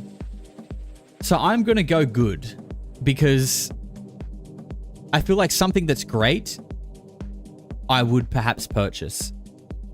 Good is like, I enjoy it, but I probably wouldn't go for it. I wouldn't go for it. Is this? Yes, these are Australian snacks. Although I will say, Americans, you guys can purchase these from Amazon because I've been slowly socially engineering my entire Discord over the last month about Vegemite shapes, which are right here, by the way. We've been snacking on them all stream. And a couple of my American friends have actually got themselves some shapes. A man who we now know as Fendo in the Discord. His name was Fender something before, and he bought a box of Vegemite shapes and ate them, and I now knighted him and renamed him as Fendo. Because if he was in Australia, his name would be Fendo, because we just put an O on the end of everything. So you guys can get them if you want to check them out. Shout out to Fendo. And a few other people have bought them too. What do we got next? Oh, cheese and bacon. This is a weird one. Good flavor. But for me personally, I've gone through like stages with this where there have been times in my life where I'm like, yep, cheese and bacon are the jam. But then there are other times where I'm like, nah, not into it. I think I need a bit of crowd help on this one. What do we think about the cheese and bacon?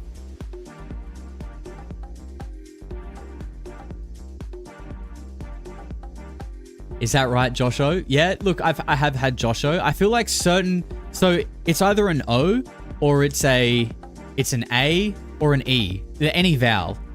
Basically, cut off a word and put a vowel on the end, and whatever vowel suits it best. Like normally, I get Joshi. If someone's gonna short my name, it's Joshi. Like we call train stations Traino. Well, not everyone. That's more of a Queensland thing. But like when I lived in Queensland, it's not a train station, it's a Traino. It's not like where you get fuel, where you fill up your car for gas. We call it a service station, but we actually just call it a servo. This is just the way things go. I think I'm gonna have to put cheese and bacon in the good category, I think. What do we got here? Is this chicken crimpy? Okay. This is chicken crimpy. This is one that I feel like... Okay, I have a little conspiracy theory here. You know how like... And this is like potentially a little bit sexist, but you know, You get that in the big jobs. There seems to be a trend of females, probably not the ones in the chat, but there seems to be a trend of females professing their love on social media for like chicken nuggets and things like that, right? Girls love to be like, chicken nuggets and shit like that, okay? They also do it with chicken crimpies. And I don't know why, because they're not that good, to be honest. But what is that about, by the way? Why do girls like to do that? Why do they like to, like, why do all girls actually really love chicken nuggets and chicken crimpies, or is this just like a trend that people are jumping on? Dino Nugs? Yeah, I feel like Dino Nugs might be like an American equivalent. I don't know. Heidi says, I'm not a fan of nugs, but I love crimpies. Yeah, there we go. You're a bandwagoner. Of course you do, Heidi. Nuggets are gross. It's processed. Yeah, they are. Yeah, they are I mean, look, if I've had like 7 of these and I'm coming home, I will destroy like a 10-pack of chicken nuggets. I will. With some sweet and sour sauce. I will. But like, are they processed and gross? Yes. Yes, they are. I'm going to put chicken crimpies at edible. I'm going to put them at edible. Okay. Nacho cheese. Now this... Okay, I'm putting it God tier, and let me tell you why. Let me eat my shape first.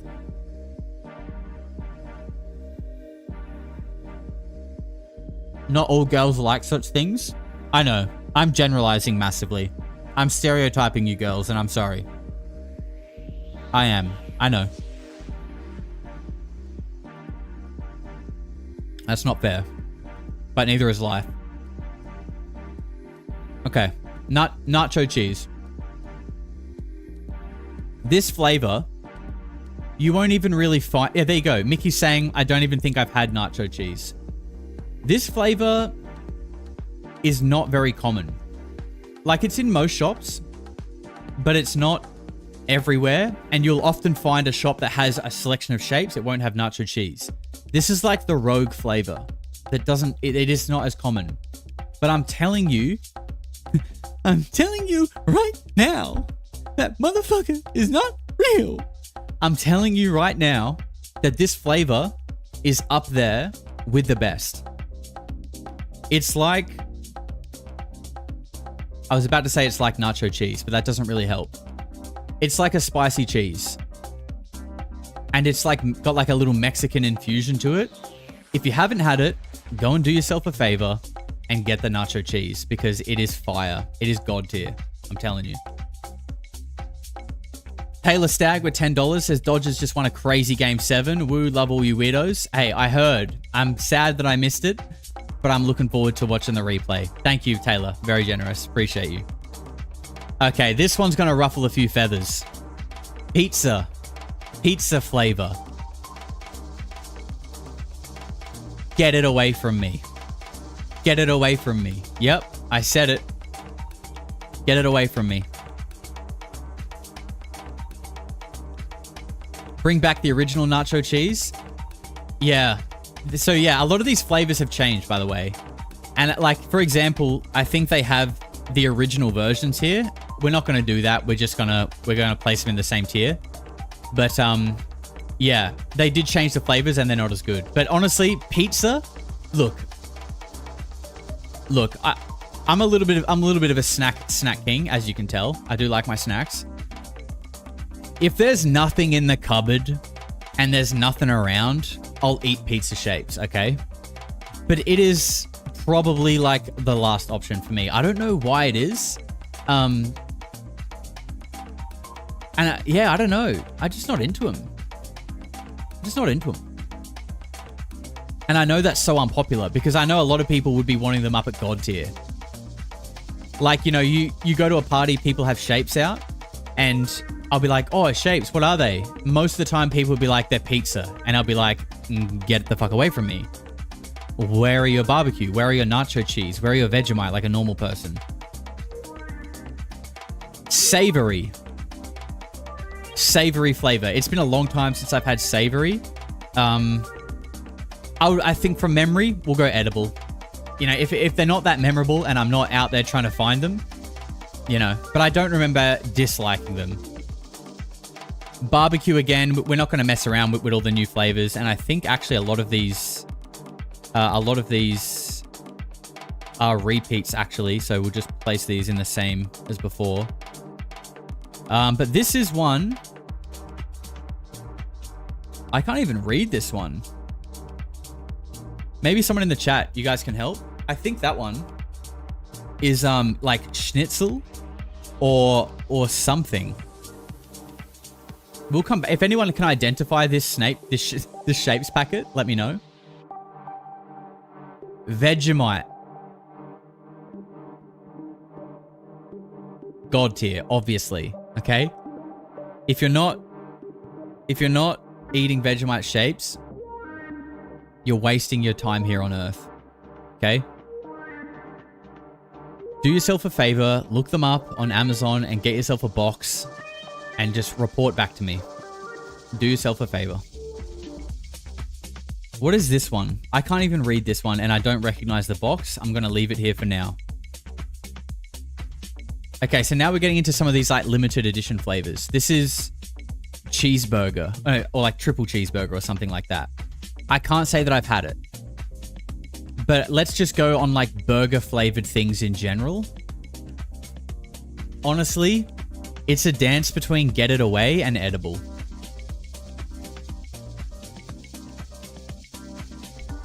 What do you guys think? Like, I just feel like burgers, when people try and flavor chips in things like burgers and pies and whatever, it's just like, it's such an artificial taste. You can't flavor something like a burger. A burger has so many components to it. You know what I mean? Like, it's just, you know what? Get it away. Get it away. I don't want to know about it. Another flavor here that I actually can't identify. That's the same. Hang on. Let me zoom in here.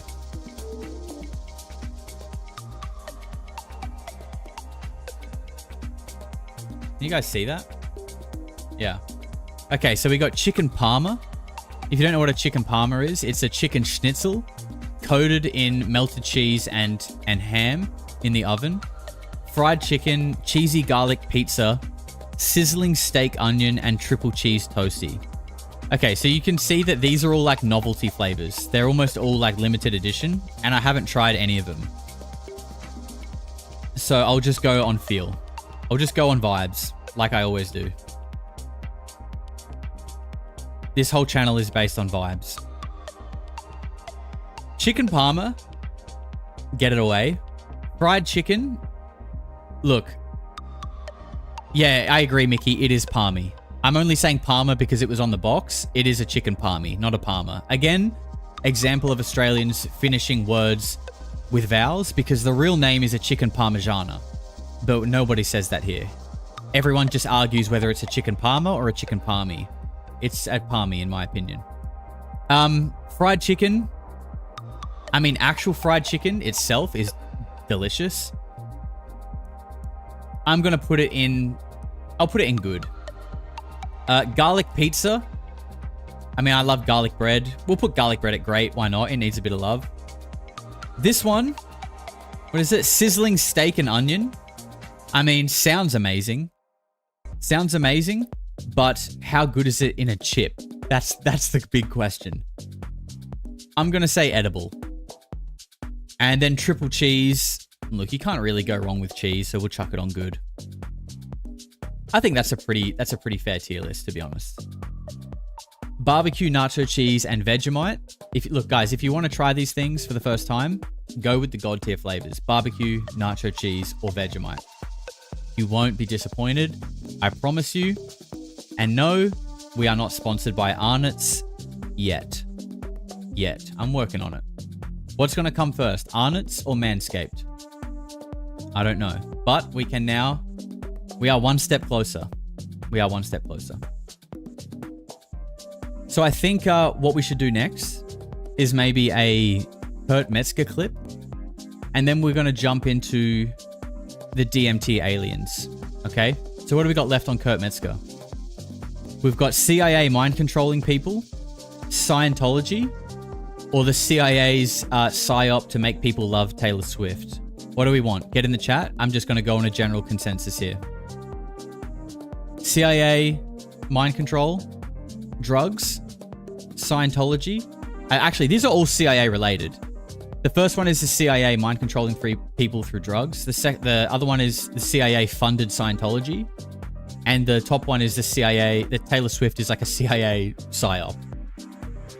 Taylor Swift, Swiftie, mind control, Scientology. People are saying CIA, but they're all CIA.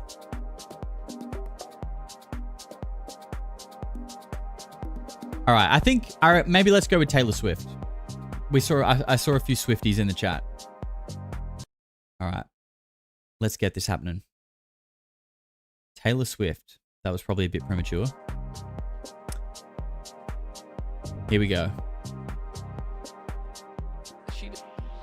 That's exactly.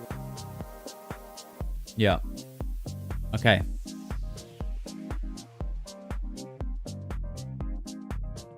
Let's jump over here. Pause the music. Here we go. So this is called The Strange Alternative Right Plot to Worship Taylor Swift. Okay, maybe it wasn't CIA, but I mean, at the end of the day, probably is. When we peel back the layers, probably is.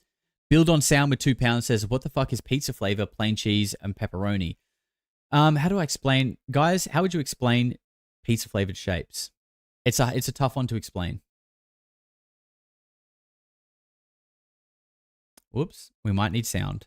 But they tested on people. I don't know what happened in people they put it on. I don't know how I would do on that. Not well. But you were saying, to get into this, you were talking about everything you love is a psyop, and I think I agree with where you ended up going on that. Human nature is programmability. Which is that when things actually are popular, like something genuine, then people in power can use that model to try to create something even that's not as good. I would never say that Taylor Swift is not a natural talent.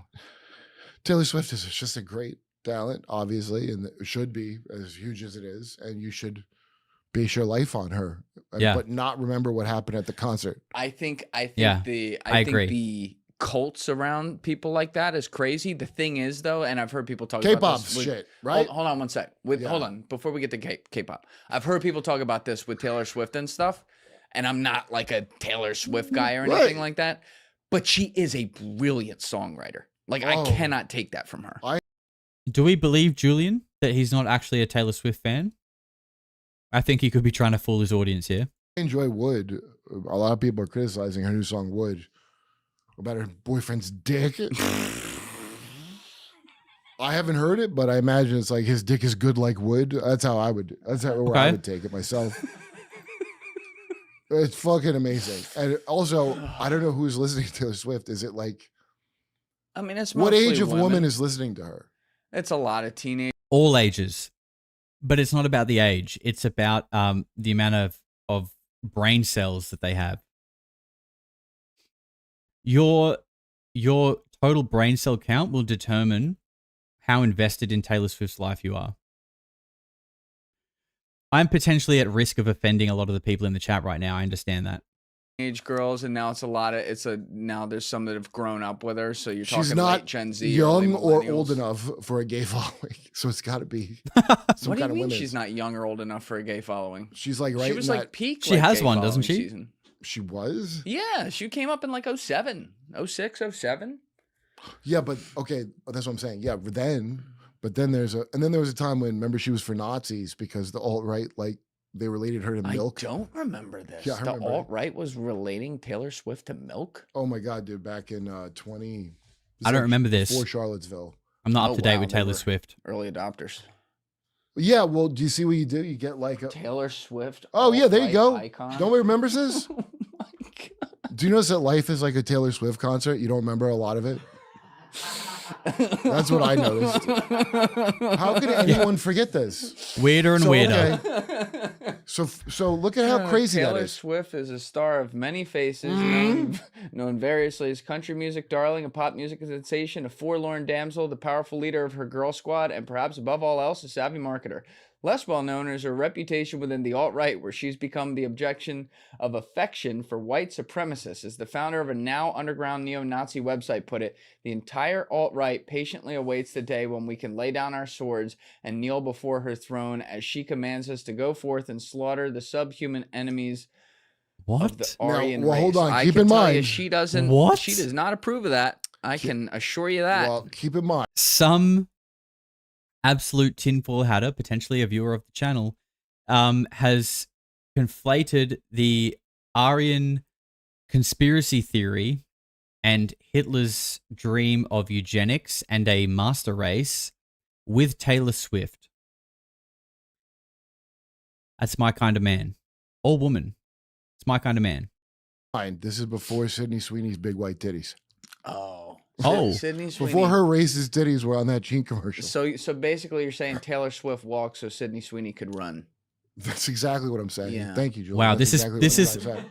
this is some real philosophical chat here. Taylor Swift walked so that Sydney Sweeney could run painfully. Amen.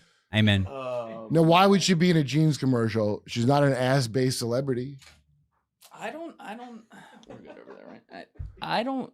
You know, There was no ass shot. It was just it's her in a jean jacket. Yeah, but it's the front people are imagining. They about. pushed her tits together to look like ass. Yeah.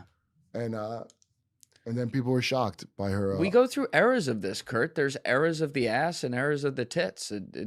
No, it's I think it's astrological. It's astrological. I've sensed a long time ago that we're moving out of a Greta Thunberg phase into more of a Haktua phase. Yeah. It's sort of like how we're moving out of, we're moving into the age of Aquarius.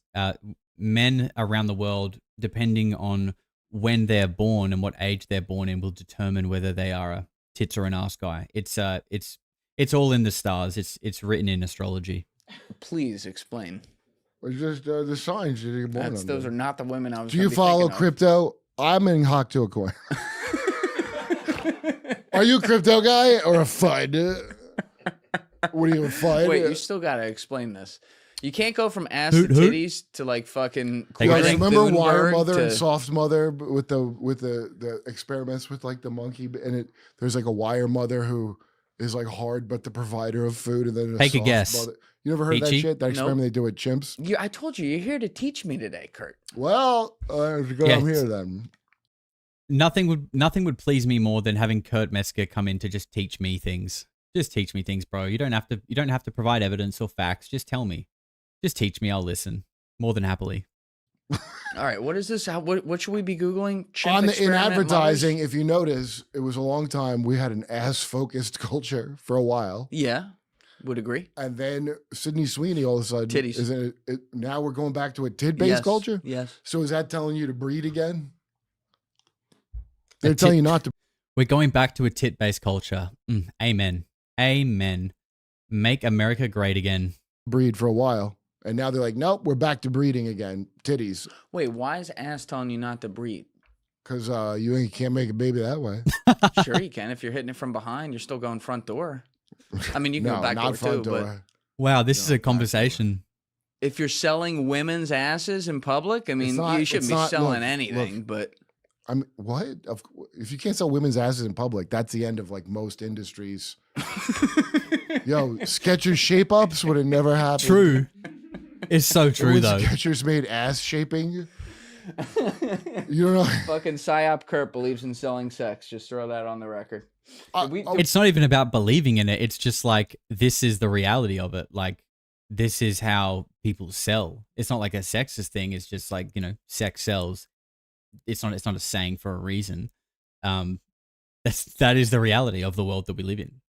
I'm not even like against it or for it, but it's just an objective truth, really. But wait, look, it's like if you go, I believe in rainbows. Like, that's a thing that exists. Right. Yeah. Yeah, exactly. I'm not touching you, Kurt. I'm just, Well, I don't believe in it like I swear by it. I believe in it that it exists. Okay. You see, there's a difference, There's right? a spectrum. I got you. All right, what did you find on Oh, there's a spectrum. There is a big Just spectrum. put wire mother, soft mother. Wire we're all on mother, it. soft mother? Yeah, experiment. It'll come up. I can't believe you heard of that, right?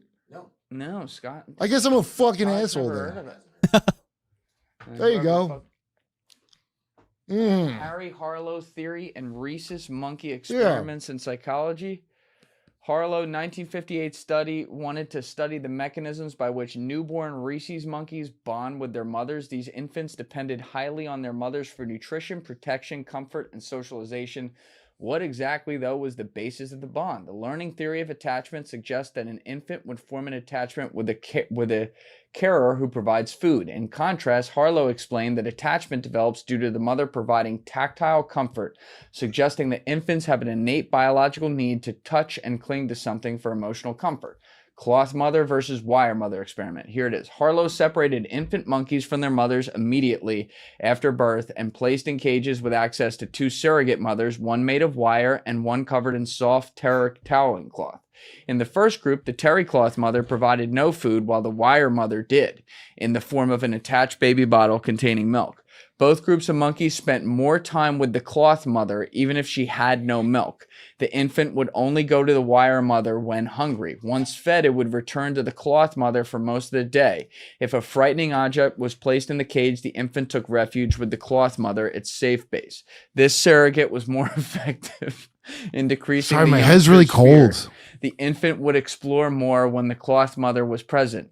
This supports the evolutionary theory of attachment in that the sensitive response and security of a caregiver are important as opposed to the provision of food. Part of this, and this is just me, like, What do you think they did to people? Wow. That's crazy that they did. Oh, that's shit they just do to monkeys. But I mean, you already know they sprayed cadmium on black kids, right? Oh, also in San Francisco, they sprayed shit.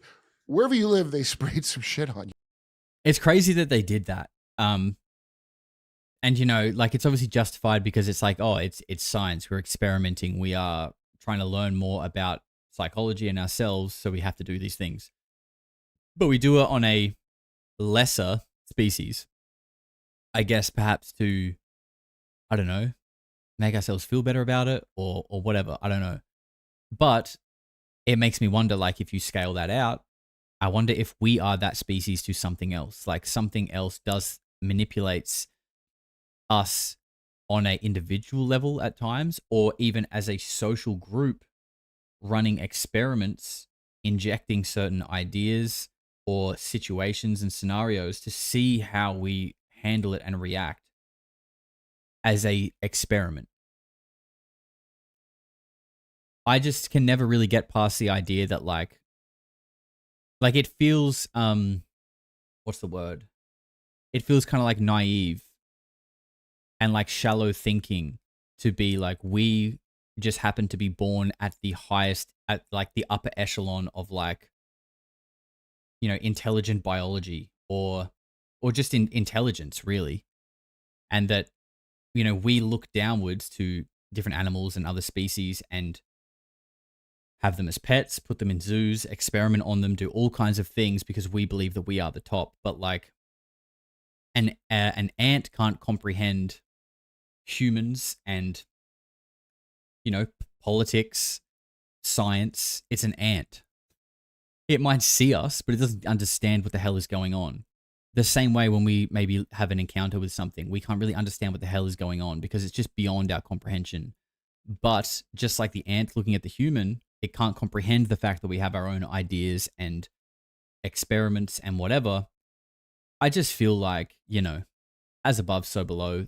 The chances of us being born at the very top are so minimal. We are far more likely somewhere in the middle, and that we just also can't comprehend what is happening. And that is what I think the problem is with the UFO phenomenon, is that we, as much as we try to study it, and like, you know, there's enough evidence to kind of say that yes, there is something there, just like the ant can see a human and be like, look, it's there. But the ant is never, ever going to be able to articulate what we're doing, who we are, what our objectives are, what our society is like, how we function. It's an ant. It just won't be able to do that. I just feel like that's the same for us with whatever this phenomenon is, or at least an element of it. We're not going. You can search as much as you want. You're probably never going to be able to actually understand it. Maybe a hot take, but that's what I think. Yeah. Just to see what it would do. So, Wire Mother is the one. People need contact. So in the quest to make killers, you know, people that would fucking kill when they're told to kill, Yeah. we got kindergarten and various programs of Hoot, hoot. abuse. All that super soldier shit, the part they don't tell you, is the vicious abuse. It's not as glamorous, you know? Right. But it's in a lot of movies. I just watched Gray Man with, what's his head? Ryan Gosling. Yeah. Gray Man. That's they hint at it all the time in movies. Yeah. It's public, right? Like it's not a secret thing. You're just not gonna look for it. Well, that guy they pulled out of prison. Who? Gray Man.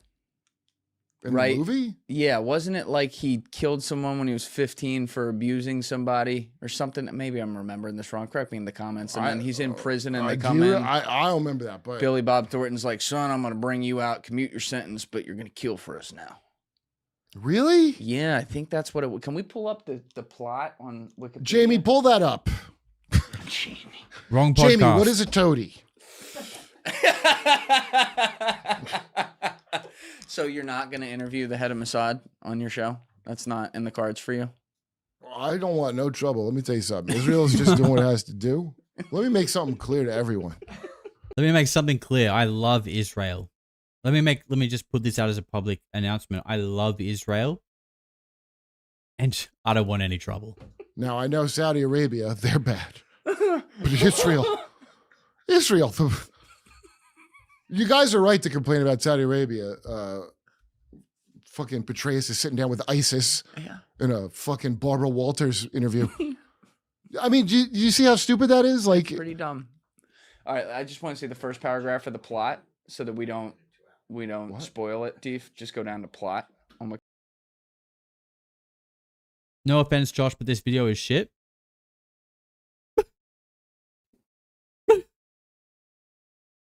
Bro, why would you offend me like that? Why would you offend me like that in front of everyone? Bro, we've got about 2 minutes left. Hang in there. Wikipedia, if you would. All right, top of the plot. In 2003, senior CIA official Donald Fitzroy visits a prisoner named Cortland Gentry in Florida. 8 years earlier, Cortland was a minor convicted of killing his abusive father to protect his brother. Fitzroy offers him his freedom in exchange for working as an assassin in CIA's Sierra program, an elite black ops unit which will allow him to exist in the gray. so a bunch of these people. So now I can't confirm this at all. This is just like a thing that I heard. Okay. Just a thing you heard. Yeah. I want to make it clear. Okay. It's not. But Jennifer Garner supposedly was from one of them families in that show she was on, Alias. Yeah, which Alias I didn't back in watch. the day. But apparently it's about thinking you're in the CIA, but you weren't. You're in some creepy group that was infiltrating the CIA. Yeah, that her life is apparently something like that. Monarch was to make sports heroes, actors. So why do you think Kanye's like that? Why do you think fucking Britney's like that? Yep. Think of secret societies. They're not secret, you know about them, but they have a lot of secrets. Mm-hmm. Why? Why are you in that? Why would you be in that? Yeah. Like, why would you be in a frat? I don't know. My guess would be they want to feel like they're a part of some sort of secret, elite, pun intended, secret elite organization that has information that everyone else doesn't and feel special about it and get connections and money and power. Like, I don't know if it's like more favorite. complicated. Did you go? Okay.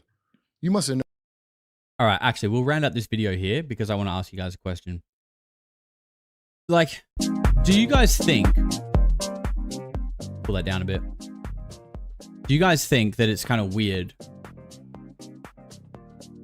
that people like Britney Spears, Kanye West, who were both like respectively kind of at one point in their life, the top of the game, right? You know, early mid-90s, Britney Spears was like the pop star. Kanye West had his time. He's still pretty big even now. But don't you think it's weird that like all these people that get to that position seem to go off the rails? Like what that means and why that is, I don't know. Like I don't actually have an answer for that. But I think, and you know, none of us can probably say exactly what it is. I'm sure we all have ideas and things that it seems like. But like at the very least, when you see that people get to the top of a specific industry and tend to lose their mind, without being too specific about it, if we peel back the layers, Justin Bieber, Amanda Bynes, yep, there you go. When you peel back the layers, we can at least deduce that there must be something wrong with that industry. That's all we need to say. We don't need to be specific about it, because that's where we start losing people and where we all start disagreeing on what it actually is. But I think like we can just collectively agree that there is something dark and wrong with that industry, because all these people involved in it, and not even the ones that get to the top, just people that have been through it, come out and say they either go crazy, or what we perceive as crazy, what we're told to perceive as crazy, because what they're saying is so out there and wild. But why are they all saying it? Michael Jackson. Yep. That to me, it's kind of like, again, it's kind of like how I got into UFOs, the Phoenix Lights. That was so compelling to me because I was like, wait a minute. 1,000 people all just don't spontaneously make up the same lie on the same night. Now, you know, it's not the exact same as that, but we have a lot of cases of people and like all saying the same thing independently, but also these people are in the industry which we are led to believe and is portrayed as like, where would you rather be? This is the pinnacle. Hollywood, baby. Beverly Hills. We're on the top of the world. This is what it's about. Money, parties, fame, cars, fun. I mean, if I had all of those things, I don't know if I would start writing songs called Heil Hitler and posting, like, you know, accusing certain groups of doing certain things. I'd probably be too busy just being happy and enjoying my life. But something in that industry causes people to go off the rails. And it's probably more than one thing, by the way. Like, I don't think it's just like, this is MK Ultra. It's probably that and also many, many other things. I just hope and I feel like it is. I feel like the facade of what Hollywood is and what people are led to believe is just crumbling by the hour. Amelia Earhart was a foreign squirrel. Yes, she was. She was a foreign squirrel. Yep, I know exactly who she is, and that is correct. Drew Barrymore was doing cocaine at 12. Yep, that'll do it. That will do it to you. That will certainly cook the noggin. Quite well, actually. If you like your steak well done, start doing cocaine at 12.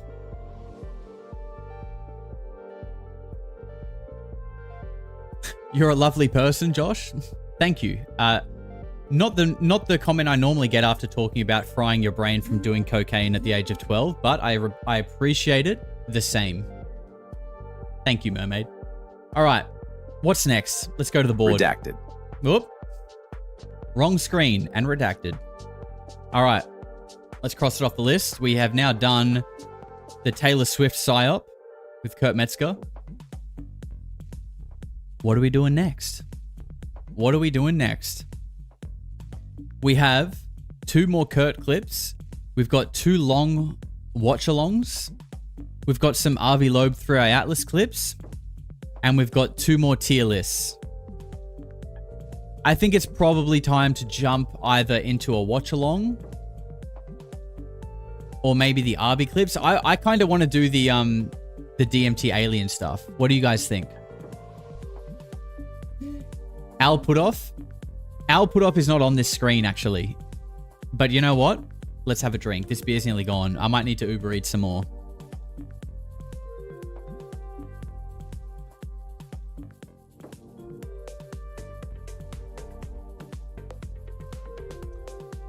I'm still here, 4 hours now. Yep, we're approaching 5, actually. We are coming up to 5 hours, baby. And we are not stopping anytime soon.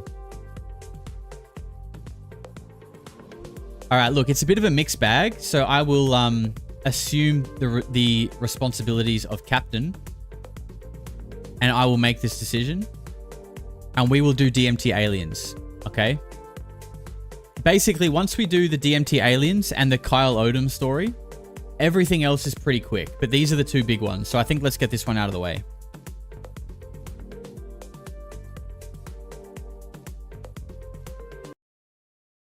pause that for a moment. Okay. So this is, we're going to be looking at 2 clips for a total of about 25 minutes. These 2 clips are from a recent interview that was on Michael Phillips' channel, who was in the chat earlier, friend of the channel, Third Eye Drops, with Danny Gola, who is the guy behind this whole, when you take DMT and you stare at a laser, a diffracted laser on a wall, you can see code inside the wall.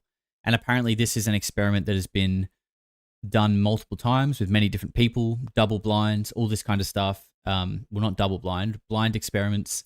And it's like a 100% strike rate. People take DMT, they look through a diffracted laser shined on a wall, and every single person can see code, according to Danny Gola. And yeah, he says that he has tested it with people who he hasn't told them what to see. In fact, in some of them, he's told them like, oh, can you see... I'm just using an example here, but he's been like, oh, can you see pictures of elephants or whatever? And they will say, no, I can't, but I can see these weird like code symbols. You know what I mean? So like this is like a 100% strike rate. Super fascinating. I've never taken DMT, so I can't fully comment on it, but I'm very fascinated by the fact that people seem to encounter entities. And, you know, I have done psychedelics, but from what I understand, DMT is like a different level. It's like, you know, you take psychedelics and it's like, ooh, it looks like the curtain is morphing into a face or whatever. This is like, no, there is a literal frogman next to me playing guitar. I can see him. And I say that because that's actually an example that Danny Gola gives, and it's a wild story. So let's get into that. 2 clips here. First one is about 10 minutes. I think it was... Not yet, because we have this in the way. Get out. There we go. I think it was 2016 or 17, I think. Well, first of all, I heard of DMT. Sorry, Jayla Rose with $10. Happy B-Day, woot woot. Thank you very much, Jayla. Appreciate you. Actually from Joe Rogan for the first time. And it was before he had the show or anything like this. It was like, I think it was like 2007 maybe. Yeah, this goes back. He was in the DMT, the Spirit Molecule documentary. Yeah. There was a one... You probably heard it. It's like a rant that he did on a radio show in Ohio. And it's like this crazy rant. And I will never forget this because these words burned themselves onto my brain. He said, it doesn't feel like you're in another dimension. You are in another dimension. Yeah. And I knew exactly what he means. Now, I've never experienced DMT until that point, but I said, okay, I know exactly what continuum he's talking about. What is that thing that actually puts it over the top, that is like you truly are, like that's it, like there's no more questions, you know you're there? And I tried to extract it. I tried to like it didn't work. I went to this greenhouse, tried to get some Mimosa Stilis, tried to do it myself. Didn't really, I mean, I distilled something, but it didn't really work. Only when I got to California, I finally found like real DMT, and I tried it, and obviously, and by the way, it didn't work for me for like 10 full times. Like it just wouldn't, nothing would happen. And eventually it happened, and I immediately was hooked. I was like, holy, like, well, the same reason everybody gets hooked on it, right? It's like, this is crazy. And then because I was so experienced with psychedelics from before, and for some reason, I can't take credit for this, it's just how my mind is constructed, I love crazy. So because of that, I could easily go as far as you want to go. My brain just built for that, right? And because I was so, it's relevant. I'm not just boasting. The reason that that what happened to me on that night that changed everything was so outstanding is because I know that I can go to infinity and beyond, and I love it. Like, let me keep going. Buzz Lightyear. And yet, because I also kind of understood the repertoire of what's possible, even though, yeah, DMT is kind of like infinite in scope, but there's a gestalt, there's a thing there that is kind of, there's a note that you recognize. And so I had a lot of experience with all these things and with DMT and everything. And all of a sudden one night I come back from actually a meditation retreat, and I smoke a bunch of it, and nothing happened. I smoked close to a gram. Like I poured close to a gram on the plate and just torched it. I think that's a lot. I've never done it. But I'm pretty sure that's like perhaps maybe 10 times like a normal dose. Perhaps someone in the chat who could theoretically give us an answer to that. And then 45 minutes later, I realized nothing happened. Now, it's possible that it was a complete whiteout and I just don't even remember and I just kept on sitting there, right? That's possible. But as far as I can tell, it wasn't that. It was just kind of nothing happened, which is pharmacologically impossible. People saying that wasn't DMT then? Let the man cook. Let him finish. Let him finish, in the words of Stephen Greer. And I sat up when I realized this, and I looked around the room, and then I had a thought. And the thought was something that Terence McKenna said in one of his talks, which is that it's not a drug, it's an alien disguising as a drug. And at that instance, just that thought alone arranged something in my brain that basically took the proposition seriously. So until that moment, it was like, well, that's a cool idea. But for some reason, the propositional machinery of my brain brought it to reality. It was like, that's what's going on. And I said, wait. And the second I had that thought, the whole room flashed white. Everything just went, and I heard whispers all over the room. It wasn't English, but I understood the meaning. It was like, he's paying attention. What do we say? I was like, and now that I'm like telling the story so many times, he was kind of like an amphibian, frog, lizard man, appeared on my right, as real as you. So I love this story. He's told this on podcasts before. And when I saw Michael did this interview, I messaged him. I was like, fuck yeah, Danny Gola. Like, I'm sitting down to watch it now. And I was like, does he do the frog? Does he tell the frog story? And he's like, yep. I was like, hell yeah, brother.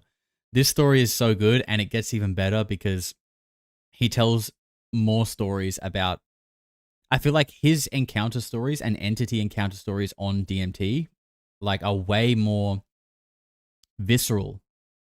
And like, you know, normally it's like, oh, I'm in this kaleidoscopic realm of like shapes and colors and whatever.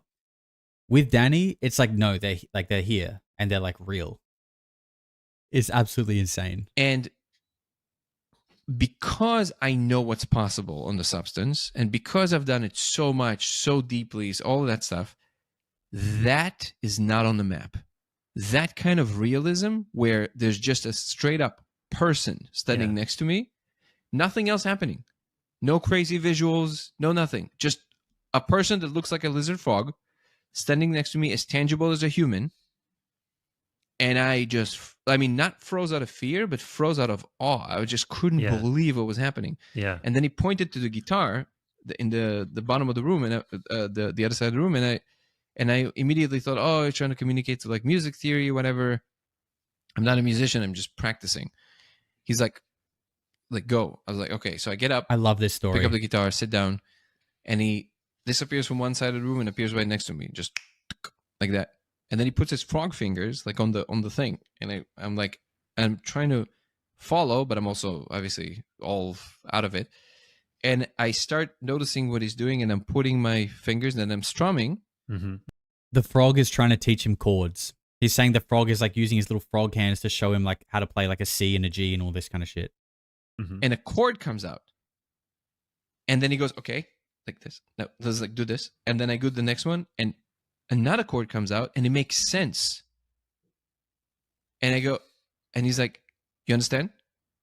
You don't know how to do this. I'm giving you real information. I'm real. And at that moment, I was like, nothing will ever be the same. I was like, I'm out. Oh my God. That's SpongeBob, I'm a head out right there. Yeah. Like, this is real. He's like, mm-hmm. And I go, and then the part of the story is a little funny. I had a postdoc in physics in the other room because I was renting out the other room for Airbnb. Marco, I will never forget because I exclaimed his name. It was like 2 a.m. And I was like, Marco! He didn't wake up, luckily. I'm going to tell him. A frog from another dimension taught me how to play the guitar. But he basically... Dude, that should be the name of your book if you ever write a book. Just call it that. So good. What a book title. A frog from another dimension taught me how to play guitar. By Polarity Josh. Yeah, great name. People, after I told this, I haven't told the story in a while. I used to tell it a lot, and I haven't told it in a while. And after I told it on one podcast, this little frog guy became like a hero. People were like, he was the main attention. Like everybody wanted to know about him. He never. Yeah, no shit. Of course, people want to know more about that. A frog taught you to play guitar, bro. What do you expect? Appeared again, by the way. Wow. But that fact that I know that I don't know how to do this, and he gives me that information, that was the most brilliant way. So he's like, and everything just changed in my brain immediately.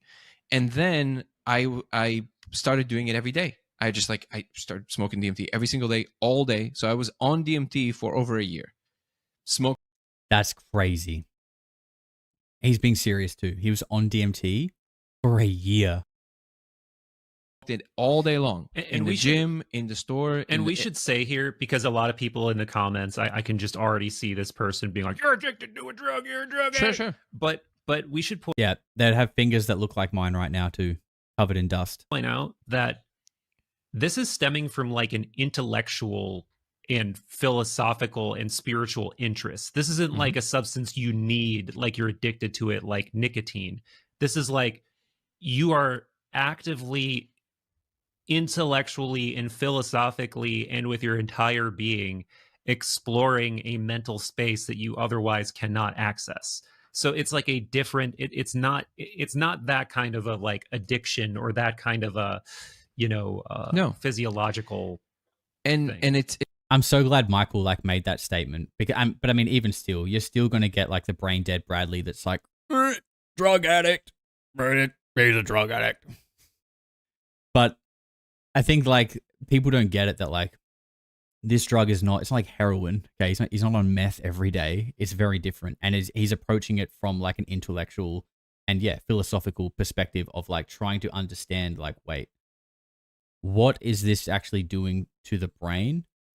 And like, am I like, what I'm perceiving? Like, am I peering like beyond a veil? What is this sort of like extension of reality? And I think I included it in the clip, but just in case I didn't, he basically says like to him, the fact that like people don't want to do that and like aren't interested in it is weird because he's like, this is basically like a portal, like a literal portal, or as close as we can get to a literal portal to another dimension, and no one cares. No one cares.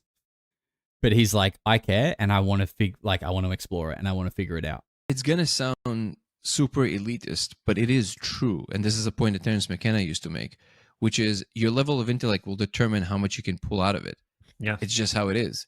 He used to say some people come out and they say the colors. He said, forget the colors, malarkey, a word that he was very fond of.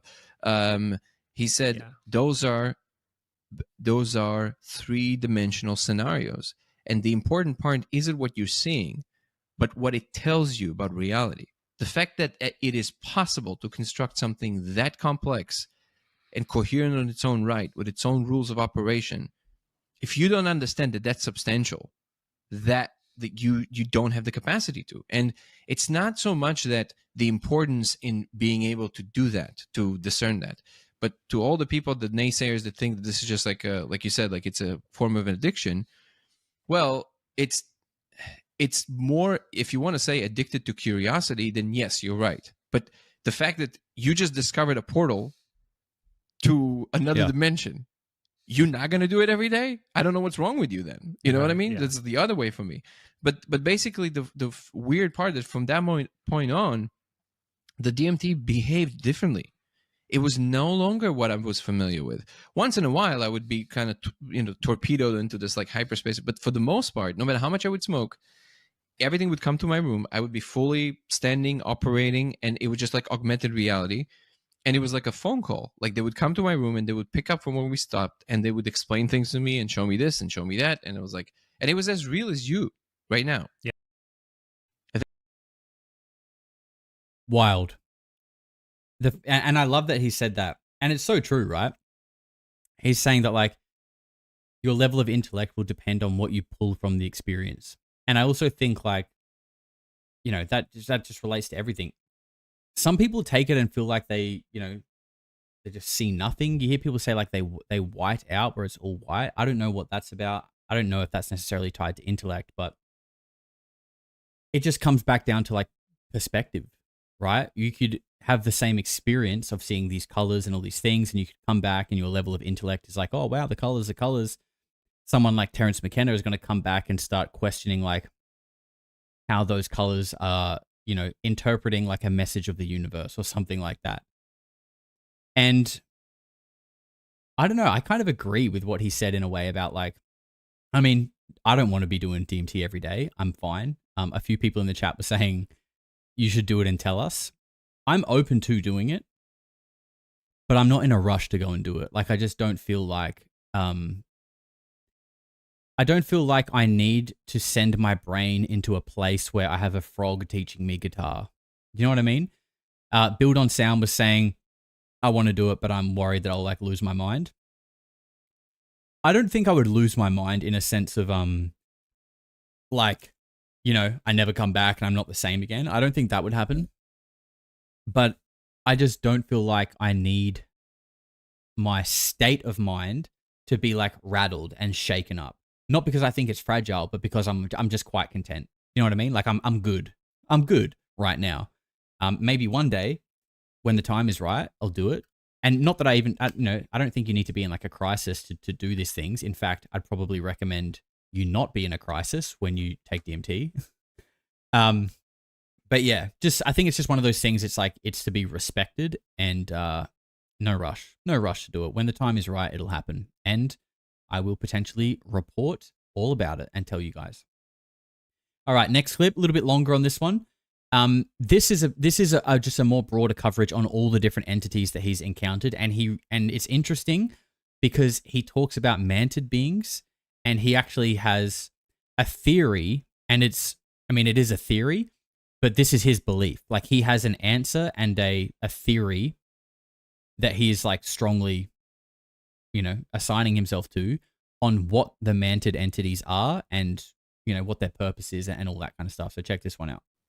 What is your position on the ontological Cheers, status by the way. of these beings? I'm gonna go get a beer. This is just such an interesting topic, such a topic, you know, that listeners I know are endlessly fascinated by, is not just simply, are these entities real or not real, but their appearances. Like what is this appearance truly what the entity is? Is it something about the way the entity is interacting with your own cognitive apparatus that causes it to appear that way? Or is there really a frog being, or not, whatever they like to be called, dimension where these things exist? Like, I'm sure you know Gallimore, for instance, gravitates toward this idea that yes, there is something there, but the way it appears to the individual mind is probably going to vary. Like he told me, I did this little Entity Encounters documentary where he essentially says, like, I don't believe these are lizard beings, that it exists in like a lizard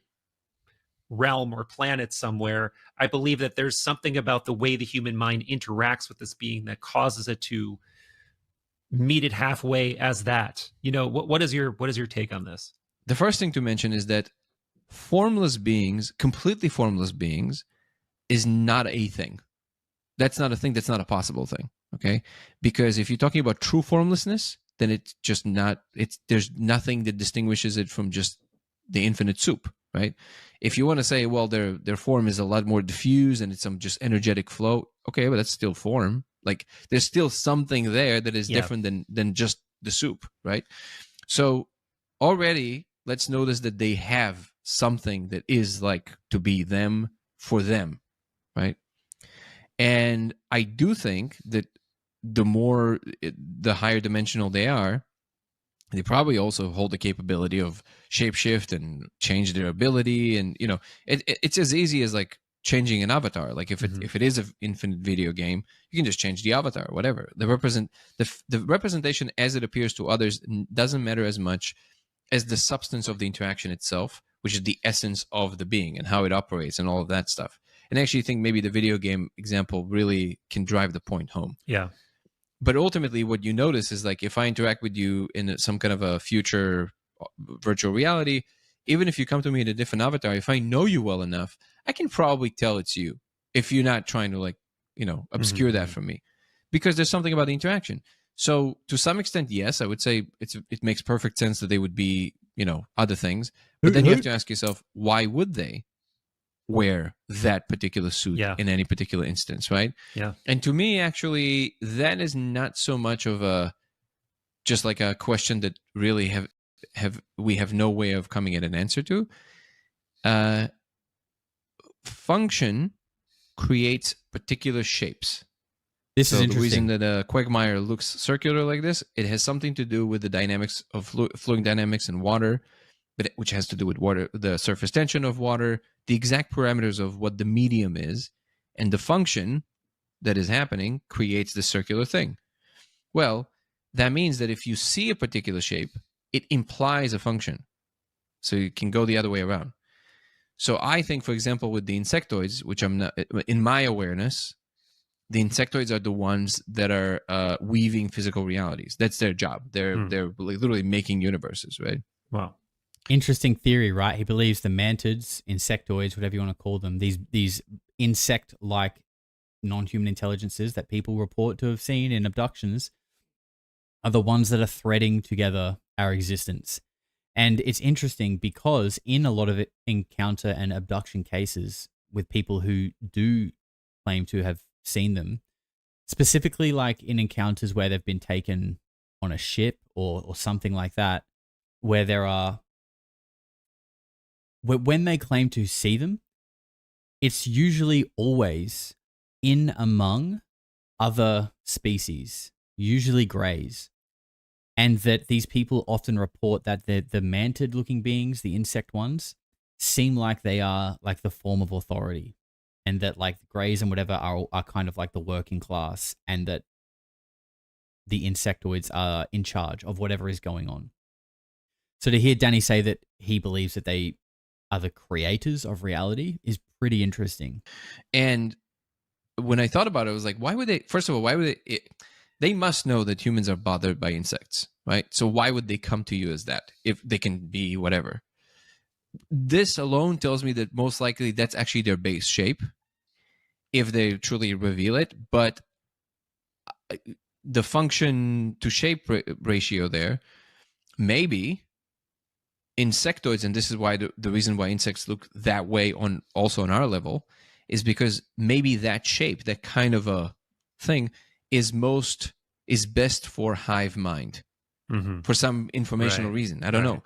And it would stand to reason that if you're going to be weaving physical realities, error correction has to be on point. So you better be connected to a hive mind that kind of tells you in real time what's going on, instead of sending an email, reading. Like individuality should be a lot less emphasized with these kind of beings, right? Yeah. So I think that, maybe it's something like the closest thing, since they have to appear to us in some form, there's like some sort of sympathetic sort of form on our level that resonates with what they are, which is like not literally an insect, but the closest thing on our level to what they are would be an insect. So that's how they represent. That's how I would reason about it. Yeah. Interesting. Yeah, that makes sense. Makes sense. So just quickly, James King Japan, celebrating 4 months as a member, says, I just got in and it's been going for 5 hours. Crazy stuff, and congrats on the year of growth. Yes, sir. Yes, sir. And we still got a while to go. Absolutely. Thank you very much for the support, man. You have this extremely realistic entity encounter, and it sounds like you have a number of realistic entity encounters. Every day for a year. I've been on it for a year. You just tell me. I love that. He's like, oh, yeah, I was on DMT every single day for a year. Yeah, I have entity encounters every single day. Yeah. This is normal. This is normal for me. Tell me a couple other notable ones, because it's just entity encounter stories are just always fun.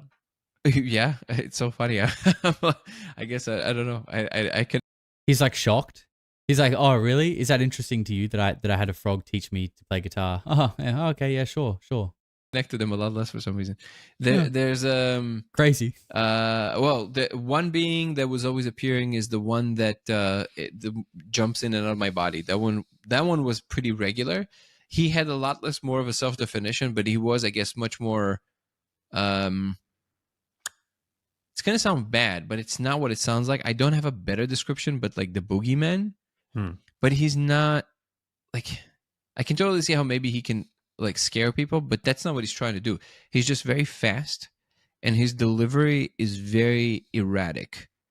So he's like, and he's very like everywhere, right? And he has this like, sounds like my brain, confuse you for the joke kind of thing. He's like, Wow. look, I run this way and then I go and then I come from the other side. That's the fourth spatial dimension. You see, I pull my hand down there and it comes from here, like stuff like that. Like he's very kind of erratic. my brain. But he's not.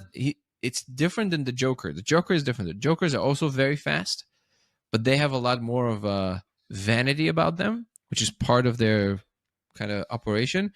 And they seems to be the most revered by others, simply because whenever the Joker appears, everybody else stands still. Everybody like just freeze, don't move. And from what I understand, they're the fastest in existence. Nothing is faster than the Jokers. So it can literally just be like they just can do faster than anything else. So nothing can take them. Nothing can do anything about them. They decide. The only thing that, from my awareness, the only thing that is higher than them is the God Almighty. Like there's no, they're like the final level, you know. And for example, with them, because there's one that always kind of visited me, there seems to be this unclearness about their nature. Like, are they yin? Are they yang? Are they dark? Are they light? They don't know either. They're everything. And later, when I was kind of investigating these ideas, I realized that in order for anything to count for creation, something somewhere or someone somewhere has to have a moment of experience of it. Otherwise, it doesn't register. Yeah. So somebody has to be a being that can experience the yin and the yang all at once. But the gift they get in return is that they can literally exist in every level. They're not tethered by any particular world. They can do whatever they want. They basically live a free agent, the Joker, right? But that guy, the boogeyman guy, was always like doing these weird things where he would show me how when he instantiates itself into my body and he does a particular thing, if I respond, I can manipulate the room physically, or what appears to me, obviously, right? So like I would do this and the whole room would fold in half, like an accordion. I was like, oh. He was like, and he showed me how he can pull me out of my body. And this was a particularly interesting one for me. So what I saw, so it got to the point where they were talking to me and matching my speed. So usually people go into DMT and it's just like very crazy and erratic. No, they would like wait for me to understand and acknowledge and only then proceed, which was unheard of for me before. And they would say, so one time he goes, okay, he pulled me a little bit out of my body and he went, and it was like, whoa. It was like, you feel that? I'm like, yeah. He's like, okay, now we're going to go all the way out. Okay. I go like, okay. And then he plucked me out of my body, just like, plop. See what I'm saying? Like, this guy's experiences that he has on DMT are far more like, you know, he can retell them with a level of understanding that other people don't seem to be able to do. Like, other people's retellings of their encounters are like, you know, you often hear about like the jesters and that they're like laughing at you and that they kind of like make you realize things about yourself and whatever. But it's always so vague, and it's always like, you know, kaleidoscope of faces, and it's like, you know, you're in this other realm.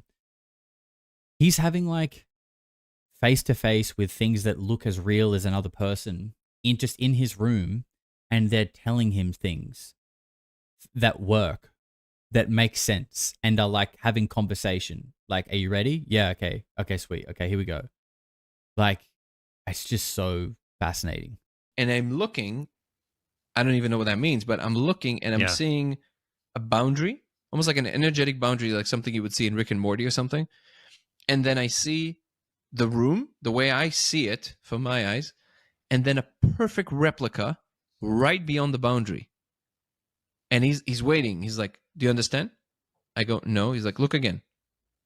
And I'm looking again. And he's like, and then I realized what happens is there's a perfect replica of the world that you're about to be buffered into. And in that world, when something buffered, that's it. It happened. You can't unwrite it. This is it. This is part of the grid. But if you're in this little nook before, it's the pre-buffering. It's like it's simulating the scenario before it gets into the real part. So if something goes, which is the real? Is it the physical or the no? beyond? So Okay. so imagine like this.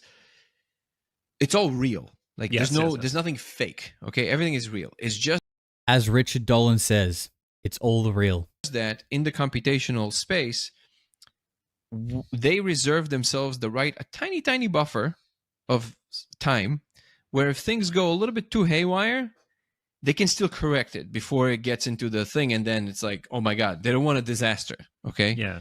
So to prevent that disaster, you have this little buffering space where if you do something that is like the system didn't catch it on time, or like it was like way outside of what should have happened, they can correct it real quick, and they correct it between your saccades. So the reason you can't see anything, right? I don't know if you noticed this on DMT, but people are very experienced would notice this. You sometimes look, and all of a sudden you will look back, and something is not there, or something that just moved really quickly. The reason that you can't see between your eye movements is because they get to rebuffer right between your eye movements. So they can change something just when you moved your eyes, basically. What I find interesting about that comment is it reminds me of the Wandjina, like those paintings on the Aboriginal rocks in the northwest of Australia that look a lot like grey aliens that are like 6,000 years old. Their explanation of the Wandjina are beings that operate in between time, or like in between space and time, or something like that. It sounds like another way of explaining what Danny Golo is talking about here, that they sort of like operate in this realm where you can simulate what's about to happen before it happens, and then it renders in the actual physical reality where things can't be changed. Kind of wild. The same principle that magic is based on. That basically that's what they're utilizing, and that's the buffer.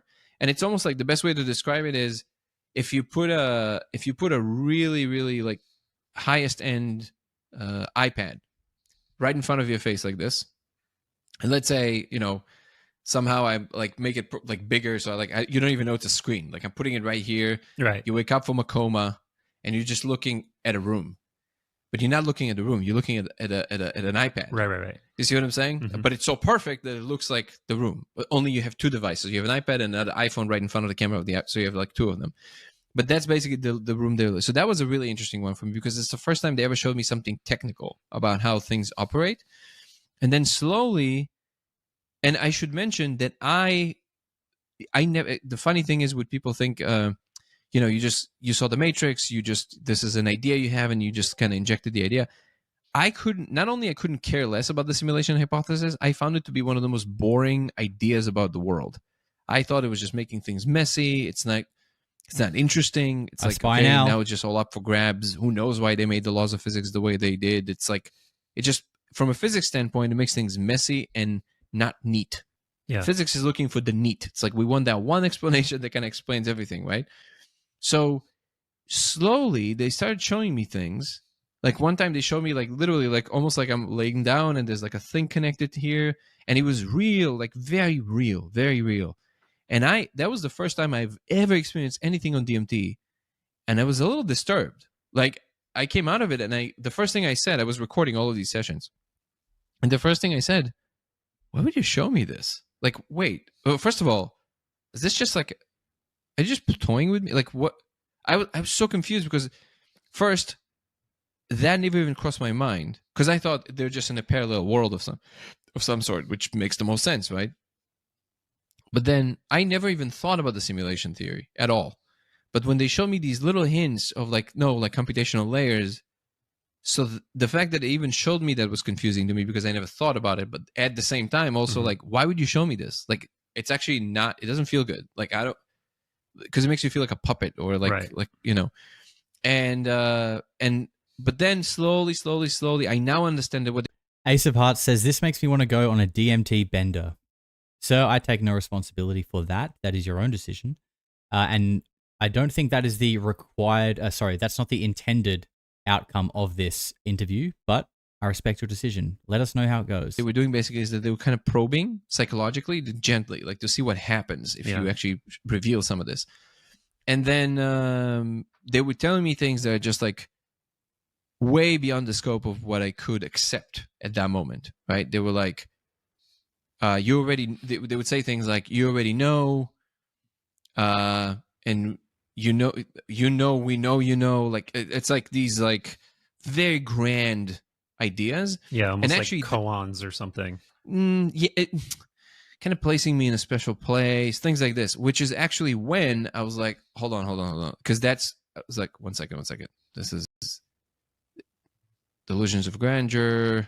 This is schizophrenia 101. This is like, but what was interesting is that I didn't feel weird during my like regular hours, because usually with schizophrenics, like they don't even, I spoke to a few that even if they know this is not real, they even in real time they cannot override the knowing, knowing that it's real. Like even that they know, right?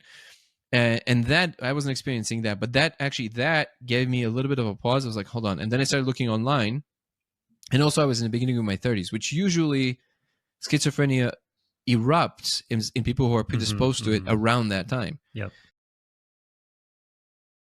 Oh shit. Schizophrenia erupts in people in their early 30s. Well, I think we should drink to that. I Spy an Owl. Shout out to you if you're in your early 30s and you're in this chat right now.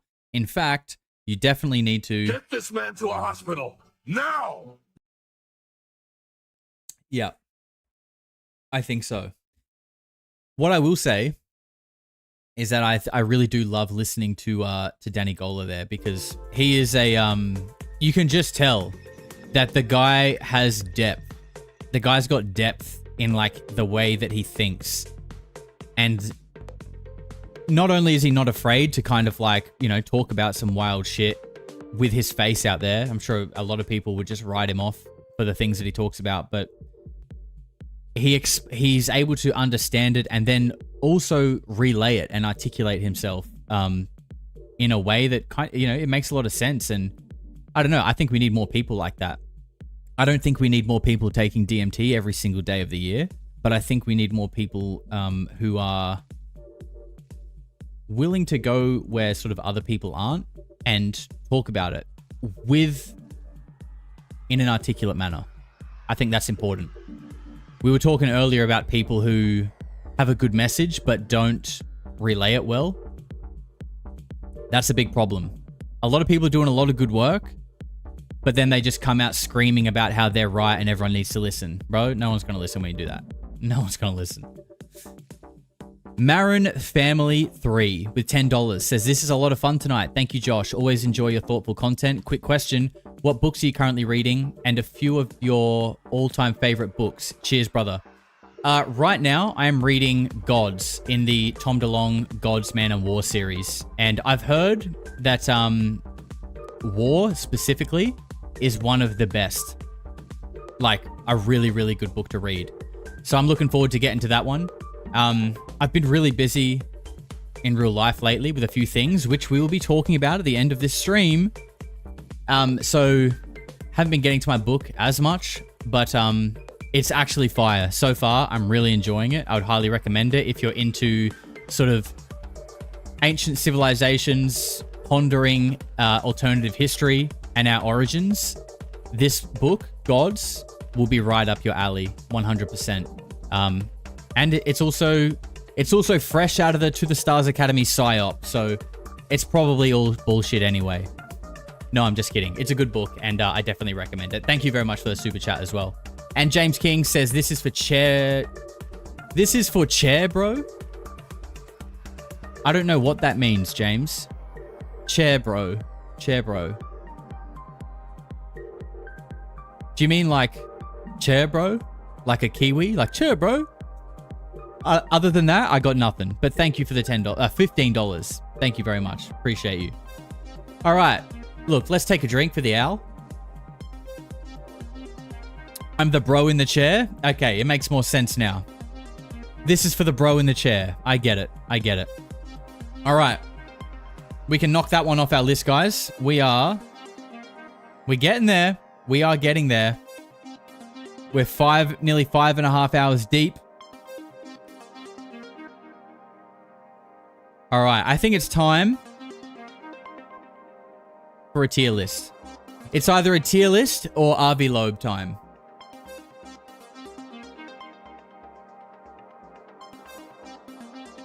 I think either Harry Potter tier list or the Pokemon tier list.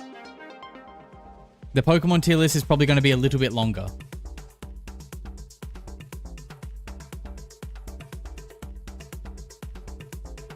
Few Potter fans in the chat.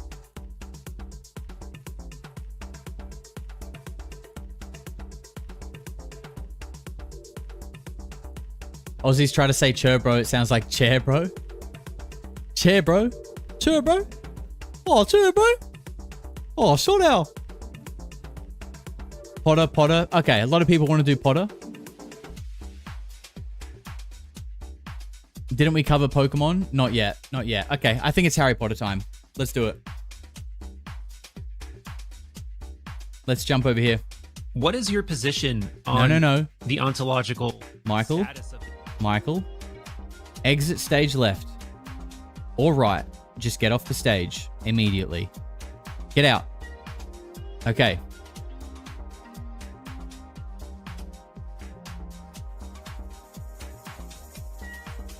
We have our tier lists. Harry Potter.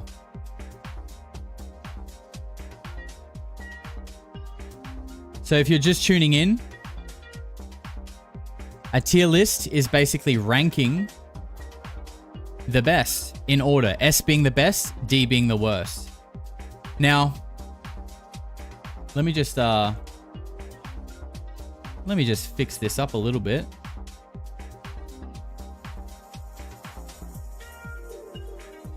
Okay.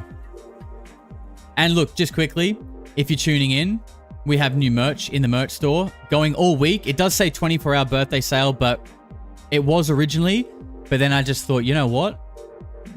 Let's do it for the whole week. Why not? So 20% off pretty much everything in the merch store right now. You can go and let people know how much of a freak you are. The link is below. And if you use the code Lizard King at the checkout, you'll get your 20% off applied. And that is because we have a whole new Lizard King range out. Crew neck, singlet, and a baseball tee, actually. Let's check out the baseball tee right there. Lizard King baseball tee. Yep. Very iconic, if you know what I'm saying. All right. Harry Potter. I'm going to have to turn the music off so I can think. Can't think with music on. Okay. Now, I might be a little bit biased here,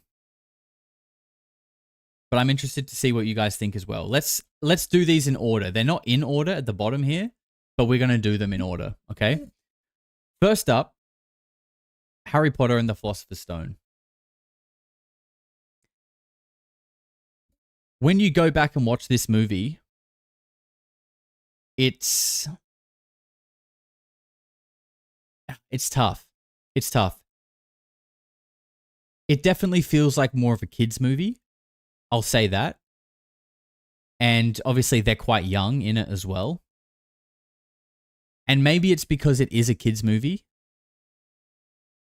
But it just feels like, and I'll say this for the second one as well, the first and second Harry Potter movies were far more like magical. I don't really know how else to explain it, but it just felt more magical. And like, it felt a bit more fun. And then after that, I mean, and there was a director change, by the way. So the first 1 and 2 had a different director, then it changed. And that's when shit got dark. And also Dumbledore died in real life. And they had to change him. And that just didn't sit well with me. Okay. I struggled to deal with that. So look, on a personal level, I'll put this as A. I wanted to put it as S, but like, I mean, it's a great movie. It's probably not S tier though, but it's a fantastic movie. I think it has to go A. A big part of me wanted to put it S, but I think there are probably some better actual movies if we look at it objectively. Next up, Harry Potter and the Chamber of Secrets, where we get to meet Dobby for the first time. Good film. Get in the chat with what you guys think about this. Spoiler alert, Dumbledore died. No, only in real life. It's okay. It's just in real life. So it's not, don't worry. It's not that important. It doesn't really matter. He only died in real life. So no spoilers there. Don't worry. Harry Potter and the Chamber of Secrets. What are we thinking? Some people are saying B, A. Yeah, I'm thinking the same. What else happened? Gilderoy Lockhart, pretty interesting character. One of those characters that you like love to hate. The Basilisk was cool. The Basilisk was real life animatronics, by the way. We spoke about animatronics when we looked at the Skinny Bob footage earlier. The Basilisk was a real basilisk.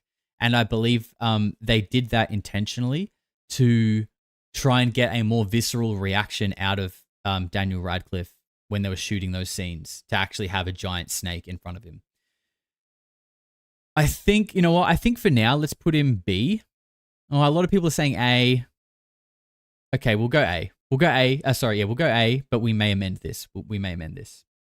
Next up, Prisoner of Azkaban. Now, when this came out, again, this was where the director changed. This is where it got dark. This is where we got a new Dumbledore. I really was like the stubborn part of me was like, fuck this. Fuck the new Dumbledore. Fuck everything. They all look older. It's all darker. And it's just different. And I don't like it. And that really stuck with me for a long, long time. Although I will say, watching it again now as an adult, having gotten over the, having no longer being like a scorned ex-girlfriend, I feel a bit better about it now. I actually do think it's a good movie. Wasn't Al Puthoff in that one? I actually think he was. I think, yep, he was. There he is. Hoot, hoot. But Gary Oldman, that is true. We did meet Sirius Black for the first time in that movie. And like there is lots of good things about that movie, to be honest. Like the night bus was a really cool start to the movie. What else was in there? This is a storyline that I really like about that movie. The time turner that Hermione has, where she like goes back to like change the past. Like that shit is cool. That is really cool. There's Buckbeak. There is actually a lot in that movie. Dementors. Like, look, honestly, I actually think it's a pretty fire movie. I think we should swap Azkaban with Chamber. I'm a reformed man. I've grown, and I've realized the errors in my ways, and I think we need to swap these two personally. This is what I'm thinking. Dementors are metal? Dude, Dementors are metal as fuck. They're literally dark, hooded creatures that suck your soul out. It doesn't get much more metal than that. Yeah, we're going A. We're going A with Harry Potter 3. Harry Potter is a dumbed down Lord of the Rings. Yeah, bro. Yep, exactly. You nailed it. Exactly. Which one is Goblet of Fire? I think it's this one. Yeah. Now, this is, in a way, this is actually almost the opposite to the third one for me. I remember watching this. I used to think this was number one. Like, this was the sickest movie. And then over time, when I've watched it again, I've been like, oh, it's sort of like not as engaging. Like, I liked it because there's so much different, interesting shit in there. The Triwizard Tournament, the Quidditch World Cup, awesome intro scene. And Fleur Delacour, so tasty. You've just got so much into the dragons, Cedric Diggory dying, Harry and Cho Chang, like there's so many good things in here. But I feel like watching it back, it's just not as gripping as some of the other movies. But it's still pretty good. It's still pretty good. What are we thinking, guys? Come on, help me out here. Help me out here. People are saying B. Yeah, I kind of agree, but I feel like that's low for this movie. Yeah, B. Did you put your name into the Goblet of Fire? That was another thing as well. I think it's Michael Gambon that played Dumbledore after that. He had like the American accent that he tried to bend. He tried to bend it, and it just like was like, bro, Yeah, how dare you? How dare you stand where he stood? You know what I'm saying? That's what I was like with Michael Gambon. How dare you stand where he stood? So, look, we'll go B. Interesting fact. When I was doing my visual effects course and where I ended up working as a visual effects artist, a dude who worked there, and when I was learning, he tutored me for a course, was the dude who created the flame for the Goblet of Fire. Like that purple flame in the Goblet of Fire. He was the 3D effects artist that created that. Which is pretty crazy because, you know, I live in South Australia, which is not a very big or popular state compared to Sydney or Melbourne. Like when I tell people that I worked at a visual effects company that has worked on Game of Thrones, worked on House of Dragon, worked on the Lord of the Rings series that was on Amazon recently. You know, I got to work on Play Dirty, which came out recently with Mark Wahlberg, and I worked on Mortal Kombat 2, which isn't out yet.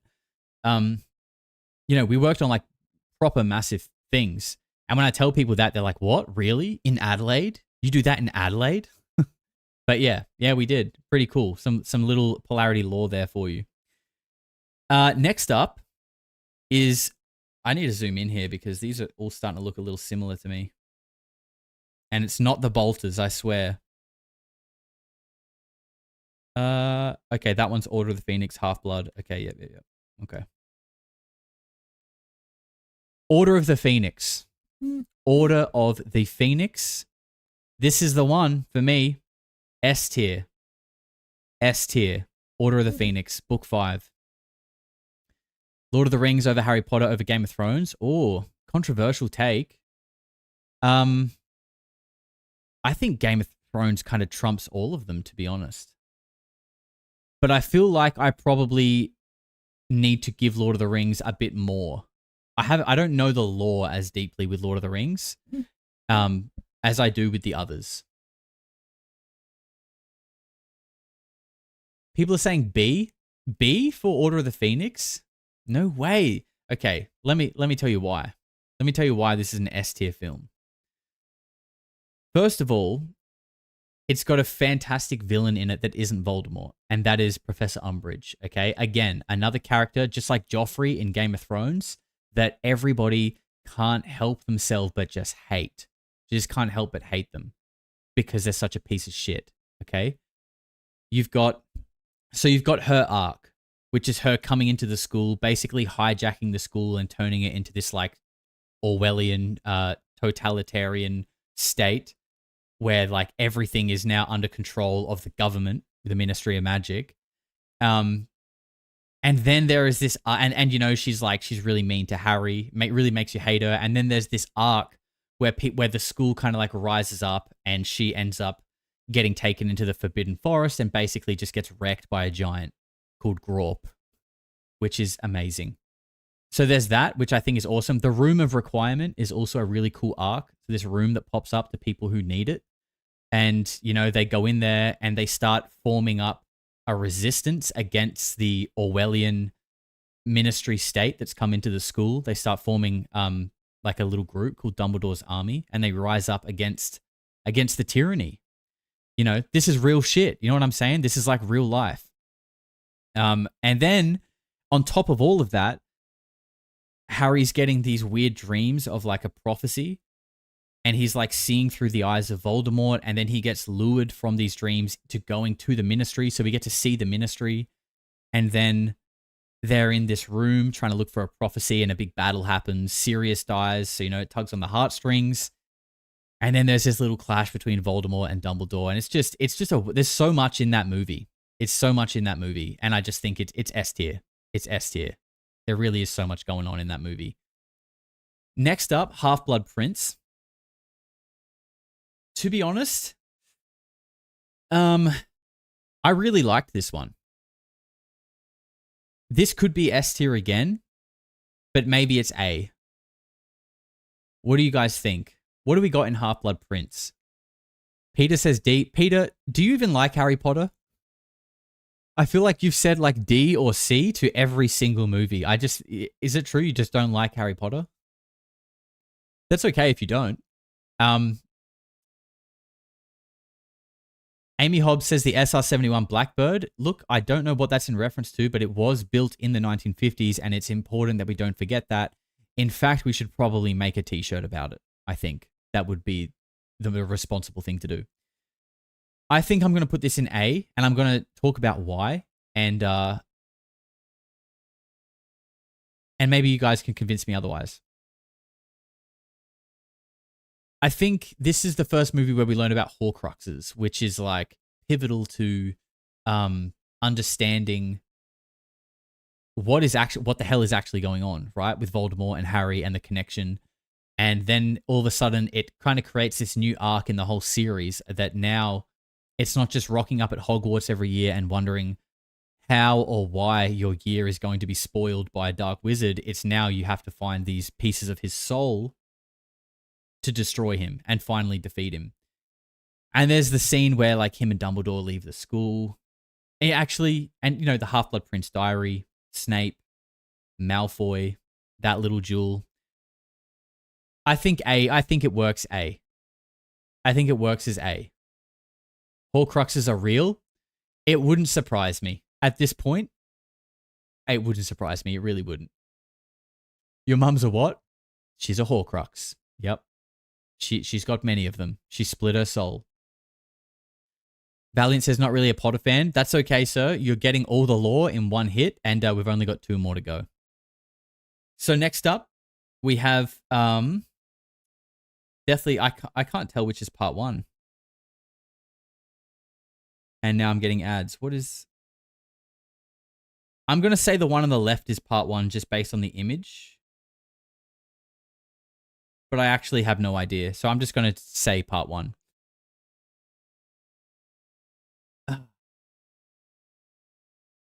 What do you guys think?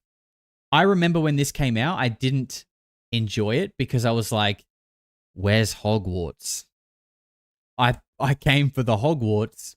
Well, it's not true because I'd read the book first. But, still, it was like I just found the movie not as fun not being at Hogwarts. So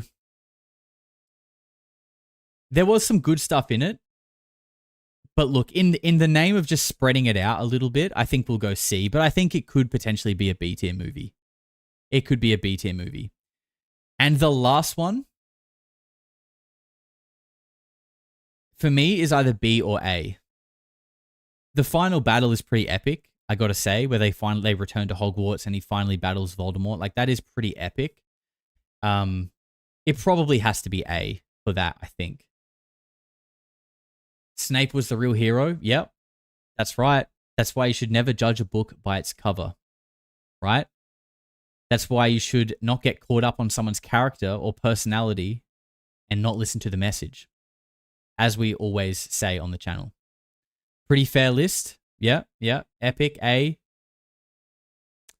But the old Dumbledore really died? Yeah, he really did. He died IRL and then he died in the movie. Unlucky. Well, that is our Harry Potter tier list completed, and we can check that one off the board. And we are clocking in at almost 6 hours now. Where are we? I think. Okay. I'm thinking.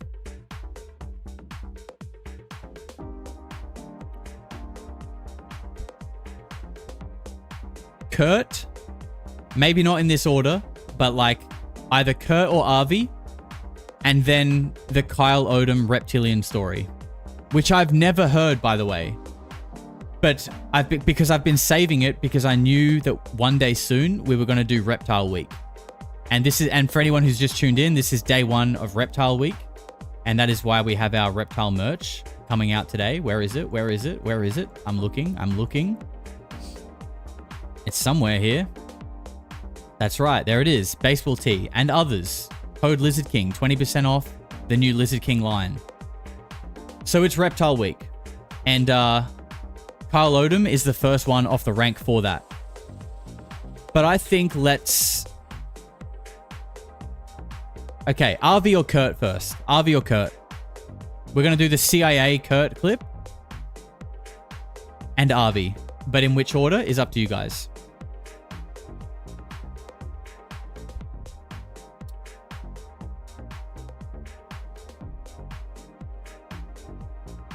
All right. We're getting a lot of love for Avi. Okay. Avi it is. Avi it is. These are some clips from Avi on Joe Rogan. Maggie with the $2 mood sticker. Thank you very much, Maggie. And James King with $3 says, I grew up in WA. Patchouli is a psychedelic for rituals. Patchouli. Now, I've never heard of it. It kind of sounds familiar, but I don't know what it is. But thank you very much, brother. Appreciate you. Okay. Avi. Let's give Suki a snack, though. Because it's been a minute. And she looks like she's having a shit time at this party, to be honest. If I'm completely honest with you, I think Suki hates this party. And after 4 beers, I'm in the mood to blow the party horn. Should I blow the party horn to wake her up?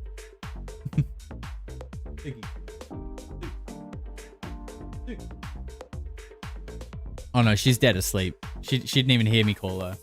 I'm not gonna party horn her. I think she'd literally shit herself. I think I'd really scare her if I did that. She's already like sort of anxious. Like she like jitters in her sleep. She like jumps at sounds. If I party horned now, as tempting as it is, as much as my invasive thoughts want to blow the horn, I won't do it to her. She's too cute. I feel too bad. Okay. Avi Loeb. Now, guys, I'll be real with you.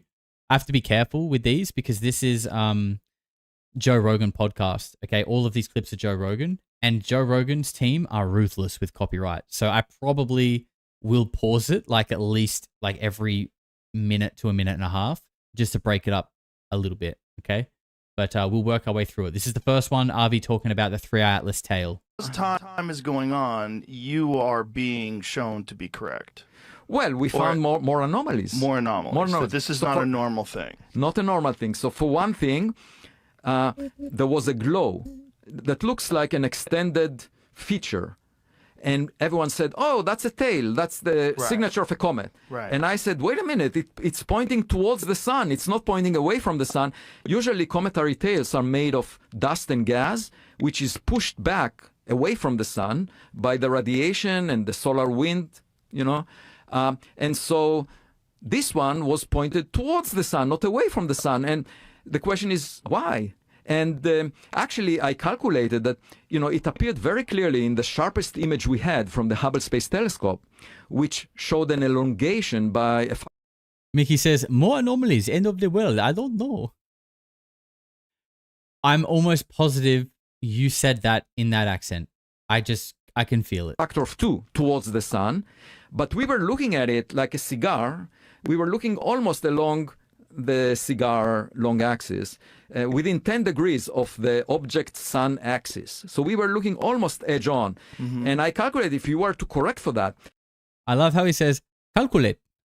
Calculate. It's not calculate, it's calculate. This would be a feature that is 10 times longer than it is wide, you know, and that means it's like a jet. So the object had a jet in front of it towards the sun. The question is why? And, you know, the comet experts ignored it and just said, well, you know, comets are strange, you know, who knows? But my point is, this is a blind date of interstellar proportions. And my advice on blind dates is not to speak or say what you think this is, but to observe the other side. You know, the best way to respond to a blind date is... He, like, you know, I obviously I love to rip on Avi Loeb because it's fun. But he does, like, sometimes the things that he says, I think are fair. Like, I don't think everything that he says is dumb at all. I just don't necessarily agree with, like, his angle on running this rock through the UFO community and asking for $10 billion. I think, like, that part bothers me, but, like, he does actually make some good points. I will say that. I always want to be fair. To observe the other side. Don't speak. Just observe the other side, because it may be different than what you think. And maybe, you know, on one of the dates, you will have a serial killer on the other side. Oh, boy. Hey, he nearly went 2 minutes without trying to scare you. He nearly went 2 minutes without trying to scare you about what this giant rock could be. Unlucky, Arvi. How long did that go for? As time is going on. 1:58. You nearly made the 2-minute mark, Arvi. Well done. Fake, this dude's never dated anyone. Yeah, look, you're probably right. You're probably right. I don't know if he's German. I'm not sure how much I trust him. No, he's not German. He's Israeli. But is his accent like a typical Israeli accent? It's pretty unique. I don't know what it is, but it's fun to do. Anomalous. 2 weeks ago, I realized the arrival direction of 3A Atlas was within 9 degrees of the WOW signal that was detected in 1977, which was an enigmatic, powerful radio signal that definitely came from outside of this Earth. We don't know from where. It sounds French? No, I don't think it sounds French. It sounds Swedish? Yeah, I don't think he does. I don't think he is Swedish, but I do think the accent does lean more in that direction for sure. Because it's kind of got that like little like if we were to draw a graph of like being monotone, his accent has this like ooh in it, and like the Scandinavians sort of have that like little ooh when they speak. He's got that, but I don't think he's Swedish. He doesn't look Swedish. Was coming from a source that was approaching the sun. And the chance of it aligning with the arrival direction of 3A Atlas is 0.6%. And I just said, well, that's interesting because 3A Atlas was at a distance of 3 light days from the Earth at that time, you know. And you just need about the output of a nuclear reactor on Earth, a gigawatt or so, to produce such a radio signal.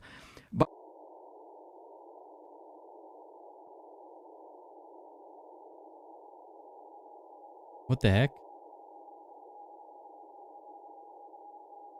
First Cause says he's Jewish, you idiots. Oh, you idiots in the chat, you don't understand that he's Jewish.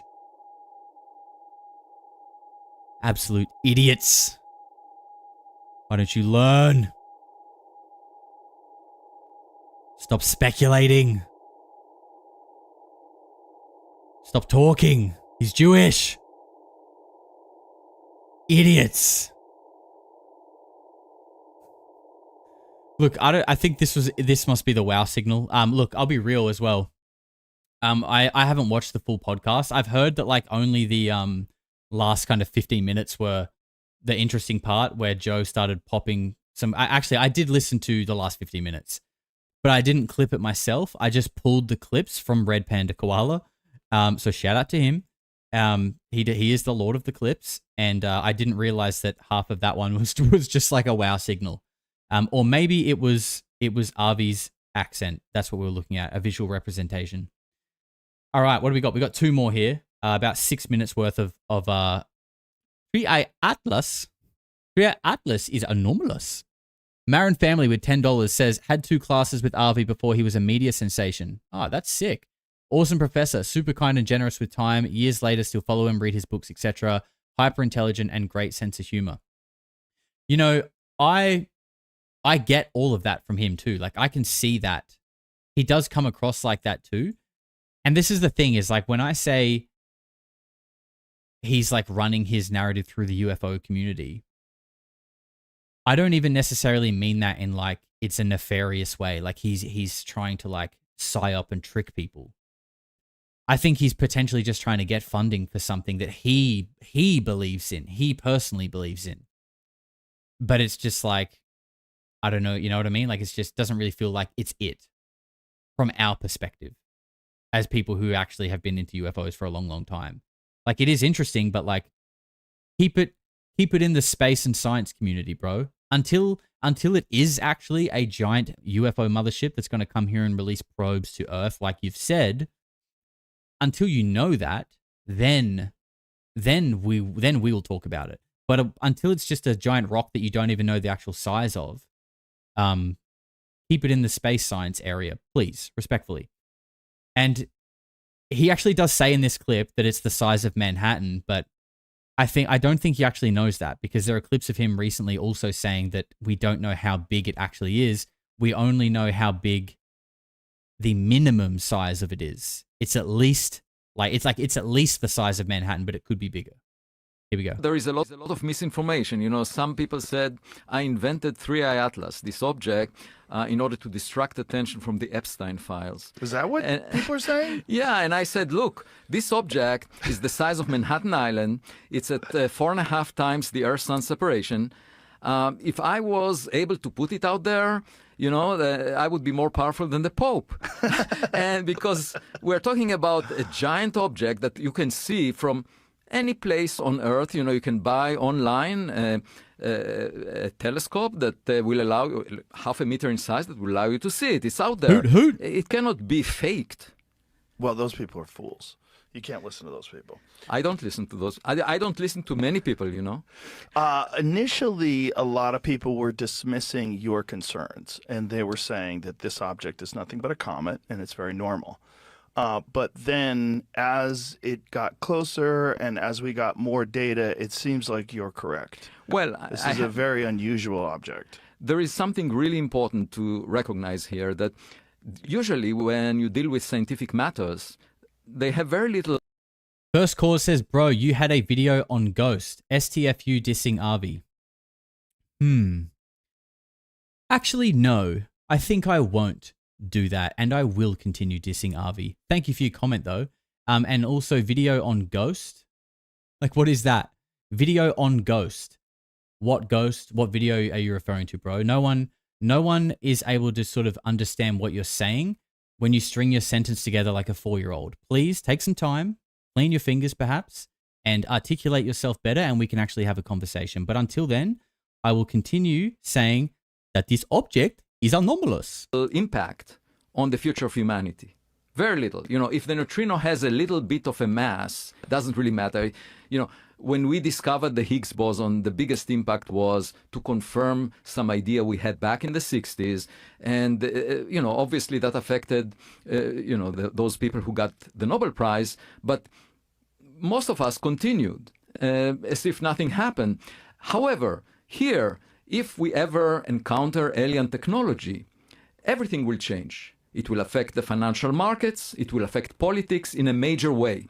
So my point is simple. This is different than other scientific matters. And the intelligence agencies know very well that events with very small probability have to be considered seriously, because they could have major implications. Just think about October 7th. The Israeli intelligence agencies had a theory. Kind of wild. Again, like, this is the thing. He's like, he loves using like comparisons with like wild shit. Like October 7th, where hundreds of people were massacred.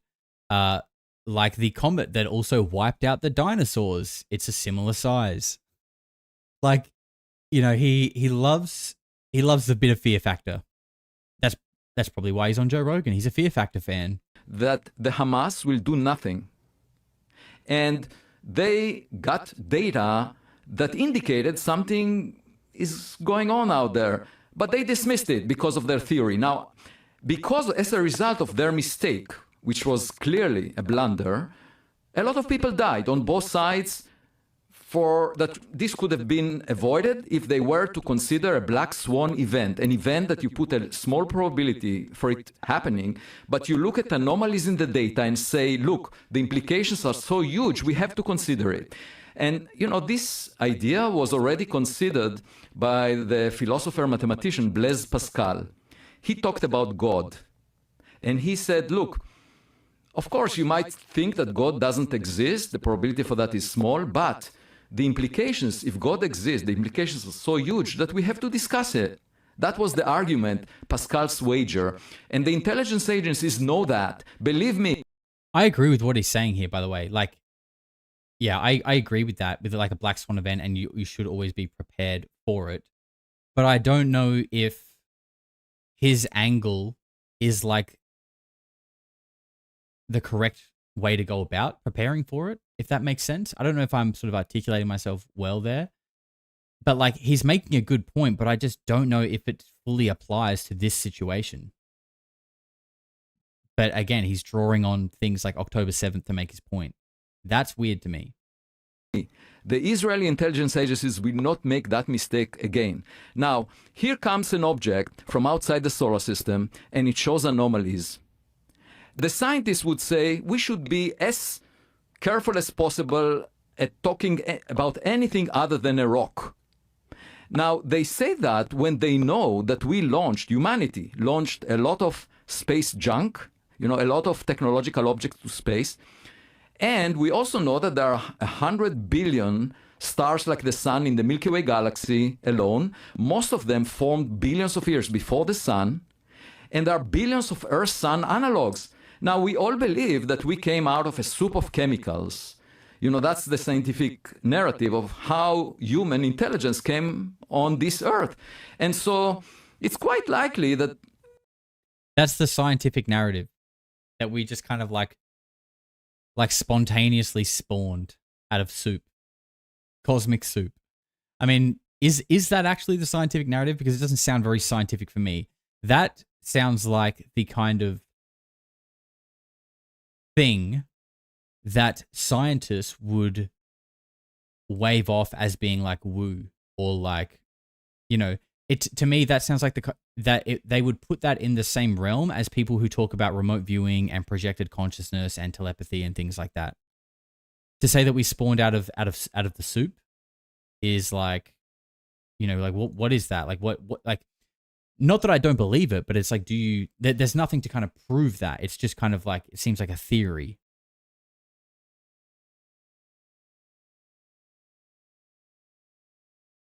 You have to trust the science. Went grocery shopping, missed a bunch. How's it been going? It's been going good, bro. We are chipping away at the board. Just gone 6 hours. We are just over 6 hours, and we still got a little bit to go too.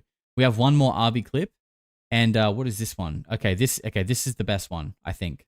Let's go. It's only a short one. Microbes came to Earth very early, therefore they must be everywhere. So let's define our highest priority, searching for microbes on other houses in our cosmic street. And I say, good, you can do that from the vantage point of your home. You can look through the window and search for microbes in your neighbors' yards, but you would need to put $10 billion to develop a big enough instrument that would be able to detect the chemical fingerprints of microbes, on exoplanets. Sorry. Look, I'm just going to give this retard one last little bit of attention. He says everyone is so jealous of Avi. An actual scientist talks about aliens and he gets hate. See, this is the problem, bro. Like, the problem is your perception. No one is jealous of Avi, and no one hates Avi. That's how you perceive everyone else, most likely because you hold those feelings within you yourself, okay? I don't hate Avi, and I'm certainly not jealous of him either. I'm merely commenting on the way he is injecting his beliefs and his research into the UFO community and giving my take on whether I agree with it or not. That doesn't mean I hate him, because people with like an IQ above room temperature can have a different opinion than someone else and have a constructive conversation and find a way to sort of have a discussion without getting emotional about it. Now, you can't even comment on a YouTube live stream without getting emotional about it. So, bro, realize that all the problems that you seem to see in the world are actually just inside of you, and that when you fix them, the world around you will probably begin to become a better place as well. Thank you.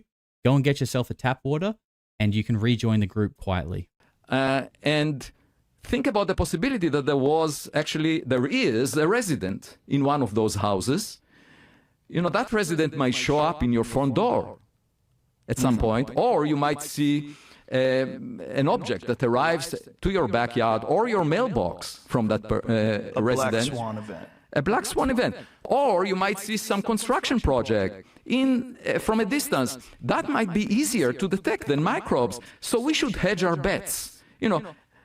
We should invest billions of dollars on both fronts. At the moment, the scientific community is willing to allocate more than $10 billion to searching for microbes. but no recommendation is made to allocate any federal funding to the search for intelligence. And I say that is an oversight. I agree with that. I agree with that. It is, you know, it is true what he's saying, but I don't know if the 10 billion should go to 3i Atlas. Do you know what I'm saying?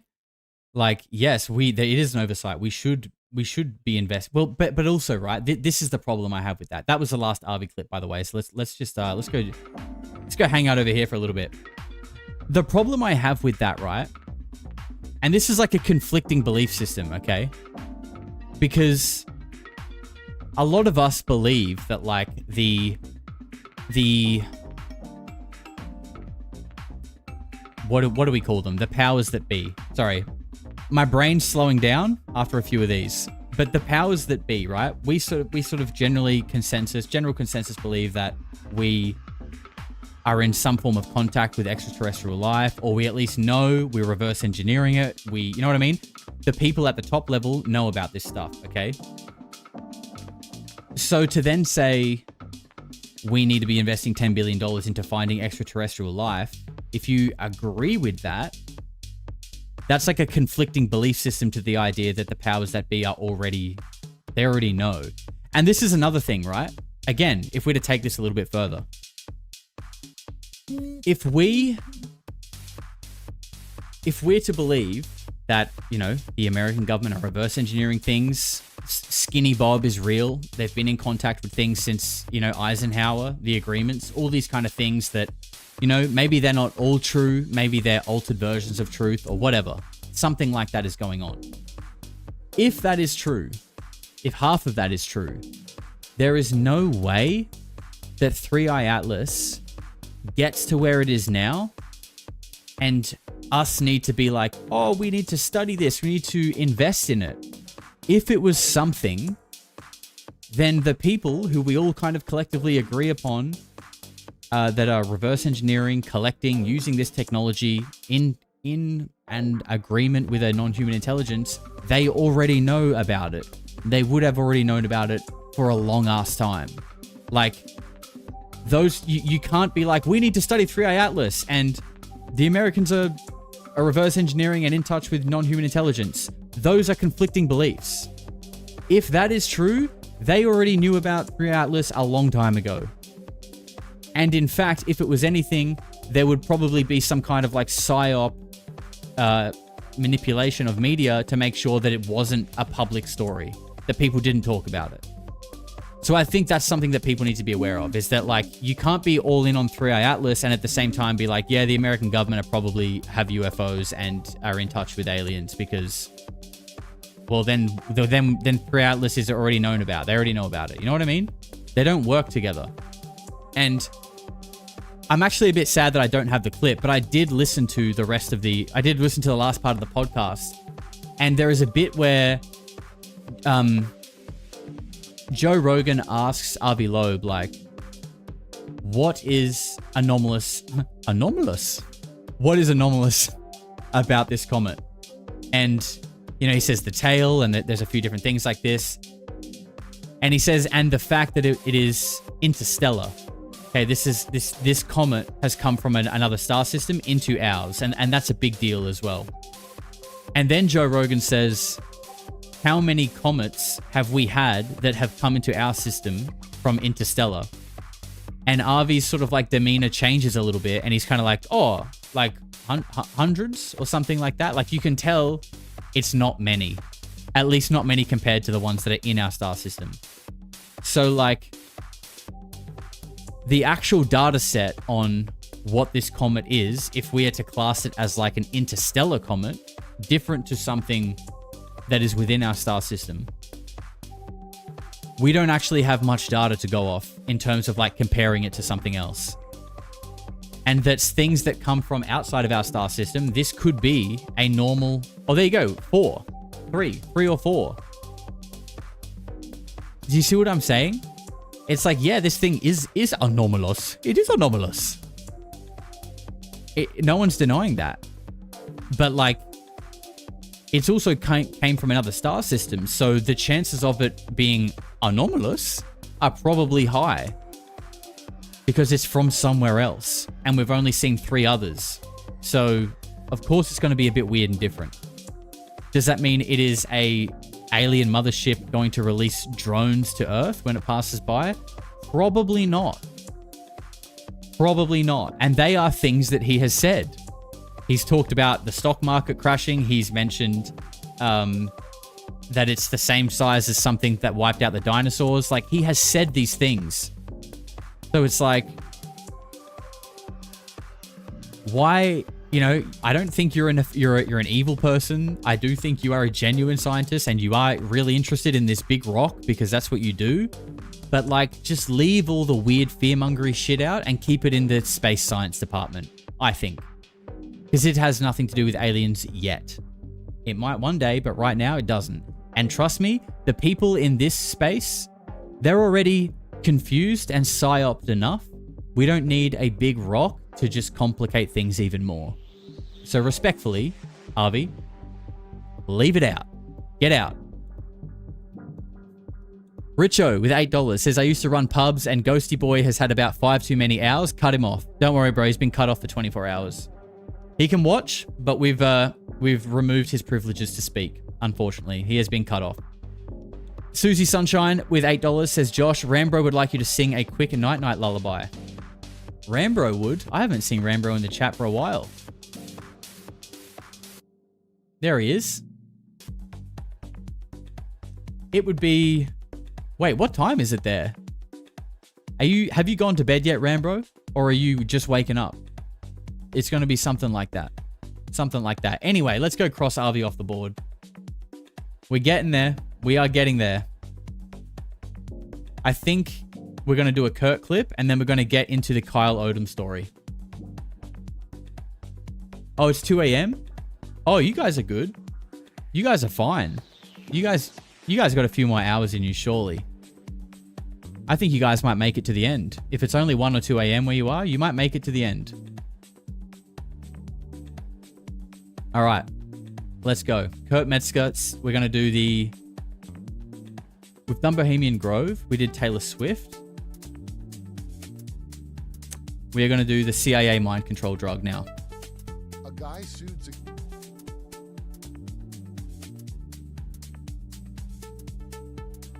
All right. Cut the music.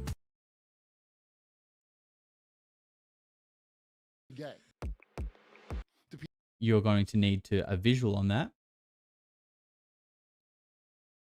It's coming. I swear to God, it's coming. Wow. Oh, wait a second. It's been... redacted. Unlucky. Unlucky. Wow. Okay, there it is. People that know... The bolters are hitting. The help, right? So what are prostitutes, forced or willing? They're the help, the sexual help. So they know all that shit. Sorry, this clip is called Oprah Advertised This, the CIA's mind control drug that they don't want you talking about. Here we go. So you get all the upstairs, downstairs information from them. And yeah, no, I believe every single thing she says about George H.W. Bush. What does she say about George H.W. Bush? He's a psychopath. Yeah, but specifically. Oh, I got on Audible, the book. So here's what people don't get, because Jimmy, you know, I do Jimmy Dore show, right? So we had he had John Kiriakou on, who's very interesting. You had John Kiriakou on. I've had him on 4 times. So John, the first time he came on, and I didn't know he had worked for Sacha Cohen too. You know, Right, for I think yes. I'm a Dictator. Yeah, we worked with him on the Dictator, or maybe it was Bruno actually. I think it was Bruno. It was Bruno. Yeah. It might have been both of them, but Bruno for sure, because he's got the story about when they were trying to kill Sacha and because he's dressed like a anyway. She's awake. So we were doing that. Who's that guy, Routh? That the second Trump shooter. Oh, the dude that just tried to kill himself in court with the pen. Yes, that's called Omega programming, by the way. If you Omega programming? Yeah, they have them broken down. By the way, John told you this, Kiriakou? No, I just know this, and I was talking about it when John was on. Interesting. John knows about all I'm kinds. of Doritoing crazy on this one. But he doesn't. Now, a lot of these people too, they're like workaholic, like they're trained to not think about this. Yeah. The big picture. Do you know what I mean? Even if they've up close seen it, what it is, you'd be shocked at what people don't know or look into, and also they probably never would through not trying part of a thing, because you're just not going to do it because it's a lot. My headset just died. BRB. Lot to deal with. You're already dealing with the shit that you know you did, right? And now, like, you got to earn a living after you're on the bad side of your intel. Can you imagine? Like, I would be very nervous if I was him if I went to jail because I Like pissed off. see no evil, speak no evil kind of thing. Like it doesn't involve me, so I'm not gonna look at that. I don't think John's like that. He didn't come off like that to me, but he didn't know about Monarch. But here's something I didn't know about Monarch. What is Monarch for people out there who don't know? It's part of MK Ultra and all that other shit, but it's been disclosed. NSA archives. I have a link to it. Can we pull that up? Here, wait, I'll give you a link to it. So I just found this out. Where's my phone? Oh, that's right. We had this Dr. Juliet who was in it. In it?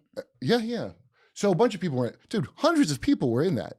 That like victims. I would bet you anything that Routh guy is part of that. The 2 different colored hair and the weird, he's never in jail. Like he's real, the Charles Manson jail thing where like. Yeah, I know the Charles Manson story. Who's Ralph? Ryan Routh, the guy that shot. The guy that shot Trump. Right. Yeah. Okay. You think he was in Monarch? I think 100% just based on what I know about it. When I first heard of Monarch, by the way, I guess it was like a 2010 or 11, I guess. I didn't really think about it or care about it like that. I was like, oh, and then I read it and I'm like, this sounds like this is like just a metaphor for society or something, which it is. Yeah. But also it's literally they did that. And so the NSA archives in 2024 put it out. And I go, wait, it's in there by name. So yeah, Artichoke, all of them. We know it exists. We already know it exists 100%. NSA. I've obviously missed a lot of this because I was fixing my headphones, but Artichoke, if you guys saw the podcast recently this week that I did with Gray, MK Ultra and Monarch Whistleblower, spoke about Artichoke in the podcast. Podcast didn't do well with the views so far, but the part 2 is coming this week. That part 2 is coming this week, and it's the only thing that is non-reptile that we're going to be focusing on this week. And in part 2, he goes deep on Skywatcher and the people involved with it, basically all being products of MK Ultra. He voluntarily put that out. Well, did you hear about? I'm into it, and I didn't hear about it. Yeah, let me. So that's how it works. Pull it up. Here, Do you have it, Joe? Is that it? No, that's an article about it. That's an article about it. What does the title say? Documents reveal just how crazy the CIA's MK Ultra mind control program really was. This is from the Daily Caller in 2024, it looks like. A new collection of over 1,200 documents. You scroll down a little bit deep, sorry. Detailing the Central Intelligence Agency's infamous mind control program, MK Ultra, was published by the NSA and ProQuest on Monday. The collection was announced 50 years after Seymour Hersh's New York Times investigation illuminated the program's abuses, according to the archive. It was also published 70 years after the U.S. pharmaceutical manufacturer Eli Lilly & Co. became the CIA's primary source of the psychoactive drug LSD. The archive added, the MK Ultra project was conducted in the 1950s, and most of the original records were destroyed by CIA Director Richard Helms and head of the technical services staff of CIA's chemical division, Sidney Gottlieb, who's a real rabbit hole. According to the archive, Gottlieb would eventually serve as the director of the agency's technical services. Yo, it goes so much wilder than. Give me the wilder, Kurt Metzger, while you're here. Oh, well, so I first became aware of it from my friend Emma's podcast because she has these people on. And by the way, lots of people, because Gate was like, I was in that. I don't remember anything bad about it or anything. It was in just Gate? Yeah, Gifted and Talented. Oh, I didn't know that. Talented Education. It was called. That was in Gate. Oh, all right. Or Gateway. Yeah, got it. Okay. It was called Gateway in one. I don't know if it was when we lived in North Carolina. It was called Gateway, or if it was in Jersey. But one was Gifted and Talented, one was called Gateway, and it just meant like smart classes. I know I was in it at some point. I don't remember anything else about it, good or bad, other than the pink drink people would talk about, which is fluoride. It was just fluoride. Oh, that's nice. Yeah. I don't know if you're supposed to just drink fluoride. I don't know why you would drink it, but they were telling you as a kid you had to put it on your teeth. Well, I don't think we spit it out. I think we drank it, but I don't know why. Probably. I mean, you're like 4. You drink this thing that tastes like bubble gum. I wasn't 4. I was old enough. Whatever. I'm not saying anything happened to me in this specifically because I don't. Maybe it's just really boring. You know. But I asked friends of mine that were in it, and I get bizarre answers. You know, it's a lot of private contractors, like all of our fine things we execute here. So my one friend who's from College, Texas, was in it, and she said she had to go to another room. They had another side room, like a you know, an auxiliary building or something that all the kids go in, and they all get in a hot air balloon back. My apologies. It's 2 a.m. and I made a pot of coffee in case there is an owl. Hoot, hoot, Paul Shields. Take a drink, my friend, and if you are drinking coffee or beer, it is time to drink. When you see the owl, you must drink. Josh, you should do a video on Yaldabaoth. Yaldabaoth, mate. What is that? What is that? The demiurge and creator of the simulation. Interesting. I've never heard it being referred to as Yaldabaoth. But thank you. Marin family snuck one in while I was gone. Says, seriously, the past 3 years in the United States has seen a dramatic uptick of tractor trailers with genetically altered monkeys, cynomolgus.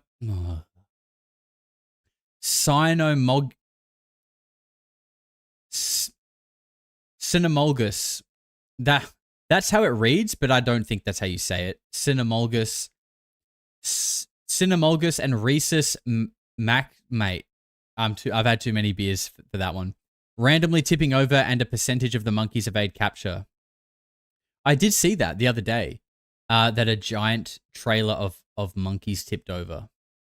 I mean, yeah, that shit is fucking weird, isn't it? Like, whoops, we spilt the bats with a pandemic flu out of the lab. Whoops, the truck that happened to be carrying monkeys with a disease that will wreck our entire economy fell over.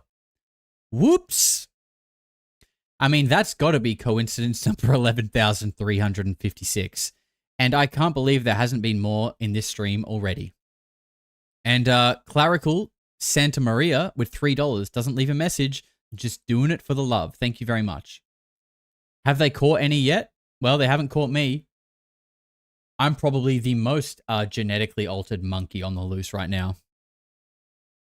Basket, like a big hot air balloon basket, and then there was like a screen and a projector, and it was just like them flying over Italy, I guess, and that's what she remembers of it. Yeah, that's. Did it go dark after that or something? That's all she remembered of it. Yeah, so I'm like, I didn't know what in the. That's not what I thought I would hear anyway. Well, here's what it is, by the way. Probably some remote viewing bullshit. My guess, if I had to guess what it is now, it's probably they're trying to see something with remote viewing, and they're trying to tap in. They did all that shit, and they still do. Dude, did you have that Hamilton kid on? No. Hamilton Morris, I did not. Sorry to pause it, but just quickly, we're at 846 likes on this stream, and we are 6.5 hours in, and I haven't even asked once. But given that I've seen that number, it would be epic if we could get to 1,000 likes for our first birthday stream. So guys, please, if you haven't already, just scroll down, like it up. It's free, it's easy, and it's amazing if we hit 1,000 likes, and it supports the channel. I keep saying kid, like I'm so Jersey Shore, dude. You know that kid? I know who he is. Yeah, he's a good kid. I think he's like your age. Yeah, well, so I was watching him talk about John Lilly. That's the Dolphin House guy. Oh, okay. Where they're trying to see if they could teach a dolphin to speak English with hand jobs. Listen, I could have told them my English doesn't get better when I get a hand job. That is so funny. You guys know that's a real story, right? You guys know that's a real story. Teaching the dolphin English by giving it hand jobs. That's real CIA law right there. The CIA are really funding that shit. I don't know if it was teaching it English, but it was something about communicating with the dolphin. And after a while, the dolphin would just like when they were doing these training sessions, the dolphin would either be not interested or it would lose interest very quickly. And the only way that they found to like get it to concentrate was to get it off. So they would jack off the dolphin to get it to focus. And, you know, there's a part of me that's like, bro, I bet that dolphin didn't have a problem focusing. He's just so smart that he was just like, oh, yeah, I can't concentrate. Gets a hand job and he's like, all right, I'll do your shit for a little while now. Julie, I make dolphin sounds. I don't know how Todd's holding it in over there. and sorry, to just finish that off for anyone who doesn't know, this was CIA-funded study. Look it up. Todd can't be associated with this. Don't bring Todd into this. Hey, listen, Todd's got great art. We'll put that. He did my Derp with Kerp animation, the Schoolhouse Rock thing. No shit, that was that's you? from Todd. Yeah. Good shit. Is that how you guys know each other? I know. No, I know Todd from George, my animation. We all went to animation school. Oh, okay. Like 20 years ago. Very cool. And then, should I not bring up your record or so? Is it okay? So I don't want to. Only dolphins. Todd's running for office soon, so he can't be seen here, dude. CIA funded. He's gonna run with you on the ticket. He can't be seen with vaccine denier. I didn't deny it, dude. I said the COVID one. I got COVID. I'm not denying it. God. Aren't we past that at this point? I feel like people. I would have thought that, but was bullshit. we tell that to fat people that work at the airport. Yeah. I would have thought that, but tell it to a random skinny gingers, or if you're a fat that works at the airport. I don't know if they made an announcement. You got to still wear a mask forever. Oh, right. I don't understand it. The mask you'll never see people worked, in their by the cars way. still doing Here, it. just so you know, the masks have never. Masks are for surgery. Yeah. Every nurse and a bunch of doctors who weren't directly paid off like a bounty per head, giving you shit that you didn't need, maybe. Dude, the masks are for surgery so they don't spit in your wounds and kill you. Right. But the virus could get through that easily. That never. Hey, I feel like this stream, we've really found a lot of examples where we look back on now and we just think collectively like, God, we were retarded back then. COVID, everyone was like, oh, yeah, wear a mask. Oh, retarded. TTSA, crowdfund a UFO, take my money. Retarded. What was the other thing? There was something else. The bolters are getting to me though, and I can't recall. But there was another thing that we were like, wow, we're retarded. The perspective, the wisdom of time, that we all have now. It's funny. Did anything. Yeah. So now people still wear it because they found out they had pretty eyes, I guess, during the pandemic. Or they wanted to cover the fucking would talk beak. about Louis is like, I like masks. People have pretty eyes. Yeah. Yeah. But covers up the beak too. Hindsight. Yep. Especially if you're neurotic and you're from one of them houses. Like, I don't know how you grew up, but when I lived in New York, like I knew so many fucking people. I knew like 3 people, dude, that said they were the first person ever to be given Prozac. Yeah. Prozac's unvaxxed. Took me 14 days to figure shit out. Dude, I am vaxxed. Yep. Unregretfully. So my girlfriend at the time was a paramedic. And straight up, I was like, bro, I don't want this fucking vaccine. I don't need it. I don't want it, obviously, because your boy's a tinfoil hatter. He knows what's going on pretty quickly because we got that intuition.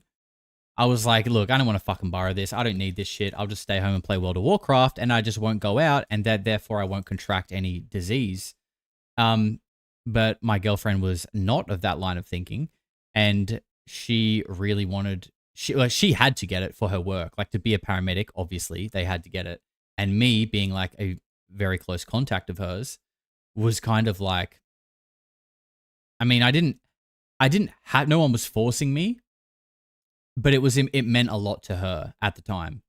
So I was like, all right, fuck it, I'll just get it, whatever. Got it twice, and now I'm retarded.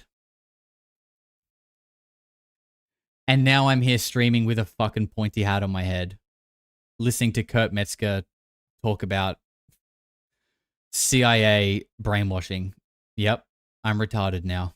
Unlucky. It's all over, man. Well, I know, but The this is like... SSRIs.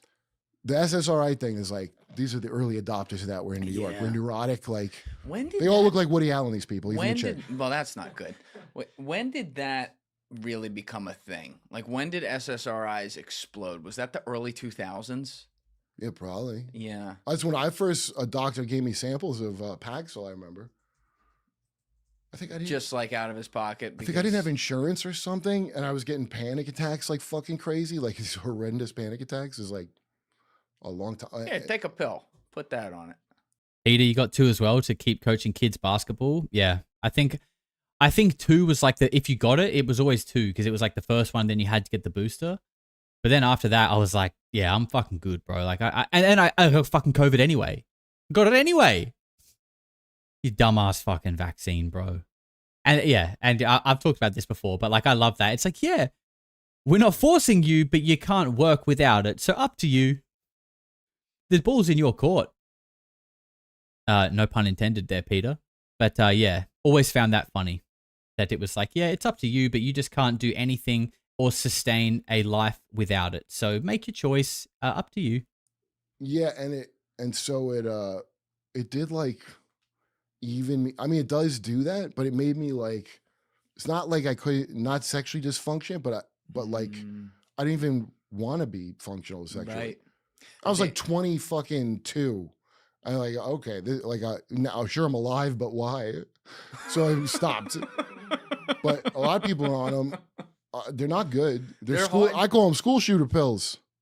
I'm so glad you said that. Yeah. Because that's the thing no one ever wants to talk about when these fucking crazies go into a school and do this stuff. Every fucking time they're on Why some do you think form they of wouldn't want to SSRI. talk about that? Because it sells. Dude, a guy. It is kind of fucking crazy, hey? Like the pharmaceutical industry has boomed and like we just get given pills to fix stuff, but it doesn't actually fix anything. It just masks it and basically makes you rely on that. And now you're just an eternal customer of the pharmaceutical industry. But like no one's teaching people like how not to shoot up a school. Like, hey, if you're feeling upset and you're feeling a bit isolated, instead of like coaching people through their emotions, creating, instead of making a business out of like, here, take this pill and mask it, why aren't people making a business of like, here, come here, stay with us for a week or come here once a week for a couple months and, We'll work through this. We'll talk through this. And I know that kind of sounds like counseling, but that's not really cutting it, obviously. There needs to be something of a higher tier that's teaching people how to like manage their emotions and fit in society. But instead, we just get given a pill which doesn't fix it and actually seems to make it worse and creates other problems. And no one seems to care. Well, no, that's not true. People do seem to care, but the people at the top are just profiting on it, so they don't care. In fact, they're like, yeah, keep it going. What other diseases can we fabricate and then create the cure for and sell for billions of dollars? He sued successfully. I forget which SSRI it was, but he sued it for turning him gay. This is a while ago. Now think of like beating a pharmaceutical company. That's gaslighting. And your argument is it turned me gay. When I tried to sue iPhone, that didn't work. That's like someone who couldn't figure out a way to come out to their mum and dad. Mom, Dad, I didn't want to be gay, but you made me take these SSRIs and now I'm gay. I didn't want this. Like, bro, come on, just admit it. You're gay. Don't be scared. Just say it. It's all good, bro. We don't care. We love you still. You don't have to blame the SSRIs. Kelly Hall, celebrating 1 month as a member, says, I fell asleep. WTF, Al. Well, I hope that's just because you were just extremely exhausted and not because you were having a boring time, Kelly. But someone say Al? Did someone say Al put off? Take a drink. I'm all out, but I got a little bit of water, so I'll drink that. I probably need that. I probably need a tap water. They told me it was my own gayness, in fact. Yeah, imagine winning that, though. And so, can we pull up that lawsuit? Also, Deep's already got it. Couple minutes Parkinson's left. patient wins lawsuit over gay sex addiction. This is from November 2012. I cannot stop. He was in France. A French man who claimed a Parkinson's drug turned him into a gambling and gay sex addict has been awarded 197,000 euros in damages. Wow. And he won Didier too. Yambart of Nantes, France, sued the pharmaceutical giant GlaxoSmithKline in Didier? 2011, claiming the drug Requip caused him to lose 82,000 euros gambling on the internet. Yeah. He said he also became addicted to gay sex and risky sexual encounters. He Yep. said he was after starting the drug in 2000. It's gambles. That's like saying a Reiki demon made you gay. Yeah, this is up there with the Reiki witch story, I think. I can't believe he won the lawsuit. That's crazy. That's crazy. Bro, I want to do that. I mean, what evidence do you have for that? Other than being like, I'm gay now, and it's your fault. How do you prove that? Oh, this is like really tragic. And attempted suicide 8 times. No, dude.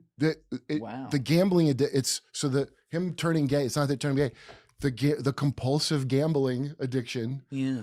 That's like an extra. Like he's spinning the wheel on sexual things, and that's hitting. They used to say it worked like they thought it inhibited some chemical thing. Mm. But if you go back and look at the commercials, they don't say that they know for sure. They go, we think it works this way in the commercial. Now, and I remember the commercial too, but I don't remember that part of we think it works this way. You just saw the picture. You know, the dumb pictures they draw. The pill goes in here and then so that's what it triggers. So a lot of suicides on it. Oh, if yeah. You're, and a lot of the suicide where you go out and take people with you. Take people with you. Yeah, you know, like be a star when you go out, like how America's not like Japanese. Like someone to film it, not the Japanese forest thing. I'm saying like someone actually. If Dude, you're America gonna do has it. the most "I'm going to take you with me" kind of suicides. I bet Oh you my if you stacked up the right, That's but it's those dude. Yeah, no shit. Those pills. First of all, why would they be advertising prescription medication on TV? It's nuts. It's absolutely insane. Yeah, that's crazy. Isn't that's a thing in America, right? You guys have prescription advertisements? I'm pretty sure that's a thing. Or somewhere in the world they're allowed to advertise things like that. That's crazy. Yeah, you guys do. Wow. That's just crazy. And I think like, you know, every single person here in the chat has basically grown up with advertisements, right? Whether maybe some of you are old enough to remember a time before TV and it was on the radio, I don't know. But I mean, basically since TV has been a thing, maybe not in the very early days, but like pretty quickly advertisements became a thing, right? But it's not just TV, billboards everywhere. There are like, and I feel like we are just so used to that because it's just the world we've been born into. So it's just like, okay, this is just the way that things are. But I think it's not until you actually stop and think about the effect that has on you, about how powerful it actually is. Like, because we take it for granted and we're just so used to it, I feel like a lot of people don't actually realize the effect that it has. And, you know, you might drive past and see a Coke sign, Coca-Cola. And, you know, in that moment, it might not make you want to go and buy a Coke or drink a Coke, right? It might, and there you go, it's being super effective, but it might not. But it's still there. It's still now infiltrated your brain. And infiltrated sounds dramatic, but like it really has. Like you were just minding your own business, driving, walking, trying to watch your favorite TV show, and then, you know, an ad is just pushed in front of you, and that brand and how good it is, how it makes you feel, and you know, the psychological component to the color choices, to the music, to the people and the emotions in the advertisement, all of that just gets injected into your brain pretty much without consent, right? And whether it makes you then in that moment, and you can apply this to anything, to furniture stores, you know, all the shit that gets advertised. And if you happen to be that guy that's, if we use furniture, for example, that, you know, you think your couch is a bit average, but it still works, it's still comfy, you still sit on it, there's nothing wrong with it. Then you get this advertisement that's like, brand new couch, rah, rah, rah. Look how good this is. Good deal. You were just watching your favorite TV show. Now, all of a sudden, you're kind of like, hey, I could do with a new couch. Yeah, that looks good. I mean, my couch kind of sucks. And, this one's a good deal. Yeah, I could hand over $1,000 for that. We could spend our money that I just worked 40 hours a week for, on that. And it's like, that's just part of our life. But it's like, bro, your fucking brain is being infiltrated. And you are the victim of like a coercion, and like your mind is being manipulated. You don't actually need a couch. Your couch is fine. Yes, it's not brand new and it's not the best one, but like, who cares? But the culture that we live in just makes you feel like you need that new one. And that's fucking retarded. And that's sad. Especially because of how hard people have to work for their money and how much we need it to survive. And then they make you waste it on shit like that because they infiltrate your mind. Again, surface level, you think, oh, it's just an ad, it's just a thing, blah, blah, blah. Okay, but think about what it's actually doing to your head. It's fucked. And people don't even know America does that. People didn't Yep, just like that gay gambling addict. Exactly, donkey. know until the Oprah, Prince Harry and Meghan fucking interview, when Oprah interviewed them. Do you remember that? It was a big Yeah, controversy. in 2021, I remember that. But what was So on Twitter, people in the UK were like, "Wait, why they advertise?" Because it was a Oh, you know how their fucking cause is mental health. Yep. Whose fucking cause is mental health. Well, that's an advertise. It's a sponsorship for fucking brain pills. So they cut away from Oprah going, "Oh," and they're like, "Brought to you by brain pills." Yeah. And so all Have you guys seen that meme? You know that meme? I don't know what it's actually from, but it's like that picture, or it kind of looks like an anime, and the guy's like holding his hands like this, and there's like the butterfly, and he kind of looks surprised, and he's like, oh. And it's like, it says, like a totally normal response to like capitalism and like the oppression of living in an Orwellian society. You know, just like the normal human response to being like oppressed and, having your soul crushed, having to work 40 hours a week just so you can have a roof over your head. And then underneath it's like, is this a mental illness? Like, no, this is actually just normal people being forced into living in an Orwellian society. It's not a mental illness. This is what happens to normal souls when they are forced to live in a fucking retarded world, essentially. It's not a mental illness. This is just what happens. This is what happens when you do this to people. And rather than stop doing it, buy this pill for the rest of your life. Cook your brain with it. And you're now an infinite customer. Kelly, oh no, we've already done that one. I hope you're awake now, Kelly. All right, that clip's pretty much done. We can probably get away from that one. Let's bring the music back for a minute. And Suki's here, but she's not on her bed, so we can get rid of that. We're nearly there, guys. We are nearly there. What are we? Coming up to 7 hours. Wow. Who's been here from the start?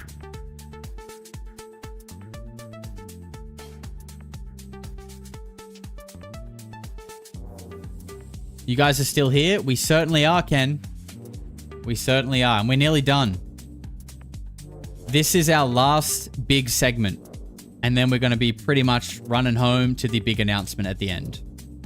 And look, guys, we are less than 100 likes away from 1,000 likes on this stream. If you've been here, if you're enjoying it, if you're having a good time, give me a like for my birthday, for Polarity's birthday. It's not really my birthday, it's our birthday. And let's get up to 1,000 likes before this stream ends. Taris, my man, been here from the start. I appreciate you, brother. He says, I'm so tired. Hang in there, bro. We're nearly there. We are nearly there. All right. Let's... Redacted. Redacted. You thought you were getting the next section, but it was redacted. Okay. Kyle Odom. Who in the chat knows the Kyle Odom story? This is, to give you guys the short answer on what I believe this story is, this is funnily enough, a kid who went on a shooting rampage. Well, not a rampage, but he shot his church pastor. And I don't know the story because I literally don't know this, but it was recommended to me so much, probably like a month or so ago. Like, I always know something's worth watching when like all of a sudden 20 people are like, you need to watch this. You need to watch this. I'm like, okay, it's probably good. So I have been saving it because I've been knowing for a while that I wanted to do this thing called Reptile Week where we focus on reptilians, right? Because that's what we do when you are retarded and wear tinfoil hats every day. That's what you do when you've taken the vaccine twice. You look into reptilians for a week. This is where we're going to kick it off. Kyle Odom, reptilian story. This goes for 22 minutes.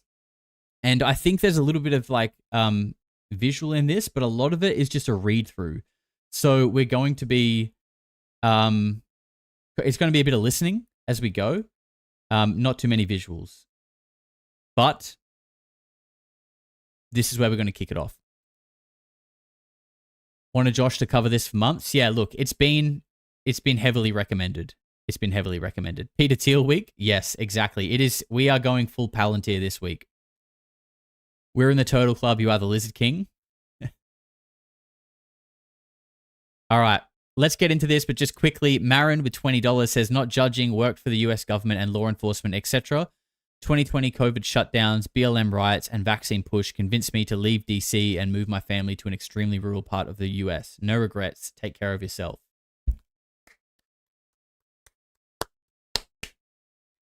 You are a legend. The fact that you had the guts, well, first of all, the fact that you could even see what was going on, first of all, is amazing. And then I can imagine moving your family across the country is not an easy thing to do. So props to you for doing that. And I can only imagine that being in a more rural, I mean, I've even said myself, like growing up, I always said, man, I could never live in the country. I like being in the city. I like being in amongst it. And I do to a degree. But man, the older I get, I'm just like, oh, get me like a decent sized property, far the fuck away from anybody, and just leave me alone. Please. And I'll build a bunker. And that will be the Polarity compound. And we can all come there and we don't need to work for money. We will all just contribute our best skill set. And we will be a community. And I will have all the vegetable seeds that we need to restart the population with a seed line that's been vaccinated. So we will start a population of retards. No, I'm kidding. I'm kidding. I've said that too much. Okay. Let's get into the Kyle Odom reptilian story. Let's get rid of this. And just quickly, if you still got a drink, hoot hoot, get it in right now. And let's start the Kyle Odom story when I can find this goddamn thing. There it is. Okay, here we go. One of the craziest stories I've ever heard is that of Kyle Odom, the bright young college student who one day snapped and shot 6 hollow point rounds into a pastor he believed was a reptilian. Now, what makes this story even stranger is the fact that the pastor came out of this relatively unharmed, returned to work 2 Okay, wait. I can't hear it. And it's because of my headphones. I'm just trying to think how I can do this. I could do the... Okay, actually, we'll watch it on YouTube. That's how it'll work. Sometimes I watch things off YouTube, and then other times I get the actual copy of the video for us to watch. And because of the way the audio routes with different things, this is an actual video, and it's meant to route to my headphones, which are not wireless, so it's not working. My apologies. We're still gonna watch it though, so bear with me. One of the craziest Yeah, here we go. Stories I've ever heard is that of Kyle Odom, the bright young college student who one day snapped and shot 6 hollow point rounds into a pastor he believed was a reptilian. Now, what makes this story even stranger is the fact that the pastor came out of this relatively unharmed, returned to work 2 weeks later, and then was elected to a prominent government position, even though he was shot 5 times in the torso and once in the head with hollow point rounds. So let's... Can my free people in the chat help me out? What is a hollow point round, and why is that significant?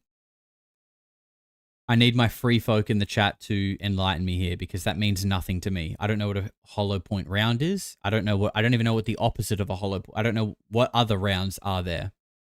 What does this mean? Okay, the man is a crocodile. So is this like a really strong bullet? What does this mean? It does more damage. It's the kind of bullet that destroys you, splinters in the body. Okay, so this is just like a real deadly bullet that would tear you up or something like this. And this guy got shot with 5 of them. It causes extra... Oh, like a little explosion. Okay, that makes more sense. Wow. So it hits you and then it kind of just like... almost like blows... like, you know, shoots you up again. You can tell I'm so not free, right? By the way I'm trying to interpret this. I'm a non-free folk, and you can tell. Let's start to unpack why Kyle thought it was necessary to pull off this heinous crime to begin with. The answer to this question lies in his manifesto, which can be found on the Internet Archive. But let's start with, who is Kyle Odom? Born and raised in North Idaho, he grew up in a loving family. He joined the Marine Corps after high school and developed an interest in science. He went to school for a degree in biochemistry. He won numerous scholarships and awards. He graduated magna cum laude, then joined the University of Idaho. So why would he do this? Why would he throw his life away when he had so much to live for? Well, according to him, his life was ruined. It was ruined by an intelligent species of amphibian humanoids from Mars. I wish I was joking. So here are the bullet points that Odom wants people to know about these amphibian humanoids. Basically, they were here long before we ever existed. Their technology is millions of years more advanced than ours. Wow, his drawing really does look like those statues from Mesopotamia. Like, a lot. Like, the eyes look really similar. I mean, I guess he could have just drawn that based on those statues, to be fair, but interesting. And he's seen them do things that defy all comprehension. They have a massive breeding stock of humans, which they breed and control from birth. They use these humans to live vicarious lives among us. They appear to be completely normal because they're good at imitating human behavior. Now, the actual Martians live deep underground, here and inside of the moon. They take control of wild human beings and use them as sex slaves. Don't believe me, he says? Well, ask Obama to take a lie detector test on this one. He says they tried to take me, but they were unable to control my mind, and they've been following me ever since. I tried everything to get my life back. I begged, bargained, and I threatened. I attempted suicide twice, but they stopped me both times. My last resort was to take actions that would bring this to the public's attention. So everything started for Kyle when he was at the University of Idaho in the spring of 2014. It was the final semester, and he was taking a heavy course load. The stress was mounting. So Kyle searched for a way to cope, and what he discovered was meditation. He made it his daily routine, and he got really good at it. Now this continued until he encountered another being through meditation. Essentially, he went into another realm, and this entity telepathically told him, "You shouldn't be here." Instantly, Kyle felt guilty for trespassing into this psychedelic realm. And this emotion he had a positive impact on this being, who then considered Kyle to be a good guy, and I guess they merged. And he felt unconditional love. Their minds became connected, and it was an extremely powerful and life-altering experience. Now, the rest of that semester suddenly became exceedingly easy for Kyle. He felt like he had tapped into some kind of power. He exerted no mental effort, aced all of his tests, and did amazing, even in classes that were extremely difficult before. So after he graduated college, he started to interview for graduate school, and he accepted an offer from Baylor College of Medicine to work on a PhD in human genetics. This Kyle was very excited about. However, everything changed once he started the program. The moment he arrived, he could see flaws in every professor's research. His mind was so expanded that he could instantly understand the implications of entire research projects, and he was able to see the weaknesses in them. Kyle would voice his concerns to his advisors, but they casually would brush him aside. He tried to stay motivated, but he couldn't stop seeing the flaws in the foundations of genetics. So eventually he decided to leave the program. And the day after he decided to leave, his life became a living hell. He couldn't sleep, his mind felt zapped. After a few days of this, 2 graduate students from his class began to reach out to him. Kyle thought this was strange because they never actually really talked in class. Then when Kyle went to actually hang out with them, they started acting very strange. Unprovoked, they would point their fingers at him in the shape of a gun and go pew pew like they were shooting at him. They kept doing this, and Kyle wondered what their problem was. Later, Kyle writes in his manifesto, he discovered that they actually were not human, and they were tasked with making him the next school shooter. Anyway, Kyle continues, things slowly began to improve after he stopped talking with them, but still was mentally exhausted. However, in spring of 2015, Kyle's luck seemed to turn around, and he was invited to go to an interview with a prominent food company. Unfortunately, however, the interview didn't go very well, and he had to take a plane to get there. So anyway, on his plane ride back, things took a strange turn. An older gentleman sitting in front of him kept glancing back at him until he got his attention. And as he kept looking back, Kyle's head began to hurt and tingle. Right when this happened, the old gentleman's lips began to curl up into an evil-looking smile. Pain in Kyle's head continued and got more intense as time went on. Every time Kyle felt it, the man would start taking notes in a notepad. About halfway through the flight, someone else in front of him held up a newspaper that said psychic reading for 5 minutes straight. It was blatantly obvious they were doing something to him, but he didn't know what. Once they landed, the older gentleman kept showing Kyle his track phone as if to say, get one of these. Now, Kyle had applied to several government agencies before this happened, so he thought this might be their way of contacting me. Out of curiosity, he decided to go buy a track phone. He would check it every day to see if anyone messaged or called. About a month later, he received a text message from a man named John. He invited him to come to church at the altar. It seemed to be like a strange place to be recruited. Why is the narrator's mouth so wet? I can hear that too. No, this isn't an AI story. This is an actual content creator telling us and reading from a manifesto of a person named Kyle Odom who shot his church pastor 5 times with hollow point rounds, which are these rounds that just like blow you up, by the way, if you didn't know. And the church pastor survived, weirdly. And he believed that his pastor was, I'm pretty sure, a reptile. And his manifesto is allegedly very coherent and intelligent. But I don't know this story. This is my first time watching this, but it was heavily, heavily, heavily recommended. Now, just quickly, Miles Lua with £50, which is an actually massive super chat. Thank you very much, Miles. It's extremely generous. Says, did you know To the Stars in 666, it is 666 in Gematria? Gematria is, am I saying that right, by the way? It's Gematria, isn't it? It's not Gematria. Or I don't know. Anyway. Gematria is translating words to numbers. But like, how does that work? And maybe I'm wrong, so correct me if I'm wrong. But that was my very limited understanding of what it is. It is Gematria. Okay. I am retarded. We knew that though. That's what happens when you take 2 COVID vaccines. But like, how does that work? For example, if 2, the way I read, if To the Stars is 666, then it's like 6 is 2, but 6 is also the, and 6 is also stars. I don't understand how that works. Russell says, I don't know, I'm not geometric. Fair. Gematria is like ancient Jewish number magic. Okay, so this is wizard shit. Does anyone actually know how it works? Is there like a translator? Thanks, Josh. This totally does sound scripted by AI, though. Can you hear it? It's just me. I think it's just the dude's style, to be honest. I don't think he's not an AI. I'm pretty certain of that. Anyway, let's keep going with it.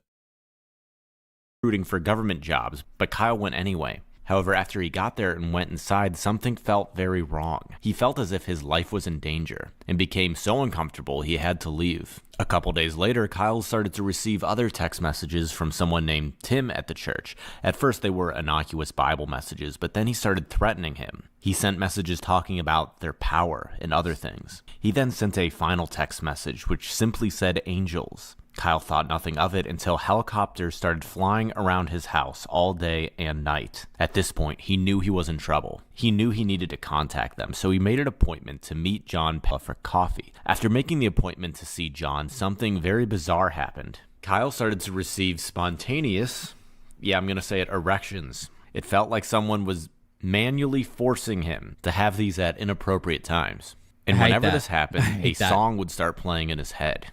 and it would repeat the same words over and over again, saying he's just a plaything, we want to make him stay up all night. And according to him, they weren't kidding, because he was not able to sleep at all each and every night. Each time he would drift off, he was woken up violently by the song. So one morning after all of this, Kyle gets out of bed and he's relieved because all of a sudden the song stopped playing. He thought the torture was over. Well, until a voice entered his mind and said, "You're going to be uncomfortable. All you have to do is breathe." While he sat there wondering what this meant, the voice spoke again saying, "You will be sacrificed like Jesus and get beheaded."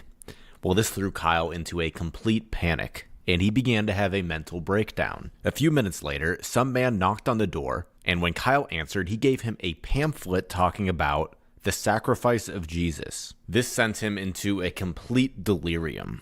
Kyle figured he was never going to see his family again. He was going to die, and all he could think about was seeing them again. Now, they lived in Albuquerque at the time, so he decided to buy a one-way ticket there. When Kyle reached the Spokane airport, his panic began to subside. Everything was fine until he got on the plane. Kyle sat next to a huge man who kept telling him telepathically that he was going to crash the plane. And every time after he spoke, he would sniff emphatically. Kyle didn't know what to do, so he just sat there as calm as possible. Now, this angered the man, and he started touching Kyle's leg. And the second he did, Kyle could feel the man inside of his mind. This caused him to panic until he was on the verge of causing a scene. But before he did anything, the man told him to calm down. He said, "You did a great job. You passed. Go enjoy your family. We have a job waiting for you when you get back." Kyle thanked him and felt slightly relieved, but he had no intention of contacting him at all. His only thought was to get as far away from him as possible. Now, after getting off the plane, Kyle headed to baggage claim, and a huge group of them surrounded him there. Kyle began watching them cautiously, and they all began to sniff at him. Kyle writes, "The sniff is something they do all the time. I think it has something to do with dominance." When Kyle finally got his bag, he left the airport as fast as he could. His parents were right outside waiting to pick him up. He was so happy to see them again. He gave them big hugs and told them how much he loved them. However, he writes this was his last happy moment in Albuquerque, because these people followed him everywhere they went. And whenever he saw one, they would sniff at him, just to let him know that it was them. They would also smile, laugh, and stick out their tongues. Now, as time went on, they began coaxing him to go outside alone. Kyle was scared to death that they would kill him, so he refused. Eventually, they threatened to harm his family, which caused him to give in to them. Kyle told them he would do whatever they wanted as long as they left his family alone. They responded by saying, "Go to church." He knew they meant the altar, so he agreed to go once he returned home. So when Kyle went to the altar, the people acted very strange, inhuman. As Kyle walked to the sermon room, everyone stared at him and began sniffing emphatically. Needless to say, he was scared, but still took a seat. When the service began, a man came and sat down next to him. After he sat down, Kyle began smelling something. It was a smell he never smelt before, like a reptile and vinegar. After Kyle smelled this, he became very... Smells like a reptile and vinegar? How the hell... What does a reptile smell like? What does a reptile smell like? That's a weird... I don't know, that's weird. Not that I don't believe it, but it's weird. And people in the chat are saying this is like textbook schizophrenia. Maybe, but I also wonder, like, you know, what is schizophrenia? Or are some people misdiagnosed as schizophrenia because they have somehow been able to, like, see things that other people can't? Not because they're not real, but because they're actually seeing into something that other people don't have access to. Uncomfortable. He tried to remain calm and just sat there quietly until the service was over. When the service ended, they said, "You can leave now." After that whole experience, Kyle knew he wasn't dealing with government anymore. He realized that whoever he was dealing with was extraterrestrial. After this experience was over, Kyle received no further instructions from them, so he began applying for jobs again. Even though he had done exactly what he was told by them, they still followed him everywhere. As time went on, they started harassing him day and night. He began hearing voices more and more often, and he began to hallucinate things that he knew weren't real. They also started playing with him sexually. Both the males and the females would play out their fantasies in his mind. This, of course, came with more random and uncomfortable erections, as well as extreme prostate stimulation. The harassment continued for weeks and intensified as time went on. Kyle did his best to maintain his... My guy's got those freaky demons. These are not vanilla demons. They're getting into the prostate. They're all about it. These are not first timers, these demons. Daniel Sandu with $15 says, happy Polarity birthday, mate. Love the content. Daniel, you're a legend, sir. Thank you very much for the support. Appreciate you, brother.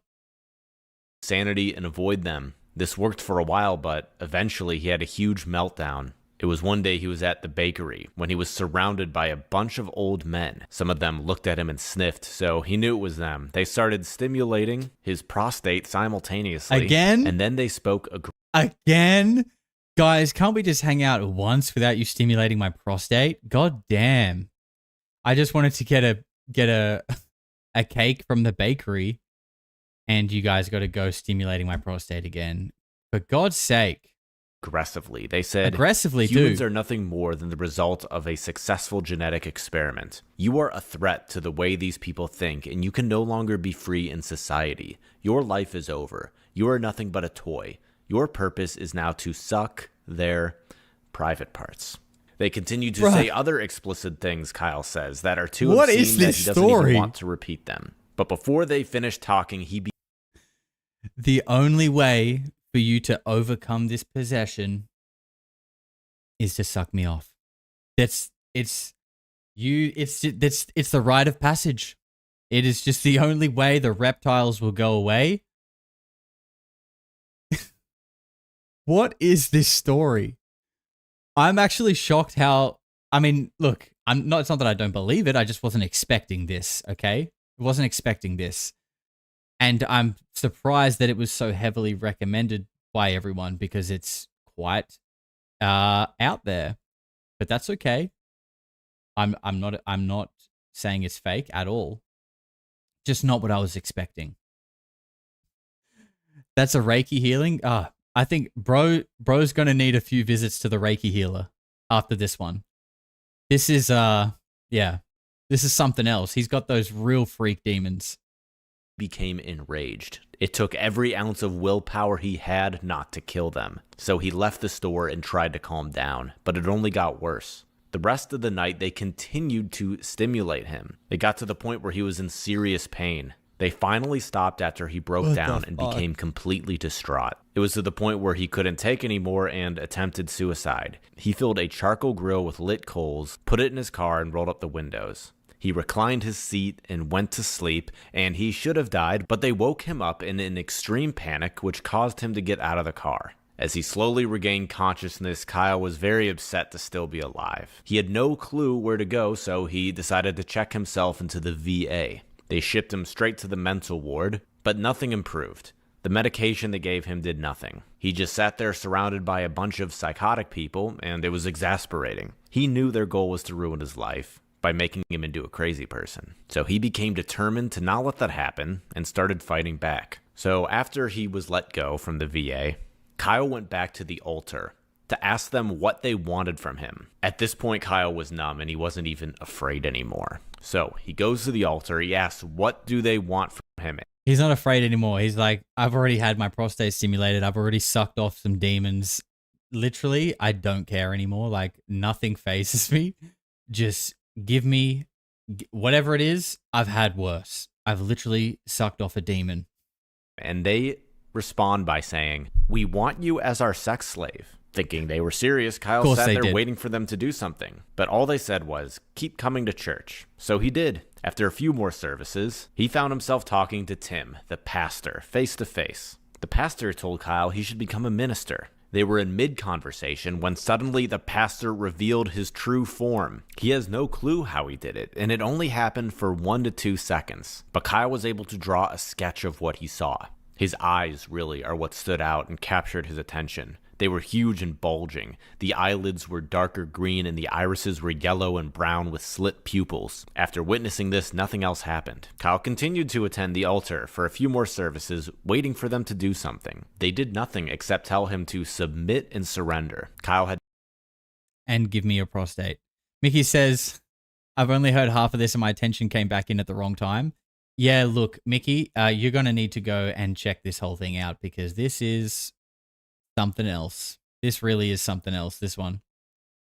Not the way I thought we were going to start Reptile Week, but here we are. Here we are. And the links aren't in the description yet, but I will put them all there after the stream.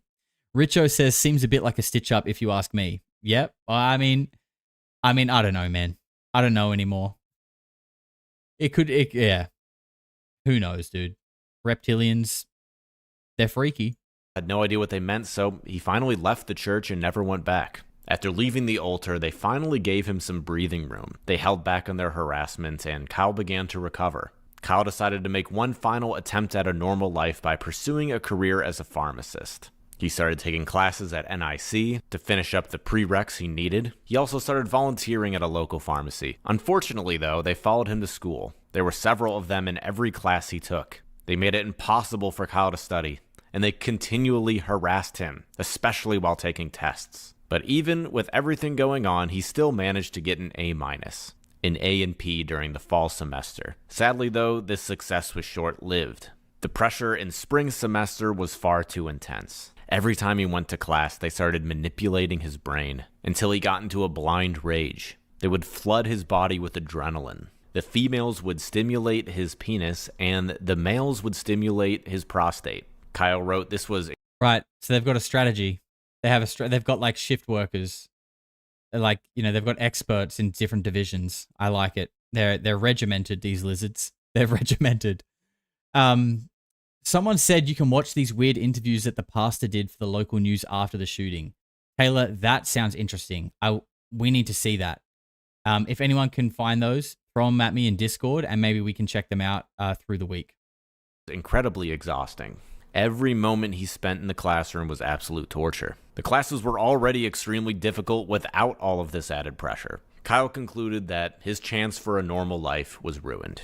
That he was too smart for his own good, so these entities decided to remove him from society. They were worried that he might change the way other people think, which could lead to problems in the form of scientific revolutions. If we get much smarter as a species, we are going to become a threat to their existence. Kyle writes that if you were to talk to him in person, you could see that he's not crazy at all. The Martians are just so good at hiding in plain sight that no one would know they exist unless they revealed themselves. They are able to fool us so well that what he's saying sounds impossible. However, they are 100% real. Realize their technology is millions of years more advanced than ours. And think about that.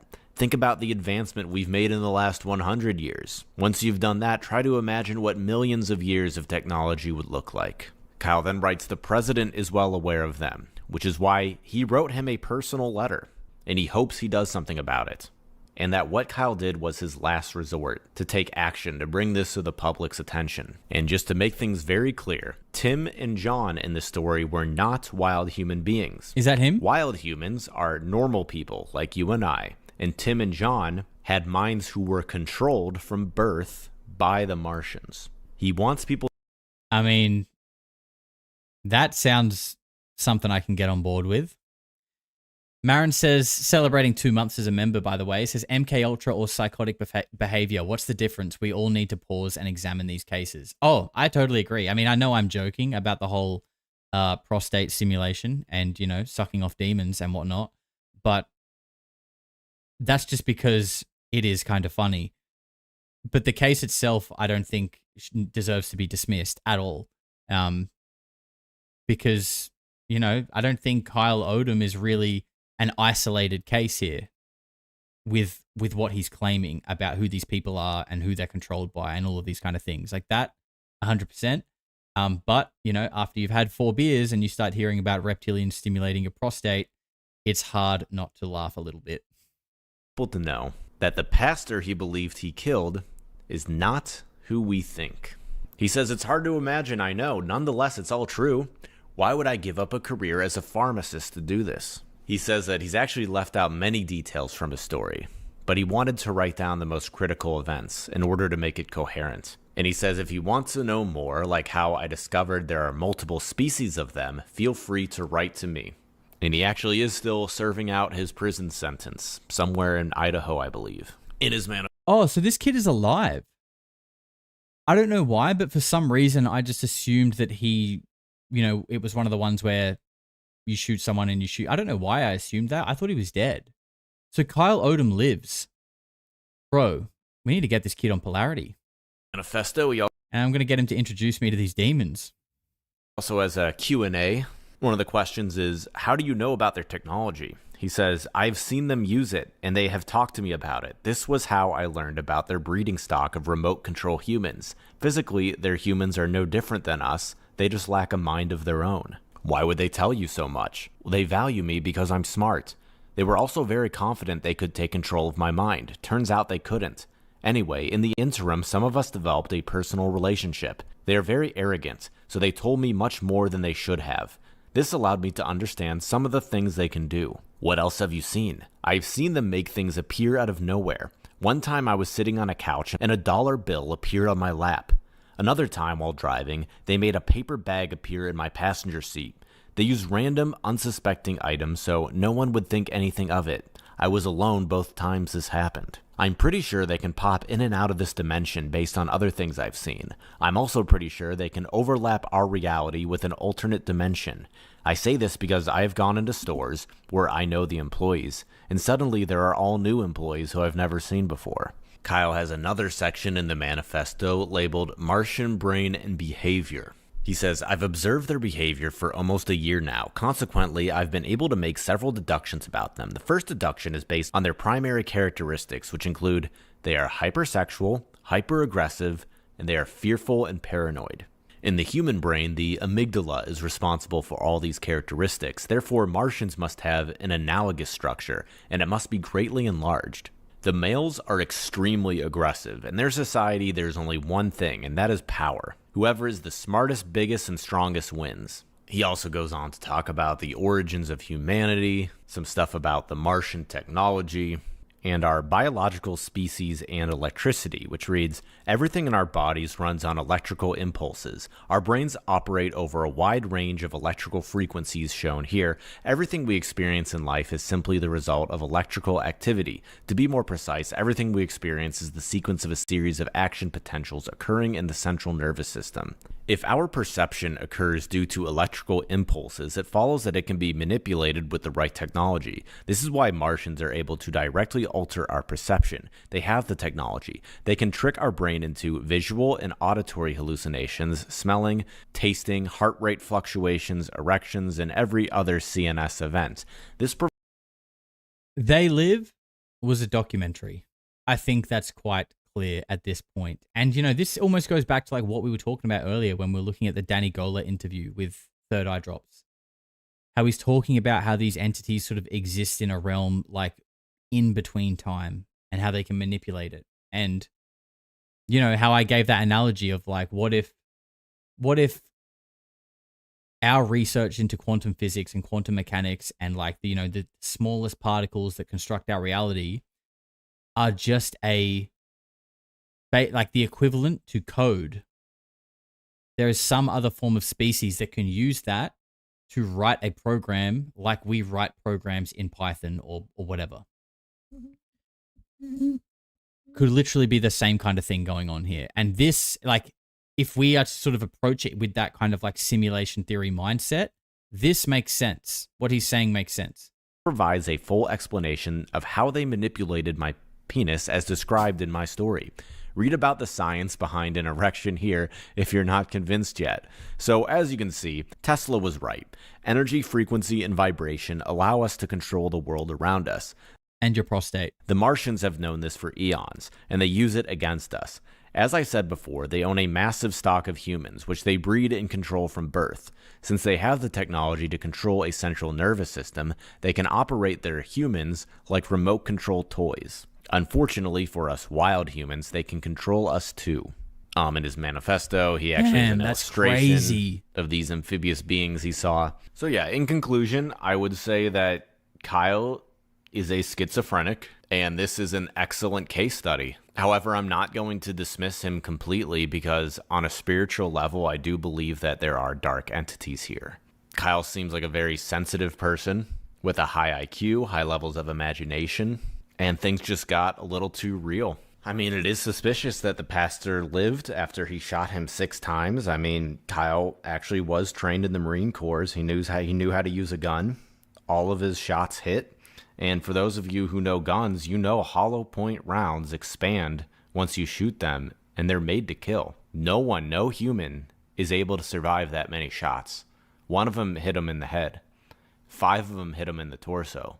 That is not human, if this report is accurate. And it seems to be so. This pastor was then suddenly elected to a somewhat prominent position in Idaho state government. And maybe at the end of the day, perhaps this guy was protected by God and he's a really good person.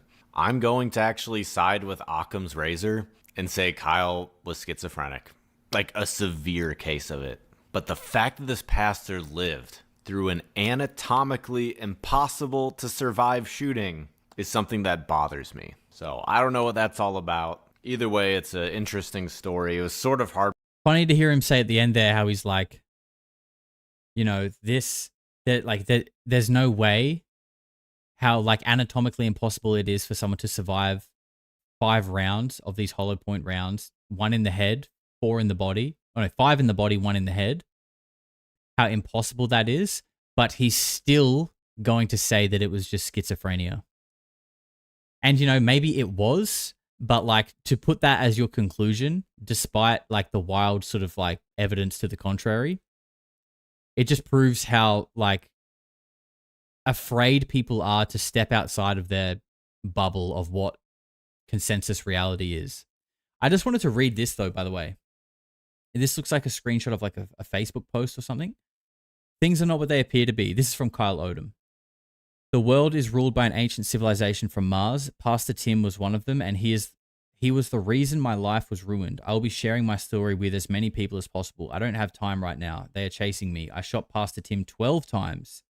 There is no way any human could have survived that event. Anyway, I've sent my story to all the major news organizations. I have no time. I have to go.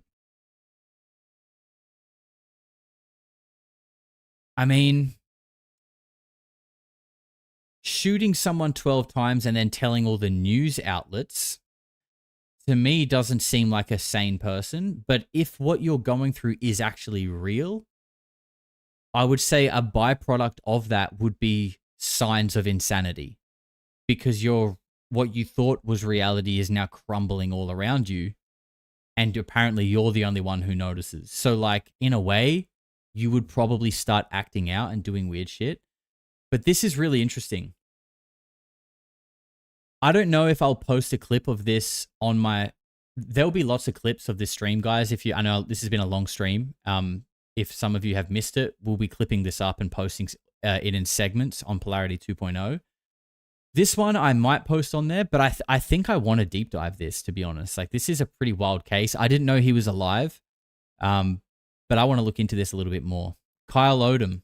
Wow. The guy sucking off demons, shooting pastors, and getting his prostate stimulated by demons. Absolutely an insane story that we're going to look into a little bit more, I think. Other than that, though, let's get some tunes going. We are 7 hours and 20 minutes into this thing. My word. All right, we are getting there, though. Let's jump over to the bingo board. I think it's Pokemon time. It's either Pokemon time or Kurt Metzger. That's all we've got left, and then we've got it. Look, I think if we can wrap this up on the 8-hour mark, that's a good marathon stream. I would be happy with that. Elrad says, "Dude, what the hell did I miss? You missed a lot, bro. You missed a wild story." But like I said, we'll probably dig into that a bit more on the channel soon.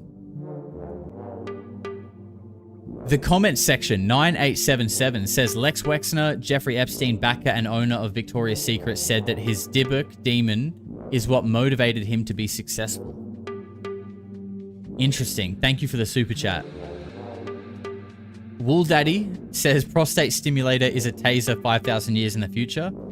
Yeah, bro, probably because we are going to be so just like numb and desensitized in this Orwellian society that we live in that we're going to need a taser on our prostate just to feel something. People are going to be doing it on a Friday night just to feel something. Instead of heading out, you're just going to get the taser out. Marin says, as silly as it is, we should all be open-minded and not toss out any experience or story because of far-reaching, salacious details. This is a textbook to throw people off. Case-by-case examinations with a filter. Oh, dude, I totally agree with you. And, you know, I don't think you are, but like, just to be clear, I'm not writing off his story. I know I'm joking about it a lot because it is funny. The details are funny. But, I mean, you know me. You guys know me. I don't dismiss it at all. And I think because our own individual perspective of reality is just so tiny, it's so small, and that's such a small point and perspective, and you know, that little tiny thing that is our perspective, I would say like 80% of it was built on the machine by school, by propaganda, by what's on the TV. It was injected into us as a conscious decision to make sure everyone grows up learning on the same set of information and the same set of knowledge and the same set of rules. So all it takes is for whoever was in charge of creating that to not have your best interests at heart and find benefit in leading you astray. And all of a sudden you have an entire population who is collectively agreeing on a reality, on a version of reality that is not really true or not entirely true or has a lot left out. That's all it takes. So if you're basing what can be true off your tiny little pinprick perspective of a single person, and 80% of that is built on propaganda and the school system, which was designed by people who don't really give a fuck about you or want you to know everything that there is to know, then it's easy to conclude that there is probably a lot out there that we don't know about and we've never been told about. Okay, Kurt Metzger or Pokemon, what are we doing? We've got one tier list and we have one clip, and then we've got our announcement. And we are 32 likes away from 1,000 likes on this stream. That would be insane. Guys, if you haven't liked the stream yet, scroll down, hit it. I'm all out of beers. I mean, I've still got some Doritos, but I've kind of had enough of those, to be honest. All right, people want the Pokemons. I'm glad. Let's do it. Let's do it. The last and final tier list. We are ranking all the Pokemon that matter, aka the Gen 1. The only ones that actually matter. Everything else is a psyop.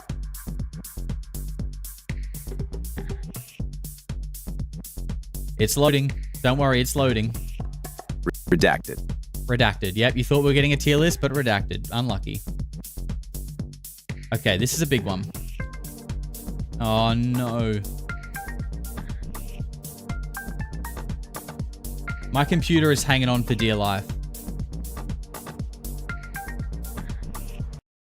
My computer is hanging on for dear life right now. Okay, it's coming. Let's get rid of that. Pokemon. Here we go. Gen 1. The only gen that matters.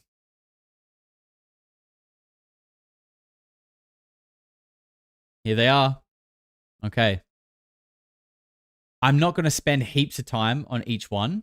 Oh my god, I can see some disgusting non-Gen 1 Pokemon in this. We will not be doing those. Keep your Mega Evolutions to yourself, please. Okay. We're going to power through this one. Actually, you know what? This is going to be a long one. We're going to keep the music on, I think. Just a little bit low. 12 likes from 1,000. Come on. Come on, get in there. And BT with $10 says, happy anniversary. Here's to another year. Keep up the great work, Josh. BT, You're a legend, sir. You're always here supporting. I appreciate you. Thank you very much. All right, let's do this. Bulbasaur, B tier.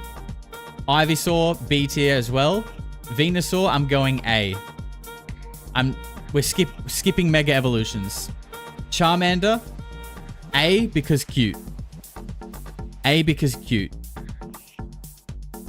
Charmeleon, honestly, I'm putting B.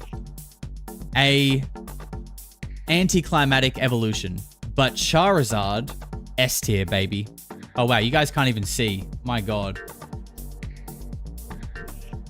Hold up. Sorry, let me fix this shit. We were rushing. And we got a little too carried away.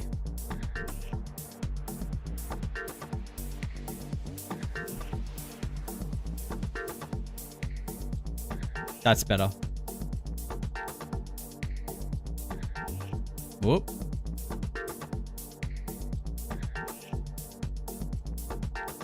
Okay, we're good now. You guys... Okay. Hang on. We're gonna go like this. This is what we're working with.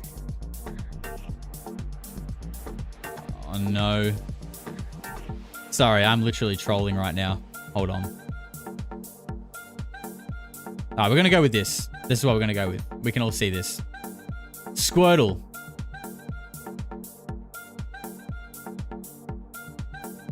A. A because cute.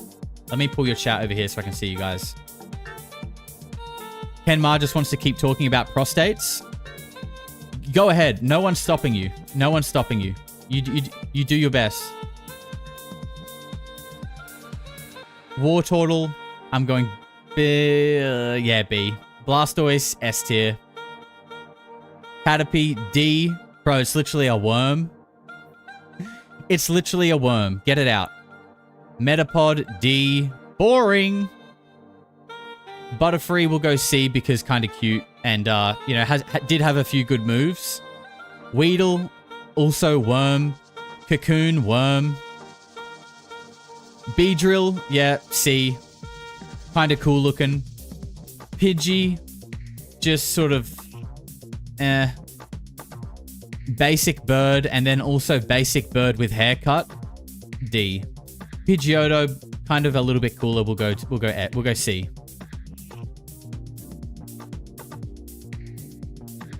Rattata.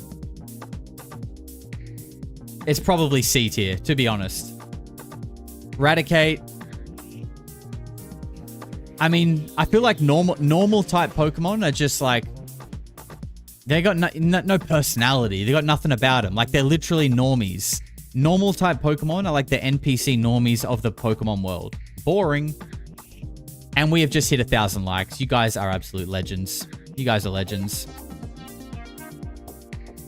All right, more birds. Yeah, look, Fearow. You are always subpar to Pidgeotto to me, so you're going D tier. I'm sorry. Ekans. Annoying. Arbok. Kind of cool. We'll go C just for visuals, and it's purple. We like purple. Pikachu. I'm going A. I know that'll upset some people that it's not an S tier. But it's almost like, you know, the favorite child. Like, bro, you got enough attention. Okay? Everyone knows you're cute. Everyone loves you. Let me take you down a peg. Get in A tier. Raichu. I always thought Raichu was cool. We'll put Raichu B tier. Sandshrew, D.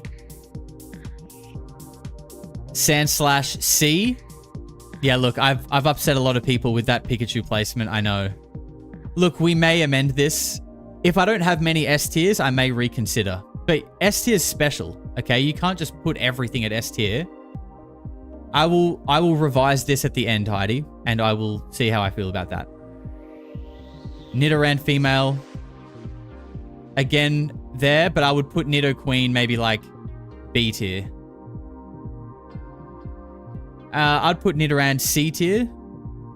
Nidorino, sorry, C tier. And Nidoking, A tier for sure. As a beast. Clefairy, gay. Gay. Vulpix was cute. I'm probably putting that C tier. And Ninetales B tier for sure. Jigglypuff. Kind of gay, but also cute. So I'm going C tier.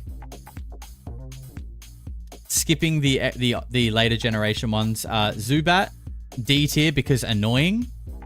Have to use a repel every time I enter Mount Moon. Annoying. Golbat.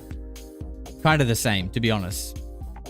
Golbat was cooler, but you're related to an annoying family, so you just stay down there. Josh, you geek knowing all the names. Please. Please, this is like a second language to me. Oddish, gay. Gloom, gay. And Vileplume, also quite gay. Paris, gay. Yeah, look. All the bugs, I've never been a fan of bug Pokemon, to be honest. Just get in the D tier. All of you. Get in. Quick. Diglett. Probably pretty D tier, to be honest. Doug Trio, though, a little bit cooler. We'll go C. Meowth. I mean, given the fact that he could talk in the show, that was kind of cool. He gets a C tier from me. And Persian was pretty boss, to be honest. Like, it was a badass looking cat. Pretty badass looking cat that looked like it would, you know, it could do some damage. We'll go B. Psyduck. Look, Psyduck's going B just because it's so cute and confused. And we like Psyduck. Golduck, not as cute, but powerful. So we'll stay B tier. Mankey, I think C, and the same for Primate. Growlithe, that's cute, going B tier, and Arcanine, A tier for sure. A tier for sure with the Arcanine. That's, you know, honestly, a potential S tier contender. People are saying S tier for Psyduck. Look, he may go A. Like, some of these are going higher up just because they're iconic. Do you know what I mean? Like, Meowth. If Meowth wasn't a main character in the show that could talk, he would be a straight D. But he did redeem himself a little bit. Poliwag, useless. Poliwhirl. I mean, not much better. I'm sorry. Poliwrath, look, you're a little bit better. Oh, so some of the psychics here. Abra. I think D tier just because only does teleport and kind of annoying. But Kadabra, definitely B. Alakazam, honestly, could be S tier. I'm going S tier with Alakazam. Abra family should be up higher. I mean, Abra itself is pretty useless, to be honest. I think Kadabra and Alakazam are well placed. Machop. I think C. Machoke. B. And Machamp. Gotta be A. The Spoonbender. That's it. It's the Urigella. It's the Urigella Pokemon. Bellsprout. Bro, don't let Bellsprout near Kyle Odom. God damn. Alright, what do we got next? Weeping Bell. Don't let him near Kyle Odom either. Look, probably D for me. Never really been a fan of these guys. Victory Bell will put it C just because stronger. Because stronger. Magnemite, gay. Magneton will put you up a little bit just because you're a little bit stronger. Tentacool, annoying. Tentacruel, B or C? Say in chat, Tentacruel, B or C?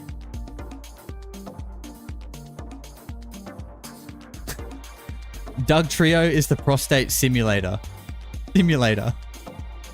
C? Okay, yeah. I'm down with that.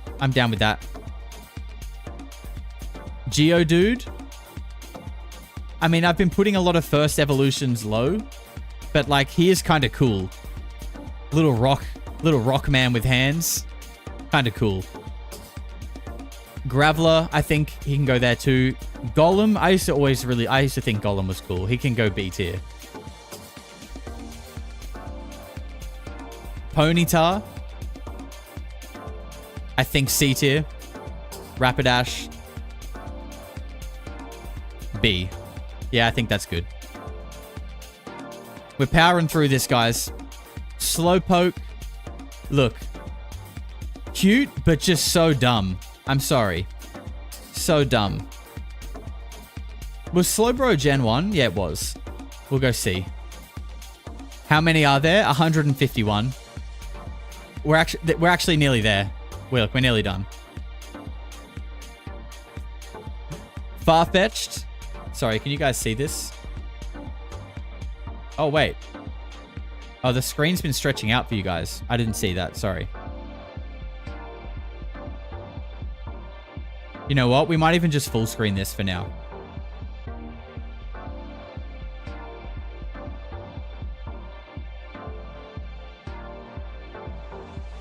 This is the best I can do.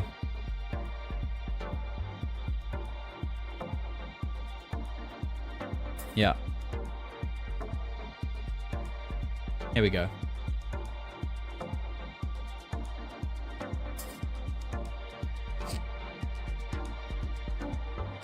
My head is spinning. Don't worry, we're nearly done. We're nearly done.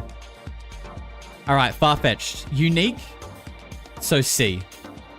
Doduo, Gay Bird, and Dodrio. Look, I'll give you C just because you're a little bit stronger. Seal getting C, weak but cute.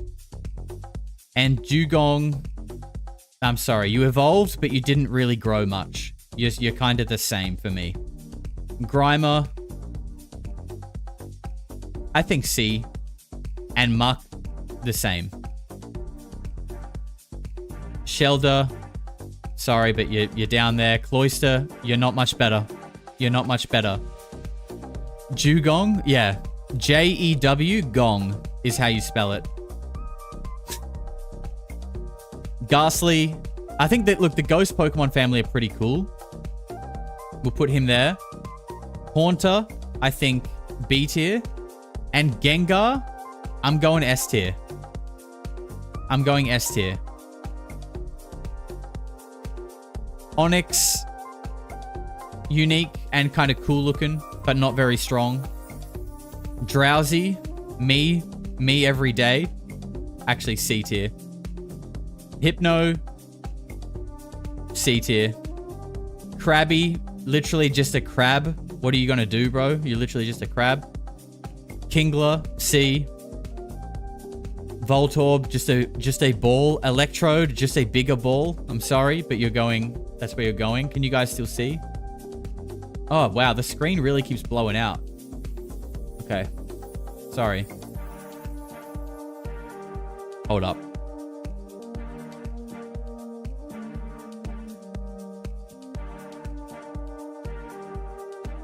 We're getting through this, guys. We're nearly done. People who don't watch or know Pokemon are probably just like, what the fuck is going on? This guy is a nerd. Oh my god.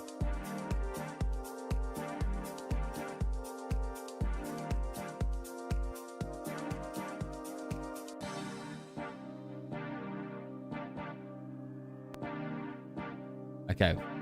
All right. I'll keep an eye on it. Let me know in the chat if it goes wrong again. We're nearly done.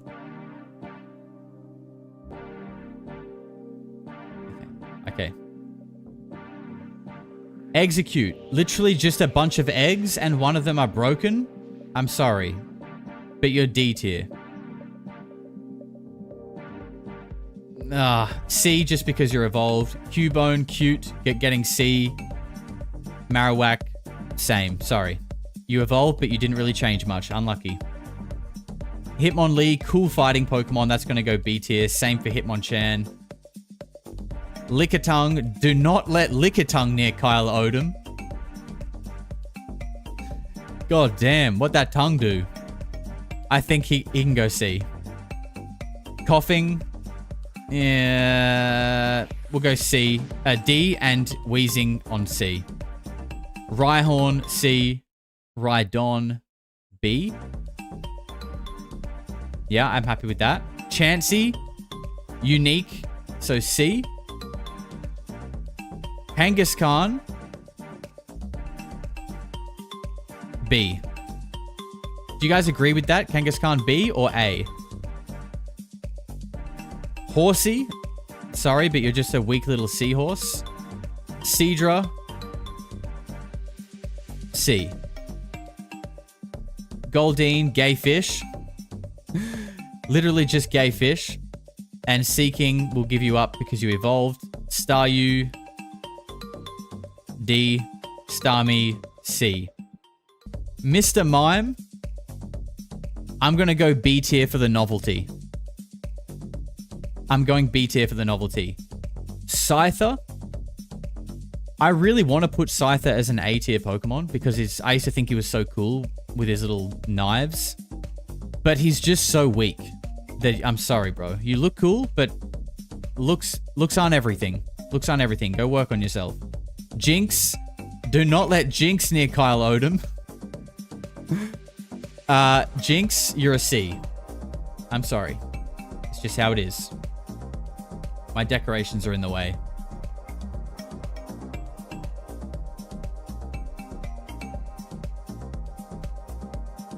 That's better. My apologies.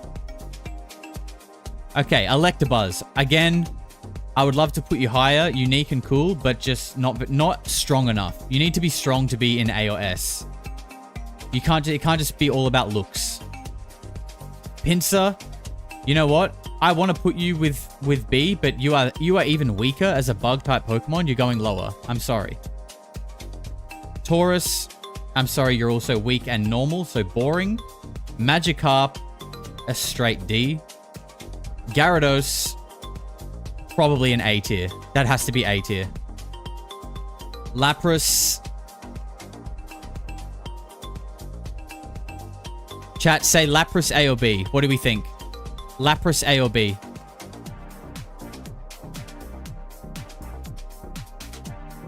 Ditto, C tier.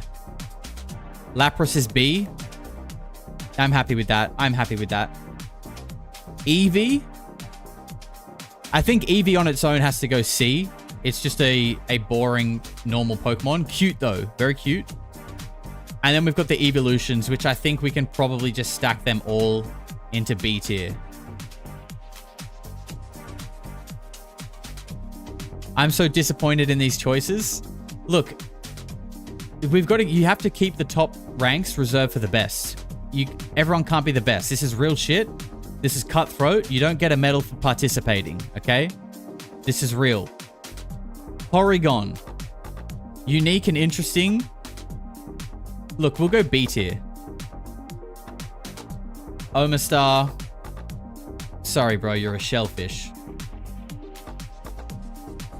C tier. Fossil. Kind of cool looking fossil. Aerodactyl. Okay, that's a bit more cooler. I think we'll go A or B. Aerodactyl A or B. I'm going to go A for now. Snorlax. I would go B because it's normal type, but it is a tank. It's a tank. I think Snorlax has to be A tier. Yep. Okay. The legendaries. I think these all have to be A. Articuno, Zapdos. Where did they go? Moltres. I think they have to be... I mean, they are legendaries. You could say that's enough to make them S tier. But I don't know. I think to be S tier, you've got to be strong, cool looking, unique, but also have a bit of character. Like, have a bit of something about you that makes you special. And the three birds are just like versions of each other. Do you know what I mean? You're not special. Dratini, C. Dragonair, B. Dragonite, A tier. Mewtwo. I mean, Mewtwo has to be S tier, and so does Mew. there we are. That is it.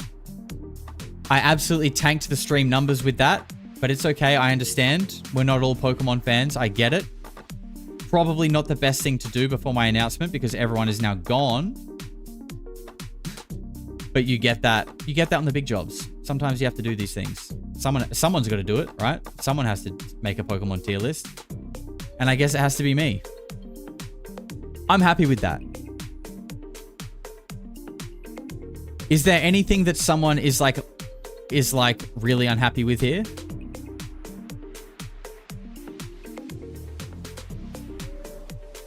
The real ones stay. 100.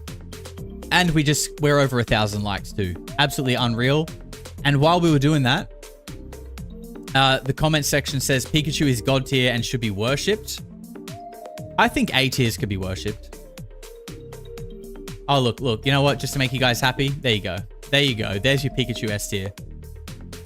Pikachu is no way S tier. He is the baby Yoda. Yeah, it's a contentious one. People are emotionally attached to Pikachu. Wool Daddy says, Odamon, you stimulate. And Matt Campbell gifted 5 memberships. Matt Campbell, you legend. Thank you very, very much. All right. That is our final tier list. And we are creeping up to the 8-hour mark, basically right on time. Let's find that. Get rid of it. Let's jump over here. Look, you know what? I think we might redact this last Kurt clip. Or maybe, you know what? Look. No, I'm too OCD to do that. We said we would do it. We'll do it. And then we'll finish up the stream with the announcement, okay? We said we would do it. We're not going to come all this way and then turn around at the last hurdle, okay? We're going to finish what we started. And that is Kurt Metzger explaining that Scientology was a CIA psyop. What's in the box? It's coming. It's coming. Who wrote that? It was like... Oh, that's not it. Okay. I'm not going to back out right now. Oh, we've been redacted. We've been permanently redacted. There we go. I don't know what happened there. All right. Kurt Metzger. The last clip. Explaining. This title is called... Wait, what is up with that? There we go. Okay. Scientology was a CIA operation, and in brackets, nobody noticed. And interestingly enough, Hal Puthoff, aka Al Puthoff, take a drink, was very invested both financially and time-wise in Scientology. It's true. Let's have none other than Kurt Metzger tell us all about it. Right? He's in the box, his hand's being hurt. If he makes any emotional reaction, he'll be killed. It sounds so much like that. It's crazy. Where I'm like, how did Frank Herbert know? You know, because you know Frank Herbert and the Lord of the Rings guy. Well, Lord of the Rings guy didn't like Dune. Is that fucking crazy? Oh, you know, so the Zorro Ranch. This one I want to get. I want to get Aaron on my show on the Derp with Kerp. Oh, Aaron Smith Levin? Because, dude, has everybody? You want me to hook it up? Yeah, I message. So any comments I make are all on YouTube videos now. I try to never do Twitter. Oh, good for you. Yeah, well, I noticed you don't tweet a lot now. Yeah, I was looking at that. Sometimes I do. Dude, we need you to tweet more, Kurt. If I comment on people's videos as I do, it helps that. Like, I'm not hurting them. The engagement's helping them. Do you know what I mean? It's a more positive thing because I'll watch something and be like, "What the fuck are you fucking talking about?" Right. But not Aaron. I like that guy, Aaron. But anyway, have they figured out that that's a CIA cutout yet? The Scientology? Why do you think the stars were in it? I would buy that. I mean, you know, I don't know whether that's true or false. I would totally, if someone could show me evidence on that, I would totally buy it.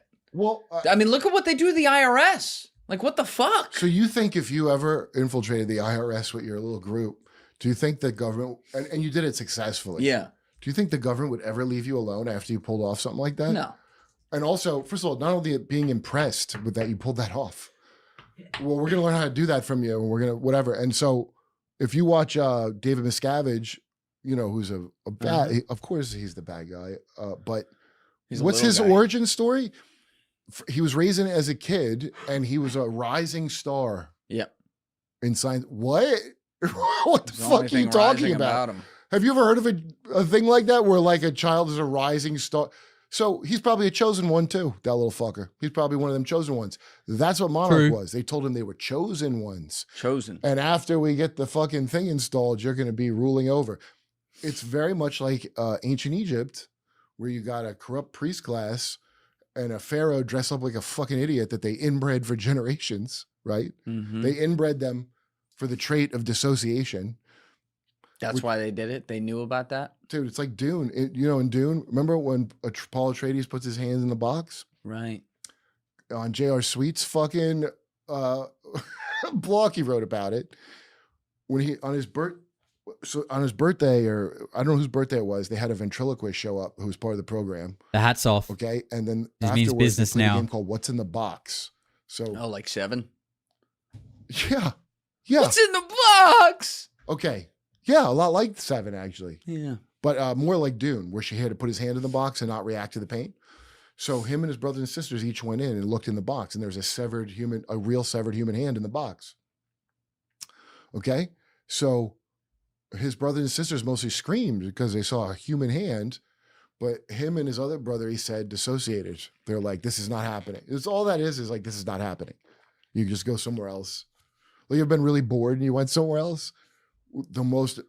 The biggest gift of a power you could ever get genetically is to, like, when Get the really fuck bad away. shit happens, you leave your fuck. I worked in TV a long time. I heard this saying over and over from people. If something cringy happened, they go, I left my body. I'll bet they did, dude. I bet you Legit. did. Yep. I blacked out up there. Freeze or what is it? Flight or fight or whatever the fuck. They've studied those. And that's what all that Nazi science that we got, those paperclip Nazis over here. Cult rituals. That's what it was. Well, a lot of great shit. Oh my God, we got a lot of useful shit from those Nazis. Yeah. Yep. Fractured NASA. personalities. Did it. Yo, the first head of Deal with the NASA. devil. What the fuck is the Werner guy's von name? Braun. No, it's not. It's Debus, D-E-B-U-S. Colonel pull D. that up? Yeah, Colonel Debus. NASA don't like to talk about it because he has one of them dueling scars that what's her name brings up. Annie Jacobson. Oh yeah, that's such a wild Davis, rabbit hole. NASA. The Nazis with the scars. D-E-B-U-S. Because they would fight. David. Wait, where's the? You got to put NASA. I think. I don't know if it's Colonel. Actually, I might just. Yeah. Oh, Dr. Kurt Yeah, Davis. Oh yeah, I've heard her talk. Look about at this his guy. fucking face, dude. He's got the Yep. fucking. Yep, there it is, right on the So bottom. there's your first, and that's Kurt the boss. Davis was the first director of NASA's John F. Kennedy Space Center in Florida from July 1962 until November 1974. He was born in Frankfurt, Germany. Earned his advanced, let's see where this bio goes. Earned his advanced degrees in mechanical engineering, electrical engineering at the Technical University of Darmstadt. In 1939, he obtained his engineering doctorate with a thesis on surge voltages and was appointed leading engineer and assistant professor at the university. From 1939 to 1943, Debus served as a chief instructor in the Department of Theoretical Electrical Engineering on high tension and measuring techniques at the university. I'll bet he was just at the university. Debus was studying at the university when Adolf Hitler became the German chancellor in 1933. From 33 to 36, Debus was a member of the SA, the paramilitary group associated with the Nazi Party during its rise to power in Germany. In 1939, the head of that guy was also gay, and I think Hitler killed him for it. Okay, you got to understand. But hold on. In early 1939, he applied to the SS. Debus's official membership in the Nazi Party is difficult to determine with available evidence. Oh, I bet it's very difficult to determine. Just look at his fucking face. Look at his fucking face. Available archival records indicate that he never joined the Nazi Party, and therefore his SS membership remained in the applicant status. I hope you're capturing my jerk off motion I'm making. I hope this motion is picking up. There's not really any of it. Put that pipe back in. Are you hiding Nazis under the seafloor, bud? You see, I'm more of a detective. I'd like a glass of milk, and I'd like to. Your delicious He orders he asks her for a glass of milk. That's one of the greatest fucking. You saw a military person with a dueling scar in Canberra. You guys know, like everyone knows about Operation Paperclip, right? But Australia had its own version of that. Matchbox. I'm pretty sure it was Operation Matchbox. Like, we also took on a group of Nazi scientists after World War II. I'm pretty sure Matchbox is the name if you look it up. So yes, that wouldn't surprise me if that continued throughout Australia as well. The Wrath of Carnarvon, $5, says it's past 3 a.m. here, but sticking around for the Polarity Late Night Church and the announcement, 7 hours, baby. Yeah, we are just ticking on to 8. Thank you for being here the whole time as well. Absolute legend. Appreciate the support. And Anne, celebrating 2 months as a member, says, loving the birthday special, Josh. Remember not to touch too much grass. Worldwide Weirdos, Inc. Thank you very much. I appreciate the support. Performance I've ever seen. Dude, it is a top 5 movie of all time for me. It's number 4 or 5. So he was the commanding officer of Werner von Braun, and von Braun said, I can't possibly be okay without my commanding officer here to... So that's what NASA is. So NASA doesn't just do space, they do inner space, okay? So the stuff they did in the basement at NASA was real wild. And that's where, and these are just continuations and not, but this shit's way older than Nazis. That the thing that J.R. Sweet describes of the what's in the box, where he that's Paul Atreides has to dissociate, right? He's in the box, his hand's being hurt. If he makes any emotional reaction, he'll be killed. It sounds so much like that. It's crazy. Where I'm like, how did Frank Herbert know? You know, because Frank Herbert and the Lord of the Rings guy. Well, Lord of the Rings guy didn't like Dune. What's his? Yeah, Tolkien's I think he's a fucking Rosicrucian. His son, he was? His son went on to be a pedo priest. I mean, I didn't know that. I don't know about Tolkien being a Rosicrucian, but do you guys, I mentioned this on a stream recently. Do you guys know that after Lord of the Rings, Tolkien started writing a follow-up series, and it's still set in Middle Earth, but it's like 1,000 or 2 years in the future from where Lord of the Rings is set. And basically the myth of like the ring and Sauron and basically the story of Lord of the Rings and the wars are so ancient in this new story that the people believe them as like myths. Like no one, the common people sort of think like, oh, it's a conspiracy, that maybe that didn't happen, it's so long ago, and no one really believes in it. But there's still a like literal underground cult living in like Middle Earth under the ground, worshipping Sauron. Sound familiar? Sound a little bit like real life? He was writing that and stopped writing it because he believed it was too dark, which is a really weird thing for a writer to say, right? Because a prolific writer wants to pull at your heartstrings, wants to write things that feel too dark and capture your emotions, right? Like that's what a good writer does. So the fact that he decided to stop is interesting. I feel like maybe someone said, hey, see that little fiction book that you're writing there? Stop. You're going to stop doing that now, actually. Thank you. Yeah, I think that's potentially what might have happened. For Tolkien. That's not awesome. maybe not Christopher. I don't know which song. Why are all the people who do really cool shit? Because the ultimate secret of the 33rd degree. Oh, you're going Mason on me now. All of them. Just like the Blackstone I'm just going to tell shooter. you don't have to never join a mystery school. I'll tell you their secret. The ultimate. Ready for this? Yeah, tell me. I'm ready. A hole is a hole. A hole is a hole? The thing that the richest and like prisoners know. Is that like a mouth is a mouth when it goes down? That's south? exactly right. That's the secret. And it sounds stupid, but they're not looking at it like it's gay or something. It's all about charging your iPhone. Do you understand? Once you look at this shit as a power exchange, which is how they do, that's just showing that you could take power. I need to power up my shit real quick. Like Diddy ran off of. That makes sense. Boy, dude butt power for many years. And now luckily, power. Nothing came of the Epstein thing, but Diddy's coming home. Dude, Diddy was definitely butt powered. Diddy was definitely plugged in, powering up at all times. That guy was charged. That guy was fully charged.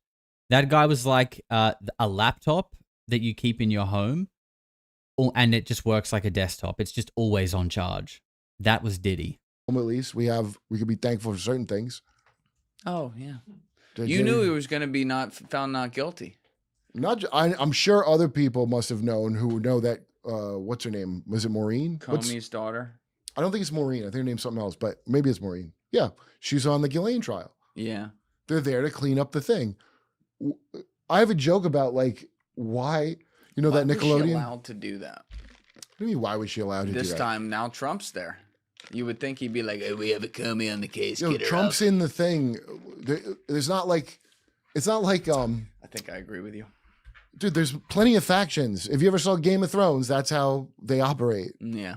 Right? And oh, who are they? Well, I don't know. Why do you keep track of who's royal still? Like maybe Right. start there. Right, Yeah. Right. Thank Good you point. guys for checking out this clip. Good point. All right. Let's cross it off the board. We have just ticked over 8 hours. You know, when I set this up and I wrote marathon stream, like I said at the start, I was thinking 8 hours. I was thinking like 4 hours maybe. But in my head, I was kind of like, it's not really a marathon. You know what I mean? It's not really that big to go for 4 hours. Like, it's long, but I mean, it's not really a marathon. So, you know, I'm actually kind of glad. What is up with that? That's better.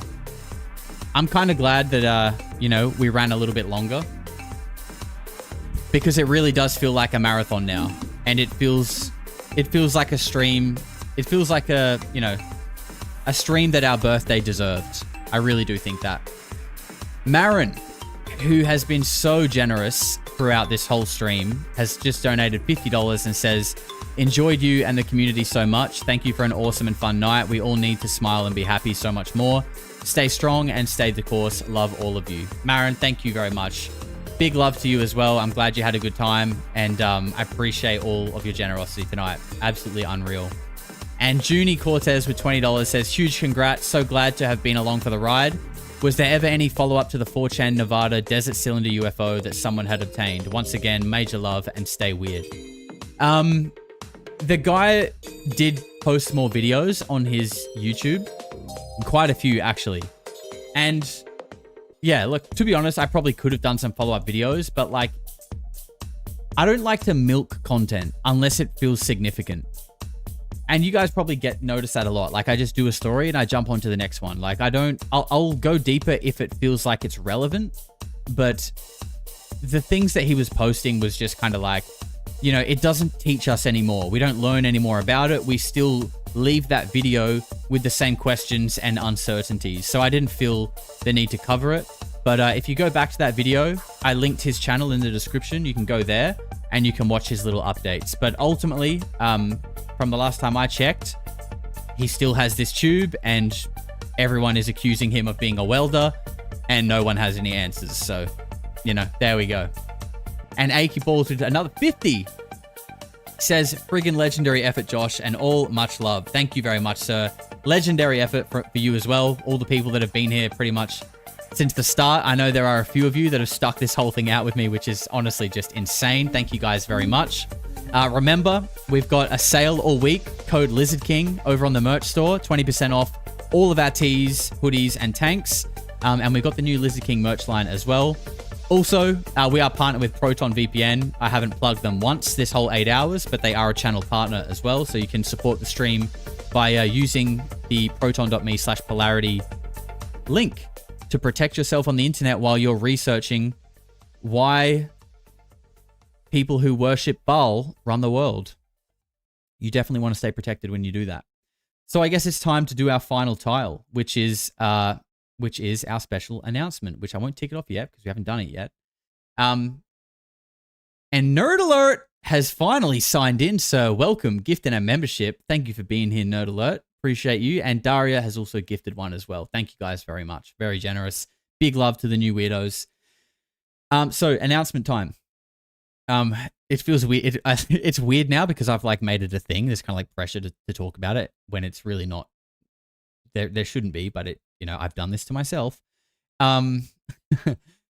So yeah, a lot of you guys probably got the hint through various like conversations over the past couple of months that I'm going to be moving, and the reason why that is because where I'm living now, this house is being sold. I don't know if you can kind of tell from like the back of Suki's camera. Things are getting pretty bare here. We're pretty much like almost going to be heading out soon. And a lot of you guys also know that I already have a trip planned to America next year. So I've got two months booked in America next year for the World Cup, which is going to be insane. I can't wait to be in the land of the free, shoot some guns and do American stuff, eat big servings of food. I can't wait. And hopefully maybe even get to meet some of you guys. It's going to be unreal. Given that I was sort of in a position now where I have to move, right? Because this house is being sold. And my dad is moving overseas, who owns this house. So it's not like I can just move to the new house. It's gone. I've got to figure something out for myself. Given that I'm going to be away for 2 months during next year, and pretty much all rentals are like either minimum 6 month, like 6 month is rare, but like 12 month is minimum, right? So even if I manage to find a 6 month rental, still for like 33% of my rental term, or probably more, would be I'm overseas. So I'd be paying rent for no reason.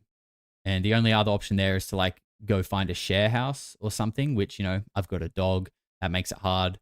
Also, I don't really want to live in a share house. I've kind of done that. And, you know, I'm running a YouTube channel. I don't really want people around me.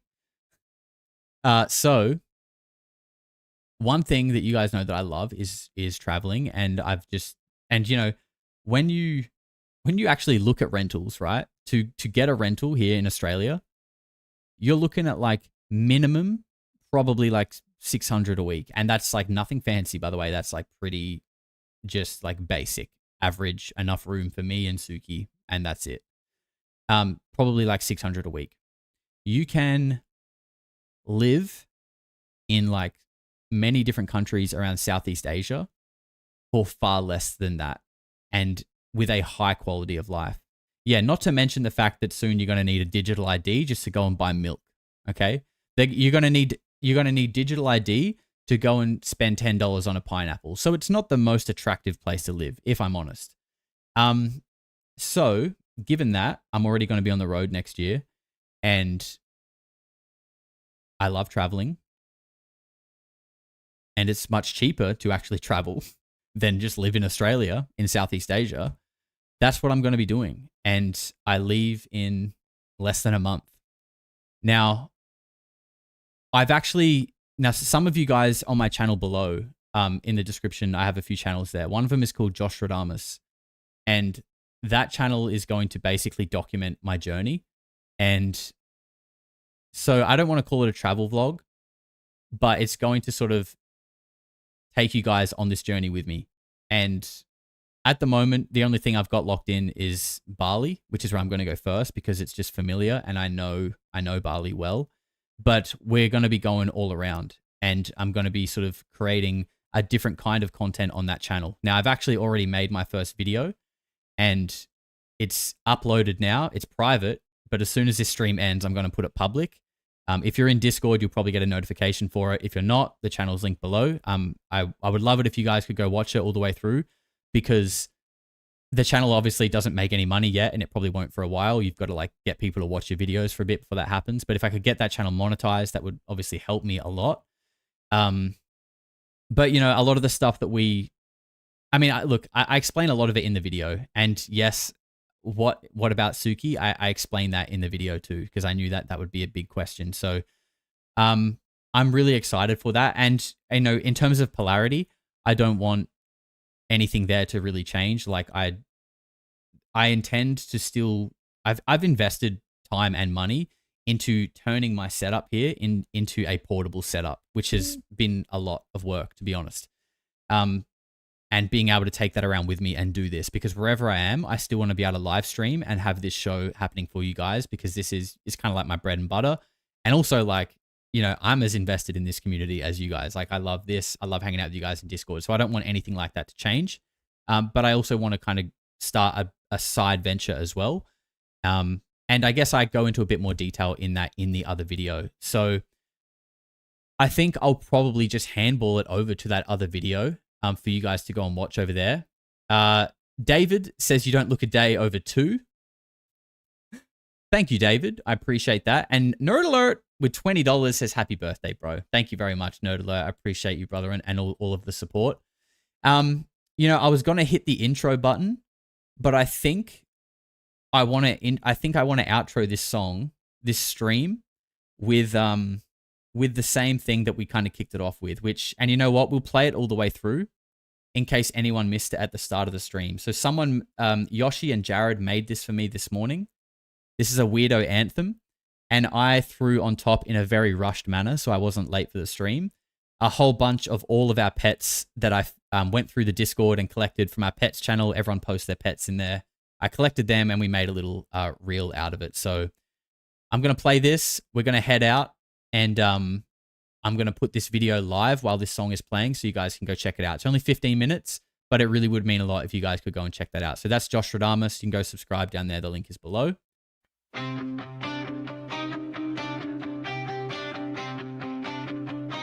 I'm just a glitch away.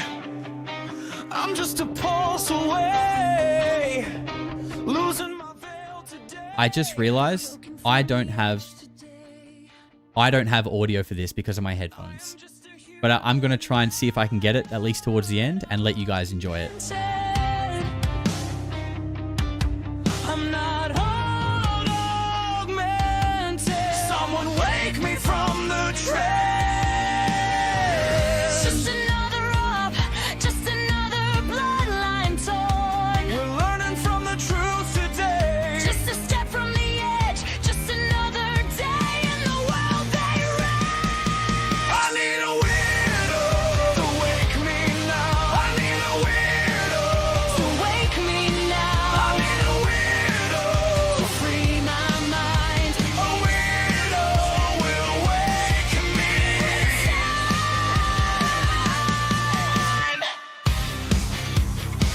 I've got a hack today to live another day. Taking red pills today. My signal will be heard today. I've got to make a stand, but I am just a human. I'm not augmented. My signal will be heard today.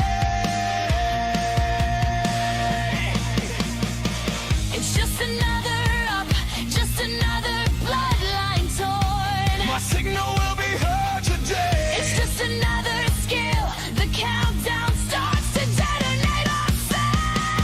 I need a weirdo to wake me now. I need a weirdo to wake me now. I need a weirdo to free my mind. A weirdo will wake me down.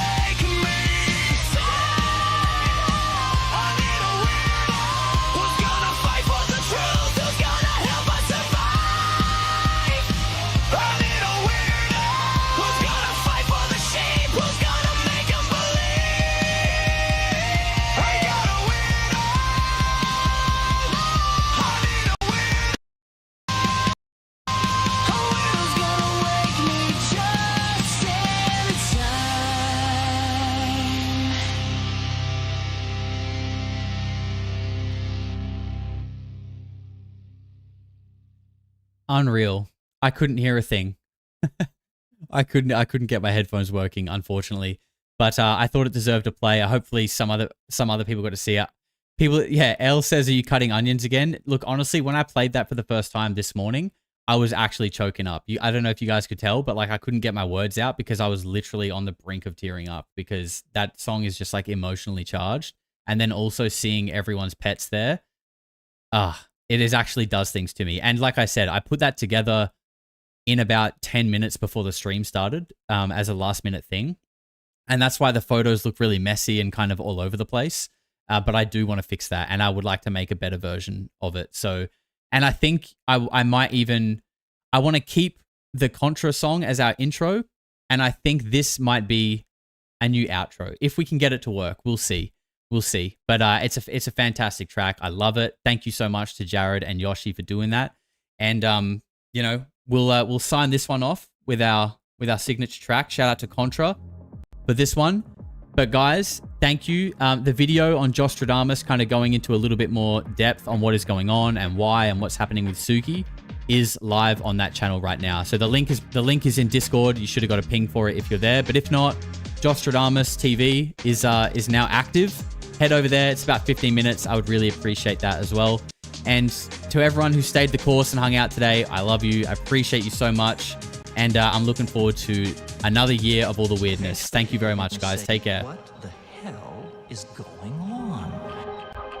No matter how far you go into the dark, when you flip, you go exactly the same place to the light. In our galaxy. Everything. Because everything is in balance. Everything is a polarity. I think it's just going to get weirder and weirder and weirder, and finally it's going to be so weird that people are going to have to talk